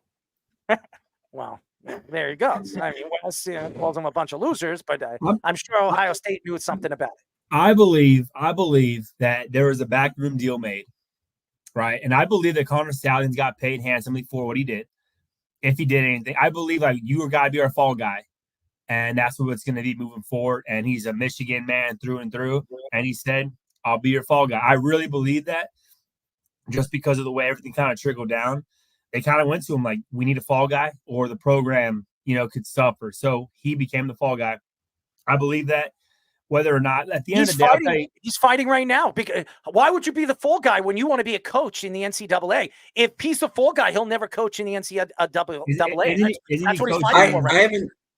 I haven't seen any of the series, but I just struggle to understand that what he did is an egregious infraction. It's been going on in college football forever, Wes. What are you talking about? That's what I'm saying. I agree with you. I struggle to understand why this is a terrible infraction. And you're gonna roll off wins? Like, they still won the game on the field. There's nothing Connor Stallions did that helped a receiver catch a ball or a lineman make a block. It's no different than Reggie Bush. The money that his family collected had nothing to do with what that man did on the field. These are like the NC2A, and the way that they go about things is really weird, and it almost serves no purpose. John, to answer your question, I think, he's coaching some high school team in Detroit now or something like that. Yeah, well, yeah. I believe they all do it. I believe Ryan Day's fat ass was doing it. He just wasn't as good at doing it, and he got mad that Michigan was doing it better. And he ratted them out. They all do it. They all do it. Now, is it wrong? It's like the Astros. Is it wrong? Yeah, it's like but now what did baseball do? All right, we're going to have pitch com, which fails half the time anyway. They all do Ryan it. Ryan Day's got a nice babysitter now, though. Mess around and find out, because we got Chip sitting right there. Oh yeah. And I'm not complaining. Are you an Ohio State fan? Yes, he is. I bleed Ohio State. My dog's name is Dobbins, bro. Ryan Day is a fat piece of shit. First off, I remember when they played like Notre Dame, and he got out there like, it's us against the world. Like, shut the hell up. Half of the Ohio State fans have never even set foot in Ohio. They're the Cowboys. They get bandwagon fan after bandwagon fan. You're gonna sit there and tell me it's us against the world. So that part of Ryan Day I don't very much care for, but the way that he's coaching at the quarterback position is something that no Ohio State quarterback has ever done, or Ohio State coach has ever done. And I believe that he is a better recruiter and a better coach than Urban Meyer. He's had to go against Harbaugh.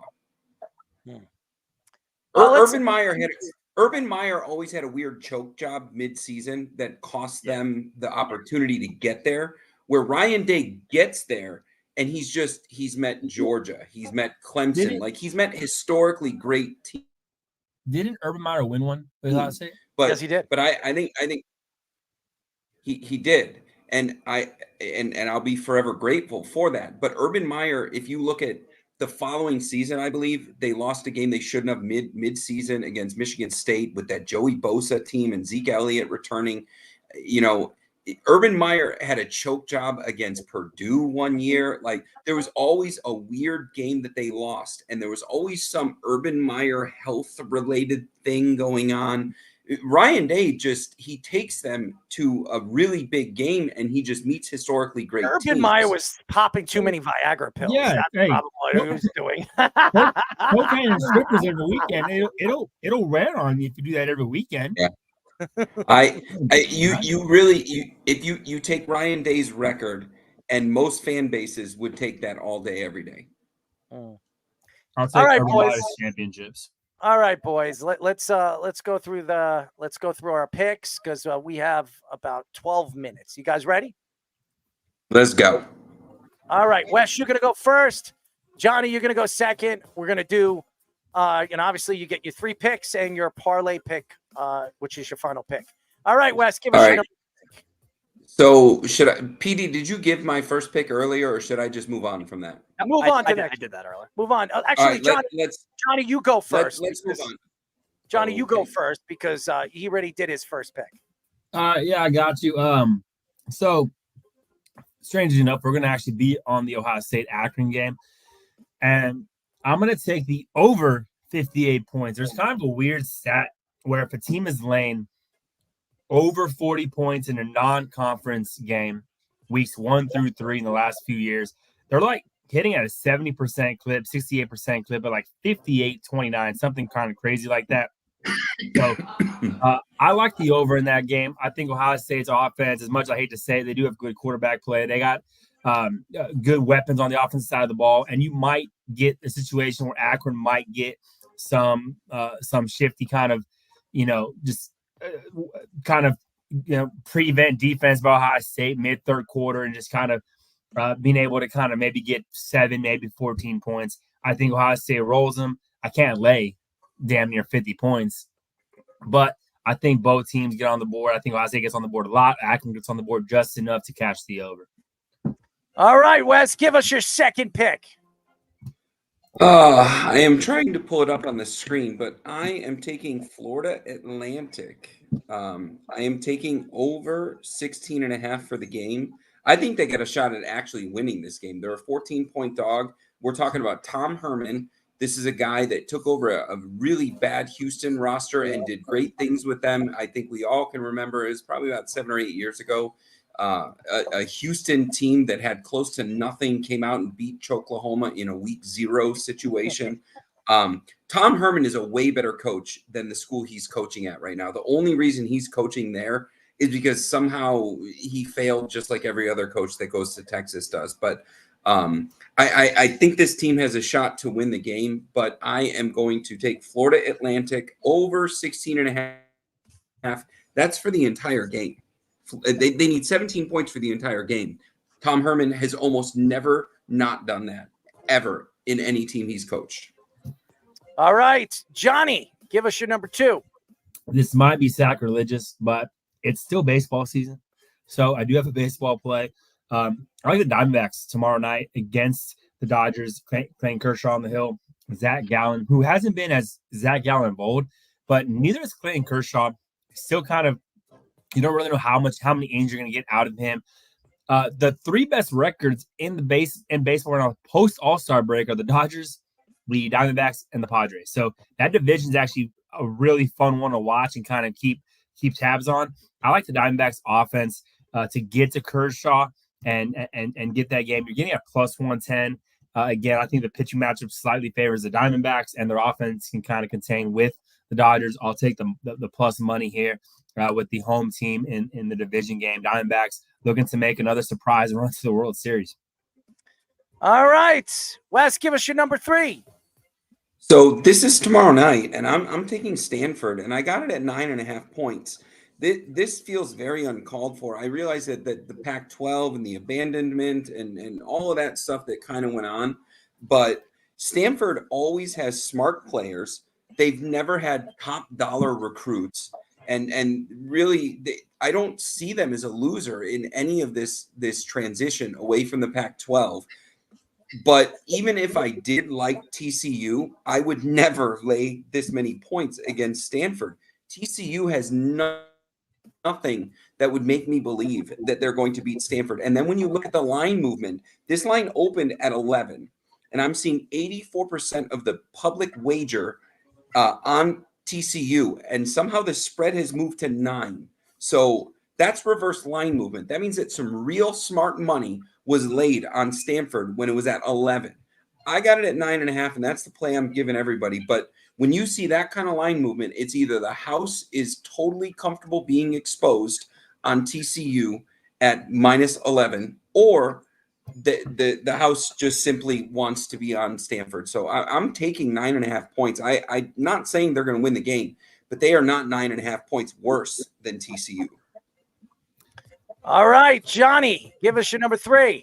So I'm actually on the same game, and I'm really thinking the same type of way here. I don't understand how that much action is going in, and to piggyback off of what Wes is saying, that they're pretty much begging for more TCU money at 9, right? Because there had to be some large sums come in on Stanford. They need more money on TCU at the 9.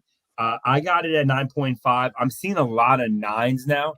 Most sports books I'm looking at, like Bet365, ESPN, Caesars, DraftKings, Bally's, they're all at 9 right now. Hard Rock's at 9.5. We can get a couple 9.5. If you can get 9.5, I think that's the play. They will have a chance to win outright. I will be playing that myself. My official play for the show, take the 9.5. I always, take points. My personal plays, if I'm getting 7 or more, I'll sprinkle in, 0.25 unit worth on the money line, just to kind of see if they can cash. If not, I'll be real comfortable with 9.5. I think Stanford is one of those teams that always seems to find a way in spots where maybe nobody thinks they can win, and they'll just hang around, even if they lose, in a last second play or field goal, whatever. Comfortable with 9.5 points. I'm going to take Stanford. I totally agree with everything Wes said on that game. It's one of my favorite plays that I'm going to be giving out this weekend. By the way, FAU, Carl, is playing Michigan State. So you want to know who they're playing? They're playing Michigan State on Friday. So tomorrow. And they're in Lansing. Mm-hmm. All right, Wes, give us your final pick of the night. I can't help myself. So you're getting two. You're getting. I'm taking South Carolina. I love Beamer. I think that laying this many points is not something that I like to do, but I think South Carolina at home in this situation midday, I got it at 20.5, and I think that that's a gift. It's Hanukkah, it's Christmas, it's all in one. Like I love the roster of South Carolina. There's so much that's made of what is going on in the SEC and buying players, and South Carolina is just picking up the loose pieces of good 4-stars that just couldn't get paid at a place like Bama or LSU. I think that this is a gift. Old Dominion doesn't even belong in this game. So official pick, minus 20.5 South Carolina. This is also reverse line movement. Again, it opened at 17, and all of this public money is on ODU, yet the 72% of the public is on Old Dominion, and then we're seeing the line move to 21. I think South Carolina is good for at least 25. And then the other bonus pick that I'm going to give, and I'm not going to break it down too terribly, but I love Florida. I love Florida to just smack Miami around and win money line. Florida is a dog at home. What a disrespectful line that is. All right, Johnny, give us your final pick. So, big Mountain West guy. If you haven't followed me for a while, big Mountain West guy. Nevada's terrible. We get that. But there's a team in that conference that has real potential, one, to join a bigger conference here in the next few years, and two, to make their first college football playoff at a chance for a title, and that's Boise State. Look, I remember back when Boise State, was really good with Kellen Moore, and there was like the BCS era. Like I believe they should have had an opportunity to play for a national title. They were that good. I think this year now with the expansion of 12, it's kind of wild because if you think about the 4 playoff teams, that only was 10 years. That was just 10 years before that. Hey, we got to expand. In that 10-year stretch, only App State won more games than Boise State without making the college football playoff. Right now, there's 12 teams. Boise State, the way that the format's going to work, they have a real shot at being the top group of 5 or group of 4, whatever they call it now, the top seeded team in that group. I think they did lose their quarterback last year. I think he took off to Arkansas, I believe, is where he transferred. But they get in Malachi Nelson, who was actually, I was very surprised where he went. The kid was originally recruited to USC, and then he was able to, Boise State was able to call him to Boise. I think he actually has better legs than their quarterback from last year. I think they are in real potential to, one, they're going to win this game, and they're 92 touchdowns. But I think that this is a kind of a tone setter for the season, right? Because they do have college football playoff aspirations. I think if you could bet them make the college football playoff, you'd be in a good that'd be a good little opportunity as well. But I will lay the 13 points with Boise State getting off on a good start, laying the 13 points, winning that game, and kind of putting themselves in position for the college football playoff. Big Boise State guy. I love Nevada, but if any team in the Mountain West can get in the college football playoff, I'm going to be high on them. Well, I'm excited for the tournament this year. 12 teams fighting for that national championship game, and now teams like FSU won't get screwed. I don't care what anybody says. The Seminoles got screwed last year. I don't care. Maybe, but then they lose to Georgia Tech week 1. They didn't play any of their starting defensive players. Half of their guys this year. I don't care. They deserve every little ounce of that L and took in Ireland. They deserve you're talking it. about the Georgia Tech game. You know what it is? I'm just a hater of those big programs. I really am. Those big programs where people are like, oh, I'm a Florida State. Shut up. You're not a Florida State guy. Okay. Yeah, I've been there. I don't like it. I will shit on them every chance I get. I loved them missing it last year. Are you trying to attack me? Because I'm a Florida State fan. Are you really? Are you really? I grew up a Seminole fan. Yeah. Yeah. I just hate the big programs. I really, really do. You know what it was? Is I couldn't stand Miami. I couldn't stand Miami in the 90s. I couldn't stand them. And I loved Florida State because they would go head to head. And I just love when they beat the hell out of each other. So I could see that. I have a buddy that's like a Miami fan. And he's like, I just can't stand Florida State. And so he's like, it makes sense. I'm just going to hate the big programs every chance I get. Ohio State, Michigan, all of them. Like Penn State, I like Penn State because they're always like the underdog between those two, schools. So I don't know. I'm just tired of the big programs. I love seeing them lose. But you're right. This new playoff, like when you think about it, right? Like how do you see out like? And again, things change, but do you see Alabama like ever missing it? No. Georgia ever missing it? No. Like they can have 1-2 losses and they'll still be in. So that's what that's what it will do. It will, those teams will always pretty much have a chance every year to kind of fight for a title, which is, good. It makes the regular season not like, oh, you have that one loss and you're pretty much out of it. Right. But it also opens up the door for those smaller programs to just one to kind of show that can they compete, right? Can they get there and match up against the big boys? So it'll be interesting. The schedule came out. Then there's like 14, 15 days of either college football playoff game or NFL game, like within 2 weeks. It's Christmas time is going to be amazing. Yeah, well, I'm glad it'll be amazing to you. I can't wait for the tournament. That I can't wait for. But the regular season, and everybody loves college football. I'm not gonna mock it, but there are college games that people sit and watch, and I'm like, what the hell are you watching? I mean, like seriously. I will say that about some of the NFL football games too. So I'm not gonna lie. If it's a shitty game and I'm watching it, it's typically because I'm on a side. You know what I mean? Like there's some games where I'm sitting there like I don't even know why I'm on this game. It's a crappy game, but I'll watch every second of it. So it's exciting. I'm excited that it's back. It's been 200 and something days since the college football championship game. So it'll be exciting. The tournament, the playoff, the 12 team playoff is gonna be great. I kind of hope to keep it at 12 teams because that's my whole thing was they went from 4, 5 got screwed. Okay, well now 13 is gonna get screwed. So I don't want to be 25 teams in the playoffs. So no, I don't want to see that. But it'll be fun. Reno, Johnny, thank you for joining us. We'll see you next week, buddy. Next week. There he is, Reno Johnny. Why don't we bring our next guest? We're not even going to go to a break because we got a little bit of time. We are now talking to 8-year NFL cornerback and current Toronto Argonauts DB coach, Isaiah Ike Charlton. Isaiah, what's up, buddy? Hey, what's going on, boss? Just a quick correction. I'm not with Toronto right now, so okay. But I was with them a couple years ago. All right, so there you go, Speedy. Thank you very much. Blame Wikipedia for that one. Speedy, you're wrong. All right, Wikipedia's wrong. You know what we need?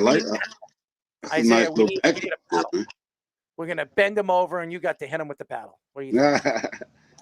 You want to do that? You bring back memories, man. Bring it back memories. Don't do that to me. Well, you don't want to hang out with Adrian Peterson, that's for sure. Spanking. I'm just kidding. Anyways, I'm sorry, AP. I was just making a joke. It was just a joke, a slight one. I mean, I've been making jokes all night. Anyways, Ike, how's your daughter doing right now? Man, she's doing good, man. She has a little bug going, so she's been down. So you know how that goes, back and forth to the drugstore. Well, I have a little bug. His name's Speedy, right there. You see him right there. Oh, look at him. Speedy, make your bug face. If I was sick, I wouldn't be here. Don't you love him, Ike? Right over the head. Right over the head. So, Ike, let's go into the NFL season. The NFL is a week away. Everybody has Kansas City going all the way to the Super Bowl again and winning, having a three-peat. I beg to differ. It's not easy to do that. That's why I've never seen an NFL team do that. Patrick Mahomes is sensational. Andy Reid is one of the greatest coaches we ever seen. What stands out this year in the AFC more than any of the years that you have seen in the last, I would say the last 10 years? The parity. The parity that's in that conference, man. It's going to be tough. Everybody's, pegging the great, which hey, they earned it, so they get that nod, right, of those guys up in Kansas City. But man, that AFC is going to be tough. It's going to be tough. It's not going to be a cakewalk as everyone thinks it's going to be. I still have faith in the Ravens, and the Browns will have something to say about it here. But man, it's going to be pretty tough, man. It's going to be definitely an interesting year. So, what are some of the differences you've noticed with the corner position when you played? You played from 2000 to 2007, and now with some of the rules, obviously the defensive rules, and also the way they're developed today.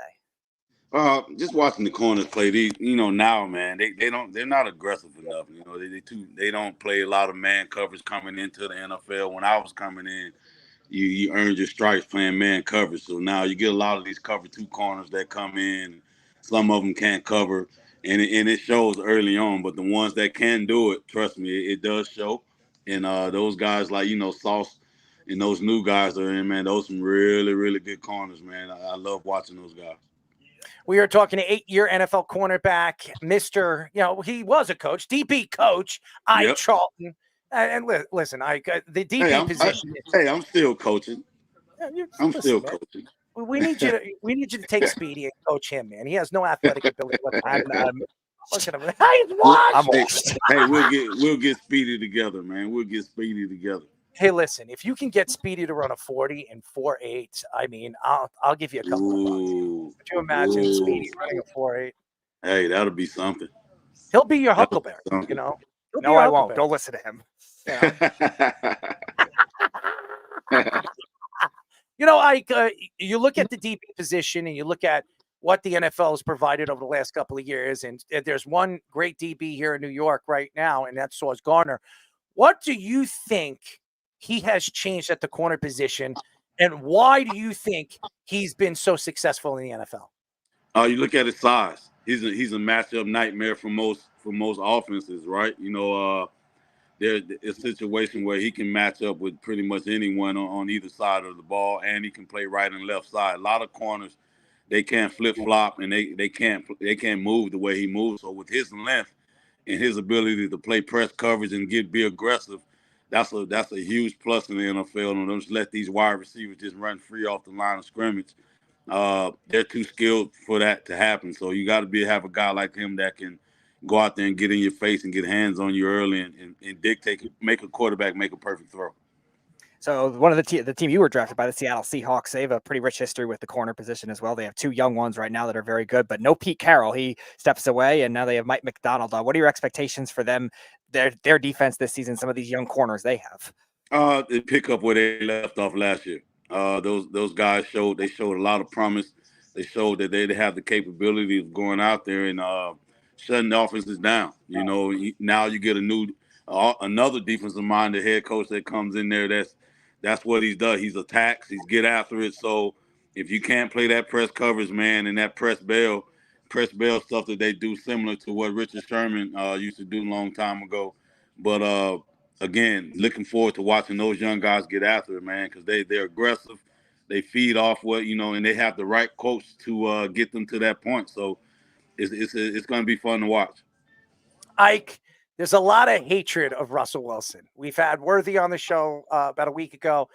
What is it about Russell Wilson that everybody doesn't like? I mean, Marshawn Lynch came out. We've heard Richard Sherman come out and throw him under the bus. Everybody's throwing him under the bus now. I know you know Russ. Why does everybody dislike him? Well, I don't know him personally, but I do know him. The thing is the locker room. If you've been in the locker room and you have a standoffish guy who maybe he puts himself above the next, and it may be some jealousy in there. Who knows? That type of individual. He's not. I guess he's not a likable guy, right? Someone's not really hangs out with him in the locker room. It doesn't translate to a guy that you want to go to battle for. But just listening to the guys that have been in the locker room with him, they say it all the time. Is he's like a standoffish person, right? He's is this his way or the other way, right? My locker, 2 lockers, own parking spaces, all these things that can, if it's warranted and you earned it, then yeah, you get it. But if you go into a new situation, man, you got to leave that stuff alone and you go in and fit into that locker room and that culture and do your best to lead in that way. So you coaching obviously in Toronto versus in the NFL too. You also played in the CFL a little later as well with Winnipeg and with Montreal. What are some of the differences in the tactics that both for the defensive back position and for the game that are different in both leagues that you noticed? Big time difference, boss. In the CFL, you're gonna have situations where you a lot more man coverage than you see in the NFL.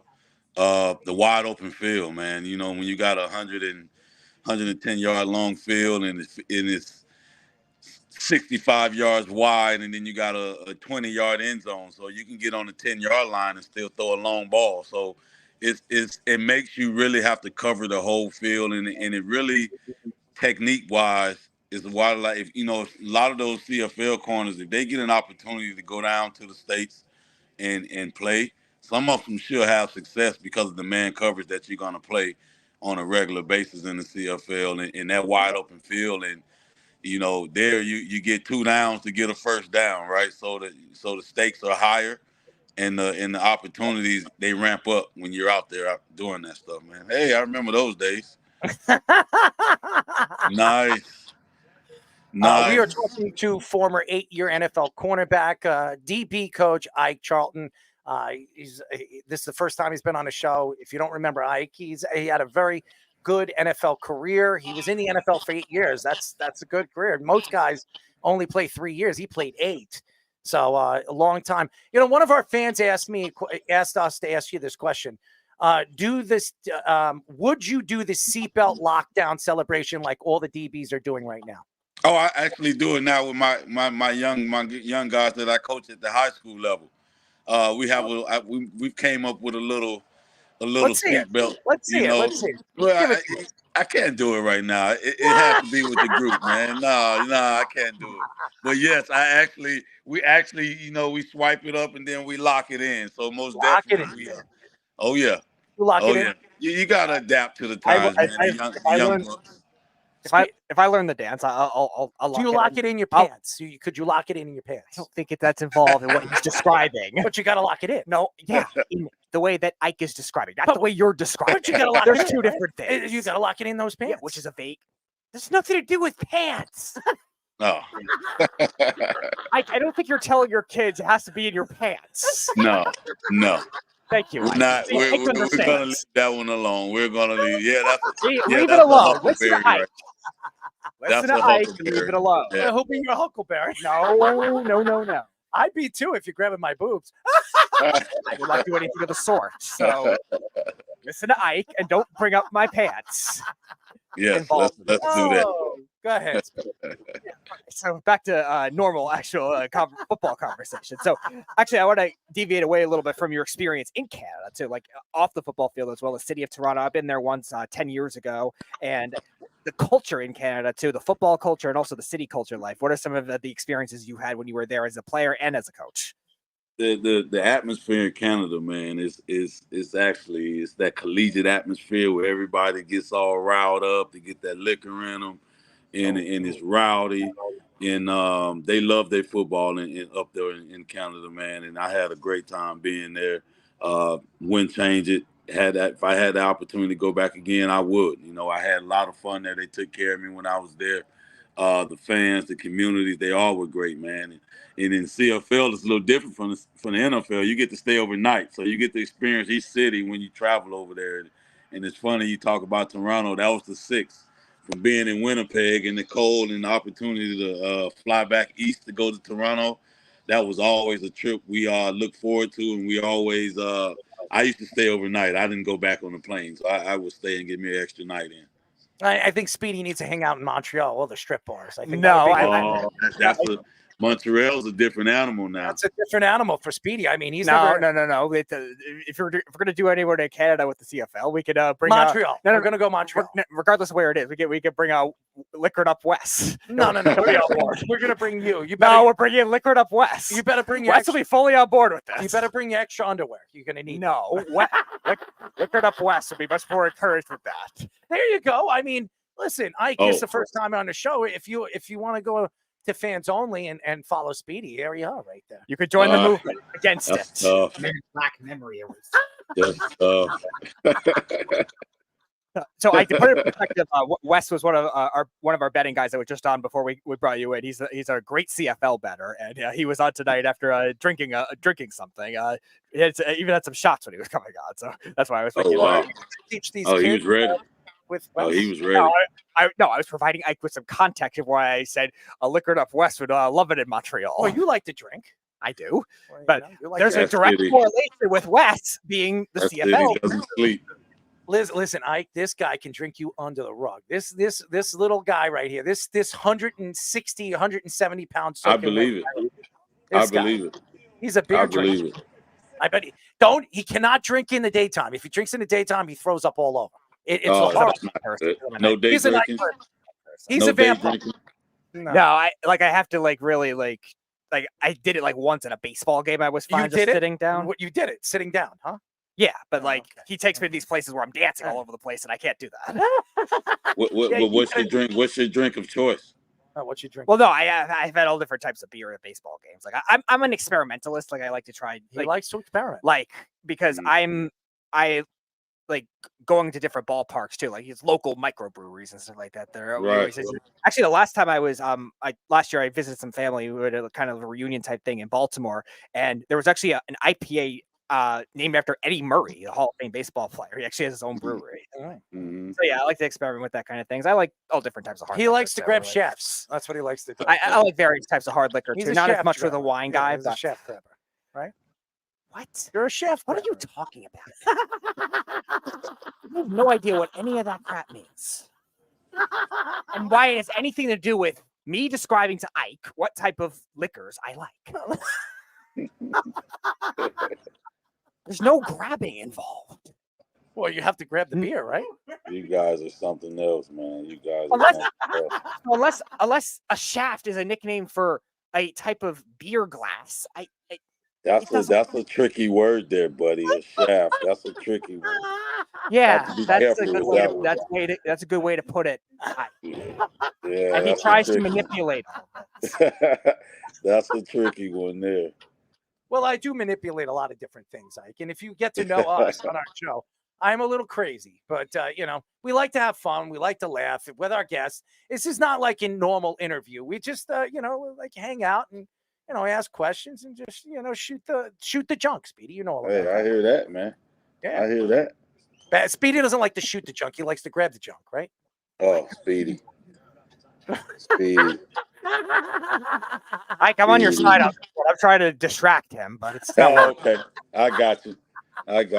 Anyways, just so everybody knows, we're talking to former 8-year NFL cornerback coach. Yes, DB coach Ike Charlton. If you don't remember him, I do remember Ike. He was a really good cornerback in the NFL, and I followed him for all those years. When Speedy told me that you were coming on the show, this is the first time you're on a show, and I'm sure you're enjoying it. My question for you is, you look at this coming season, and there are favorites. A lot of people, obviously Kansas City winning a 3-peat, but San Francisco's another team expected to be a really good team again this year. The Eagles adding Saquon Barkley, they're going to be explosive this year. Is there a particular team that stands out to you that can shock everybody and go all the way and win a Super Bowl? Why not Philly? I mean, they've been there before. They're battle tested. The way they started the season last year, man, it was crazy, right? It looked like they were unstoppable, and then they just imploded at the end of the year. So with the addition, they picked up a good addition, another addition for their offense. With that in the division trade there, which is unheard of, but it was made. But I can see them, contending because Jalen Hurts will be better. A lot of the expectations are again, would they? It's been a while since they had someone repeat in that division, but I think they can go ahead and get back get the nod back in that division, man. Because the Cowboys, you can't trust them. You can't trust them. And outside of them, I like the Ravens still. I like the Ravens still with the addition of the big fella in the backfield. I know they lost a big time linebacker, but they still have a really good one in there. And so I still like the Ravens to contend, man. If they stay healthy, they'll be right there. So the Patriots, I know you played for them briefly. I think you were there for 1 year in 2006 or something like that. They've had I was there for a little short period of time. Yeah, so both Tom Brady and Bill Belichick have had some drama-filled offseasons. We were just talking about Tom Brady with the broadcasting contract. He wants to buy stock in the Raiders. And Bill Belichick with all the coaching rumors that didn't come to fruition because Robert Kraft was trying to veto them. So what are your thoughts to both of the crazy offseasons those two guys have had? It's unheard of for that organization, for one. A lot of stuff that, the attention is definitely warranted because of who they are. But a lot of stuff never got out of that organization the way it does now. Ever since 12 left, it's been a downhill spiral since then. He meant so much to that organization with the things he did, and the caps, the taking of less money. So all that stuff factored in, and it's going to be hard to find another individual to do all the things that he did off the field as opposed to the greatness that he presented on the field, right? So, and Coach Belichick, who I have a lot of respect for, again, I think he's one of the GOATs to me. The way he coaches defense. Maybe he struggled down the line, when it comes to actually picking players, but he's drafted some players that has made a lot of plays and a lot of money and gold jackets, right? But to watch him coach football defensively, he's right up there, man. Is in the GOAT to me. Well, he's definitely the GOAT. I'm going to tell you this why. He's dating 25-year-olds. I mean, hey, whatever he has to do to try to stay young, I don't think it's gonna work. But he's popping a lot of Viagra pills. There's no question that he salute to Coach, man. Hey, when you got a lot of money like that, like he has. What I'm gonna do? I gotta send him some.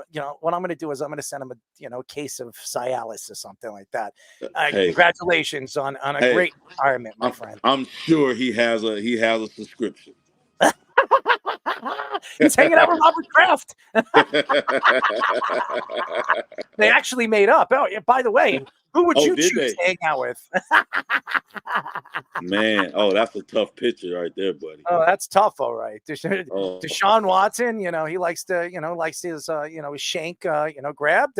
Robert Kraft. He likes to hang out in those places. Antonio Brown doesn't know where the hell he is, and Draymond Green likes to hang out on, Snapchat, showing his and kicking those places. Man, it's tough. It is tough. Well, I don't know what it is with these guys. Who would you hang out with? Who would I hang out with this group? Yeah. Let me see. I actually, I know I spent a little time with Deshaun Watson when I was with the Houston Texans with the Bill Walsh minority coaches thing. I was down there for a little bit. Used to talk to him for a little bit. You know what? I'm hanging out with Robert Kraft, man. Mr. Kraft. I'm hanging out with him, man. He's the GOAT, man. We PJing, we're island, and he lives it up. He lives it up. So I'm hanging out with Mr. Kraft. All right, man. So let's set that up. I mean, let's all go to a massage parlor with Mr. Kraft on him. Mr. Kraft, he keeps him a little young thing too, a lot too, huh? I'm sure he does. I'm just gonna stay. I'm gonna make sure that my table's a little way, a little far from his, because I don't want. I have no interest in him grabbing me. No shaft action. No shaft. Speedy, you're all about the shaft. I'm not involved in any massage parlor shenanigans. We really appreciate the time. I know you're very, very busy. I hope your daughter is getting better, and we will get you on very, very soon. Oh, man, I appreciate it, man. I have fun anytime. Oh, you're the best. Thank you. All right, thanks. All right, have a good one. Ike Charlton, fantastic, great personality, good person, and a good dad. He spends time with his daughter, makes sure that his daughter's healthy. We have one more segment, okay? I do want to finish it up. I want to get it in, Speedy. You know about getting it in, right? I don't know. You don't know about getting things in? No. I want you to slide it right in. You have to slide it in. No. You good with it? I don't know. Like a balloon, you know? Blowing a balloon. Whatever. I put all the guys on. We got to get them on. In an interview with The Athletic, Jayson Tatum said it was a lot dealing with being on the bench throughout the Olympics. He also said his experience with Team USA was not what he expected. Tatum said all the debates of whether he was a championship caliber player and deserved to be benched during the Olympics was even more than he expected. He added that this was the first time since he started playing basketball at the age of 3 years old that he was never not on the court. The most minutes Tatum played in the Olympic Games was 17. Steve Kerr stepped down as Team USA's head coach last week, and either Tyronn Lue or Eric Spoelstra will replace him. Steve Kerr was wrong. I don't care what anybody says. I don't care if they won the Olympics. They were embarrassed by Serbia, and the fact that they got over the hump because Steph Curry got hot at the end of the game. Jayson Tatum is the face. Him and Anthony Edwards are the two faces of Olympic basketball moving forward, Team USA basketball. And to not play him as much as they should have played him, I don't care. And I know what I know me and Keith are going to disagree about this. Jayson Tatum is one of the top 7 players in the league. He's one of the top 7 players in the league. To only play him as much, first of all, he didn't play in 2 of the games, and the most he's played in 17 minutes. Did he play well? No. Did he play in the well in the playoffs? No. But he's still one of the best American-born players right now in all of the NBA. And I know LeBron James and Steph Curry and KD are on their final run for the Olympic Games. I understand that. And they were out there to try to win gold for Team USA. But what is that going to tell these youngsters like Anthony Edwards and Jayson Tatum in the future, 4 years from now, when Team USA is getting picked? Grant Hill is a part of the picking and says, Jason, do you want to play for Team USA? And he comes out and says, no, I don't want to play for Team USA. You disrespected me 4 years ago. I mean, this is what's going to happen. What happens if Jaylen Brown and Jayson Tatum says, you know what, I don't want to play for Team USA? And then they have to go reach. And we've seen this. Besides the Olympics, when the World Championships, Team USA is a shell of themselves because they put a team together that some of these players, yeah, they're good players, but they're not superstar players. And we never win. We never win the World Championship games because our best players aren't playing in the World Championships. They only want to play for the Olympics because they want to win a gold goddamn medal. Jayson Tatum, Jaylen Brown, these guys are the future of Team USA basketball. And when you don't play them or you don't pick them to be on the Olympic team, what does that say about Team USA basketball? It means that Team USA basketball is losing their credibility. And Anthony Edwards, he speaks out, and we had Tim Hardaway on the show, and he took shots at what Anthony Edwards was saying. These guys think they could say whatever they want. They're free to say whatever they want now because they run the league. In those days, if you say something about Michael Jordan, you know what Michael Jordan's going to do when he plays you? He's going to score 52 on you. It's not like that anymore because LeBron James is running the league, because he's on his hands and knees telling JJ Redick, you're going to coach the team while I'm running the team. I just think basketball is falling off. The NBA is falling off because it's not run by the owners anymore. It's not run by the league. It's run by the players. Adam Silver doesn't even know how to run this league anymore. Yeah, he's bringing in these new, TV contracts. Me and you could bring in those TV contracts. Internationally, it's growing all over the place. 200 and some odd countries. Why? Because of Michael Jordan and LeBron James. I just think that it's sad the way the AAU leagues are moving and the way the Olympic team is being built, being pushed. Grant Hill is running the Olympic team. I love Grant Hill as a player. He comes from Duke. I loved him as a player for 5 years before he got hurt. He was a sensational basketball player. People were comparing him to Michael Jordan. Everybody's trying to be compared to Michael Jordan, as Anthony Edwards is getting compared to Michael Jordan. None of them are Michael Jordan. None of them. And stop with this team could have beaten the dream team. It's ridiculous. It's a ridiculous statement. And Grant Hill, open your goddamn eyes. How the hell do you pick White over Jaylen Brown? Oh, because he's a better team player? Oh, he played. That's great that he played great as the point guard. Who do you want on your team? If you were to take a player right now, White or Brown, who are you taking? You're taking Jaylen Brown. And don't tell me that. And then Paul Pierce and Kevin Garnett coming out and saying that they would take Jayson Tatum over Giannis. If that's the trick and that's the reason, why the hell wasn't Jayson Tatum playing on the Olympic team? Why was he being sit on the bench when he's a top 7 player in the NBA? I don't know, because Steve Kerr doesn't know what the hell he's doing. Meanwhile, Giannis is carrying that Greek team as far as he could. And that's why he stepped down, because he knows that none of those players are going to be. He was forced to step down. I'm just letting you guys know this. He stepped down because he knew that after not playing Jayson Tatum and Jaylen Brown wasn't picked on the team, that none of those guys are going to play for him in 4 years. So he had to step down.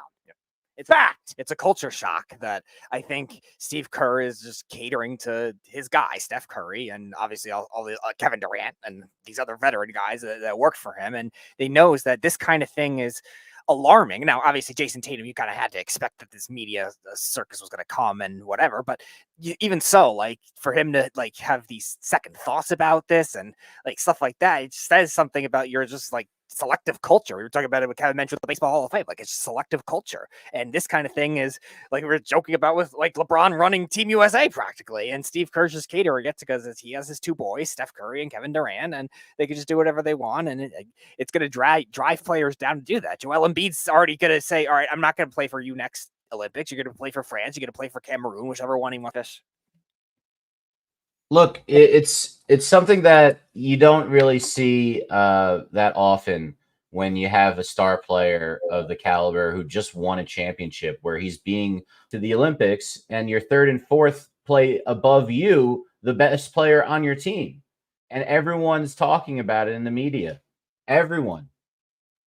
It's embarrassing. And he felt it. I don't think anyone's had a worse summer that could have been so successful in his career as Jayson Tatum if I hadn't just witnessed what happened to Drake this summer. Wow. That's because Drake is an idiot. Okay. I've heard a lot of things about Drake. I have my friend actually bounces out in Bridgehampton, and he told me that Drake was over there, and he says he's a selfish piece of garbage. He says he's all about himself, and that when he walked into the place, everybody had to kiss his feet. So I'm not surprised. I heard that story. And again, I know Drake. I've met Drake before. He was very nice to me. And one of the reasons, because I know his DJ, I grew up with his DJ. So he was very polite to me, but I could see, I've heard stories that he was such a good person, getting into the hip hop game. And now he's just a piece of garbage because he thinks he's the best and that he can't be touched. But that's everything. Once you break through and you feel like your personality changes. I would never do that. But there are people out there that their personality changes when they become something special. So unfortunately, he Drake got absolutely destroyed in that rap beef. And he wants to restart it, and it's just not going to happen because Kendrick Lamar, Kendrick Lamar, he's unique himself, and I think I understand why everybody has a lot of respect for Kendrick, because Kendrick is real and Drake is not. And Drake talks about, living in the ghetto. He grew up in Toronto. Give me a break. So, I mean, when he says he lived in the ghetto, I've been to Toronto quite a few times. It's beautiful. It's a beautiful city. There might be like 1/4 of a mile of ghetto. I mean, you have to be very wealthy to live in Toronto. So I just, him talking about, where he grew up. I've seen where he's grown up. It's all bull crap. So. He got 3 of like the best diss tracks I've ever heard dropped on him within a week. It's like getting dunked on by everyone on your team. That's like the equivalent of what happened. It was just a destruction. And it was and the last one is the song of the summer that he put out. Not Like Us. It's playing everywhere. It's everyone's making TikTok videos to it. an annihilation. Everybody wants to dance to it. I mean, how do you dance to a song like that? Because he put a little dance beat at the end to make everyone dance on the grave of Drake. I'm a It was dancer and I would thing. dance to that track. I Look, wouldn't I've been out on Drake. I'll say this. I've always wanted to give this take. I've been out on Drake since day one when his first line in his first song was something about he doesn't play on sprained ankles. And I swear to God, it was the softest line I've ever heard in my entire life. When I personally would wrap my own ankle, like a sprained ankle, ain't nothing to play with. You're so tough, Drake. Do you know what he was saying when he says, I know. can't play on sore ankles because he's always on his hands and knees? Speedy, you know all about that, right? What are your thoughts? Team USA did do a lot of questionable things. They did do a lot of silly things that we have discussed and whatnot. I definitely wouldn't have, kind of treated Jayson Tatum the way that it went down or whatever. But I don't know, in a certain way, with Jayson Tatum saying it was a lot, the coverage and whatnot. I don't know. It's kind of coming off like he's a bit jealous, kind of like a big baby in a way. Him just coming off the NBA Finals after eluding him for so long, I get why it's like he wanted to just get right into the Team USA and have that championship mentality because it was instilled in him and integrated in him for many weeks beforehand. But, like you mentioned in that one report you're reading, this is like the first time ever since he was a child he didn't step onto the court. I don't know. That seems kind of useless. Would you accept the gold medal when you did nothing for it?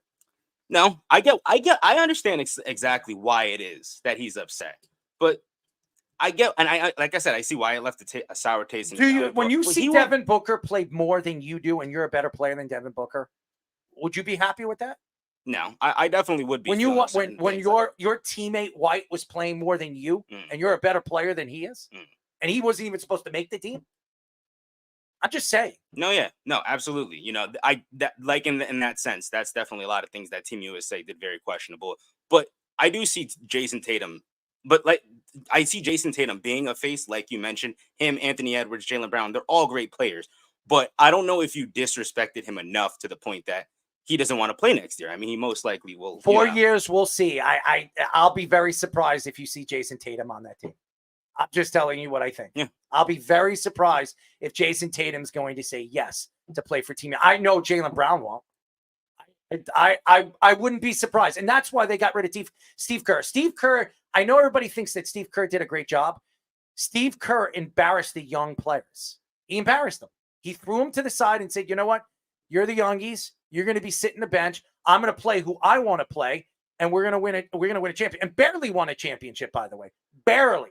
They shouldn't have beaten Serbia. I'm just sorry. They were getting their butts whipped by Serbia throughout that game until the fourth quarter. They did get lucky in that game. They did. In the last of the fourth. I don't know. I'm sorry, but I could see why Jayson Tatum's upset. I wouldn't be happy either. Yeah, he was better in the Olympics because he did everything that they wanted him to do. Again, if you gave Jayson Tatum as much time on that court, I think Jayson Tatum would have done just as much as Devin Booker. Devin Booker is a good player. He's not Jayson Tatum. Stop it. He's not. Devin Booker's a great player. Is he a top 10 player? He's not. Jayson Tatum is. He is a top 7 player in the NBA. And to say that he's not is ridiculous. It is ridiculous, but he's not better than the Greek Freak. I'm just letting everybody know that. Anyways, that's it for our show, ladies and gentlemen.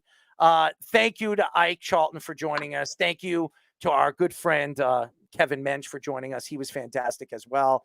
Had a lot of fun on the show tonight. Yeah, I listen, Keith, I know. They won. Good for them. They won because LeBron James, again, was running the Olympic team. It wasn't Grant Hill. It wasn't any of the, the directors of Team USA basketball. It was LeBron James. Kawhi Leonard didn't play on this team because LeBron James didn't want him there. Jayson Tatum didn't play in a lot of games because LeBron James didn't want him on the court. Those are the facts, ladies and gentlemen. Maybe Jose Canseco was hanging out with LeBron James. Speedy, you know all about that, right? Not even in the slightest. Would you let Jose Canseco grab your bat? No. You wouldn't let him grab your bat? Why not? No. Why? I'm not letting that muscular guy grab me. No, grab your bat. Yeah, I know what you're referring to. Nice try. Well, your shaft? No. No? He's not grabbing anything. Would you hang out with him? I don't know. You would hang out with Jose Canseco. What kind of drink would you drink with him? I don't know.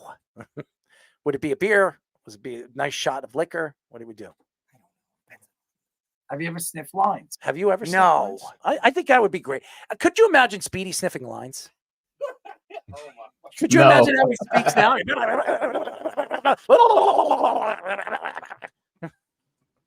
Speedy, that would be you.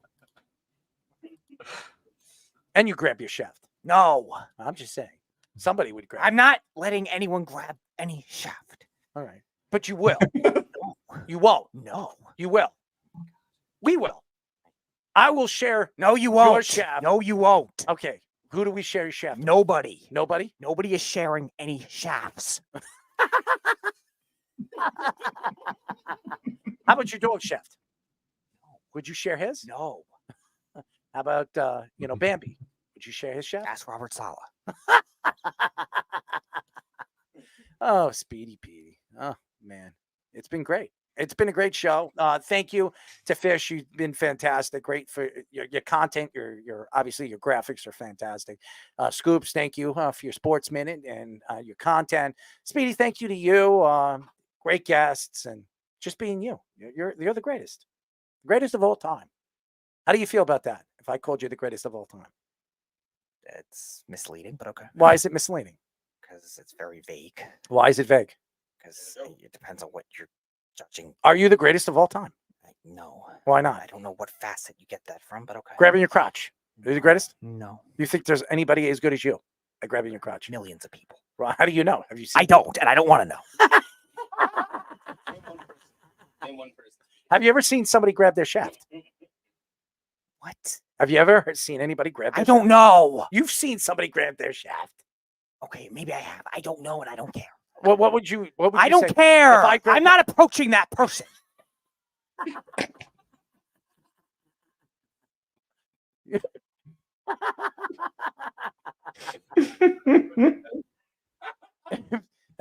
If Ike was grabbing a shaft, would you hang out with him?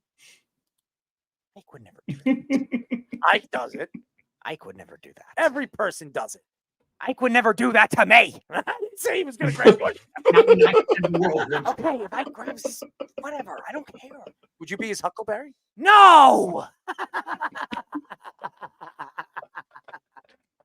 Oh man, that's great. Ugh. You're great. It's fantastic. Anyways, thank you to Ike for joining us. He's fantastic. Again, thank you to Mr. Mench for being a mensch. Speedy, he was a mensch. You're a mensch. We're all a mensch. He's a mensch. We're all a mensch. Anyways, thank you again. We'll be back on Tuesday. Remember, Thursday night, we will be live at Miller's Ale House, September 5th. It will be fun. We will air it, so you'll have an opportunity to watch us live on Thursday night for Thursday Night Football. Kansas City and Baltimore doing a live show in front of a live audience. We'll be very excited about that. Speedy, you're excited? Would you grab your crotch in front of people? No. Even if somebody dared you? No. Wing eating contest, would you be a part of it? No. Why not? I have to deal with the show. No, but we are dealing with the show. But if we put you No. in a wing eating contest. No. You think you could beat me in a wing eating contest? No. Why not? Because Why? Because why? too much. I'm not good with fast stuff. Yeah, fast. You don't like doing things fast. No. Slow. All slow, right? Just regular, normal pace. Rape, just normal pace, rubbing, everything. Yeah. Wings. That's about making the wings, not what you're describing. Why? You wouldn't rub a wing? I'm not the one making the wings. You rub sauce or dry rub is not sauce. That's the difference.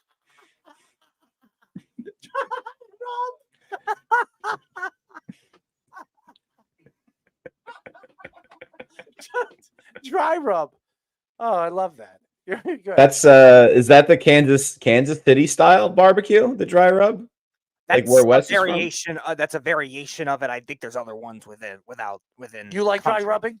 Dry rub is less sauce. It's similar types of Just dry. flavor. Yeah. It's dry. It's a powder. It's a powder. I don't know if it's powder seasoning, like how you would describe it. I'm not like an expert with this type of. Are you an expert with dry rubbing? No, I'm saying I'm not. What's your favorite dry rub? I'm trying to think. Think. I haven't had it much. I figured.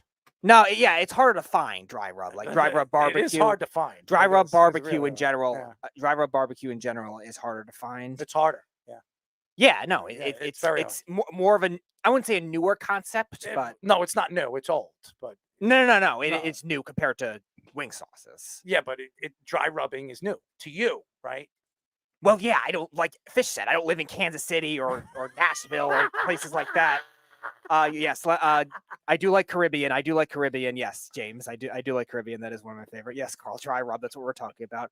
I think there was a smoky. I think it was something Caribbean, James. So you went to Smoky Bones and you dry? No, Okay, I'm just figuring this out. I'm talking about dry rub. You not pay attention. I am. I'm talking about dry rub. Yeah, you're talking about something stupid.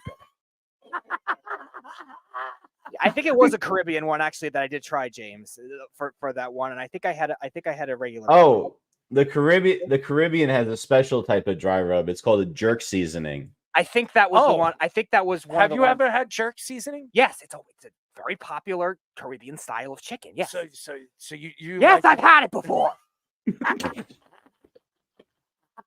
Jerk in Caribbean. Yes, I do, Carl. Caribbean jerk. Have Yes, that is a type of wing sauce and chicken. Okay. Caribbean jerk. Yes. And dry rub. Jerk. Yes, there is a dry rub variation that was Caribbean too. Caribbean jerk. I forget there was 3 flavors I've had of it. One of which was it was a smoky barbecue. Smoky burger. There was a Caribbean and there was one other one I don't remember offhand. What do you like, dry rubbing or jerking? It's not a verb. I'm not just dry rub. All right. Dry rub is a variation of chicken All right. or wing. Which one do you want? No ing. Do not say All right. the ing. All right. Do you like the Caribbean jerk?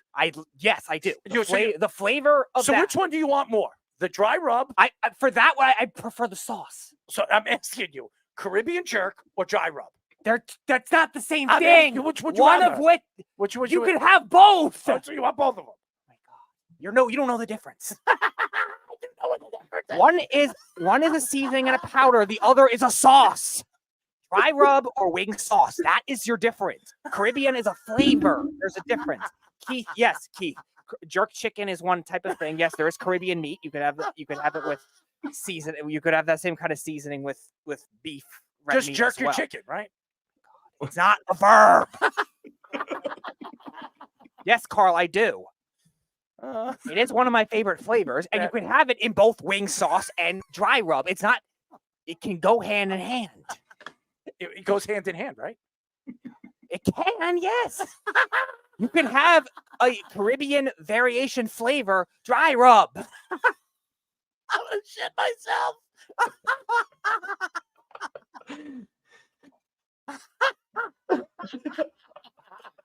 Yeah, can't wait for you to be wanting Jamaica after this. There's the drop, Tommy. Oh.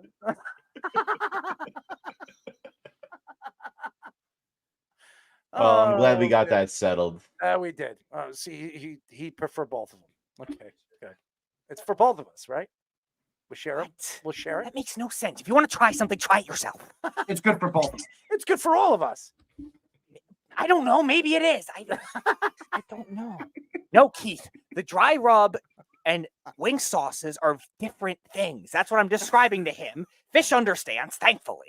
Carl understands. I think we all understand. No, you're going all over the place. All right, that's it for our show. I'm going to say goodnight, and we'll talk to you next week. Good night, everybody. It's the Worldwide Sports Radio Network.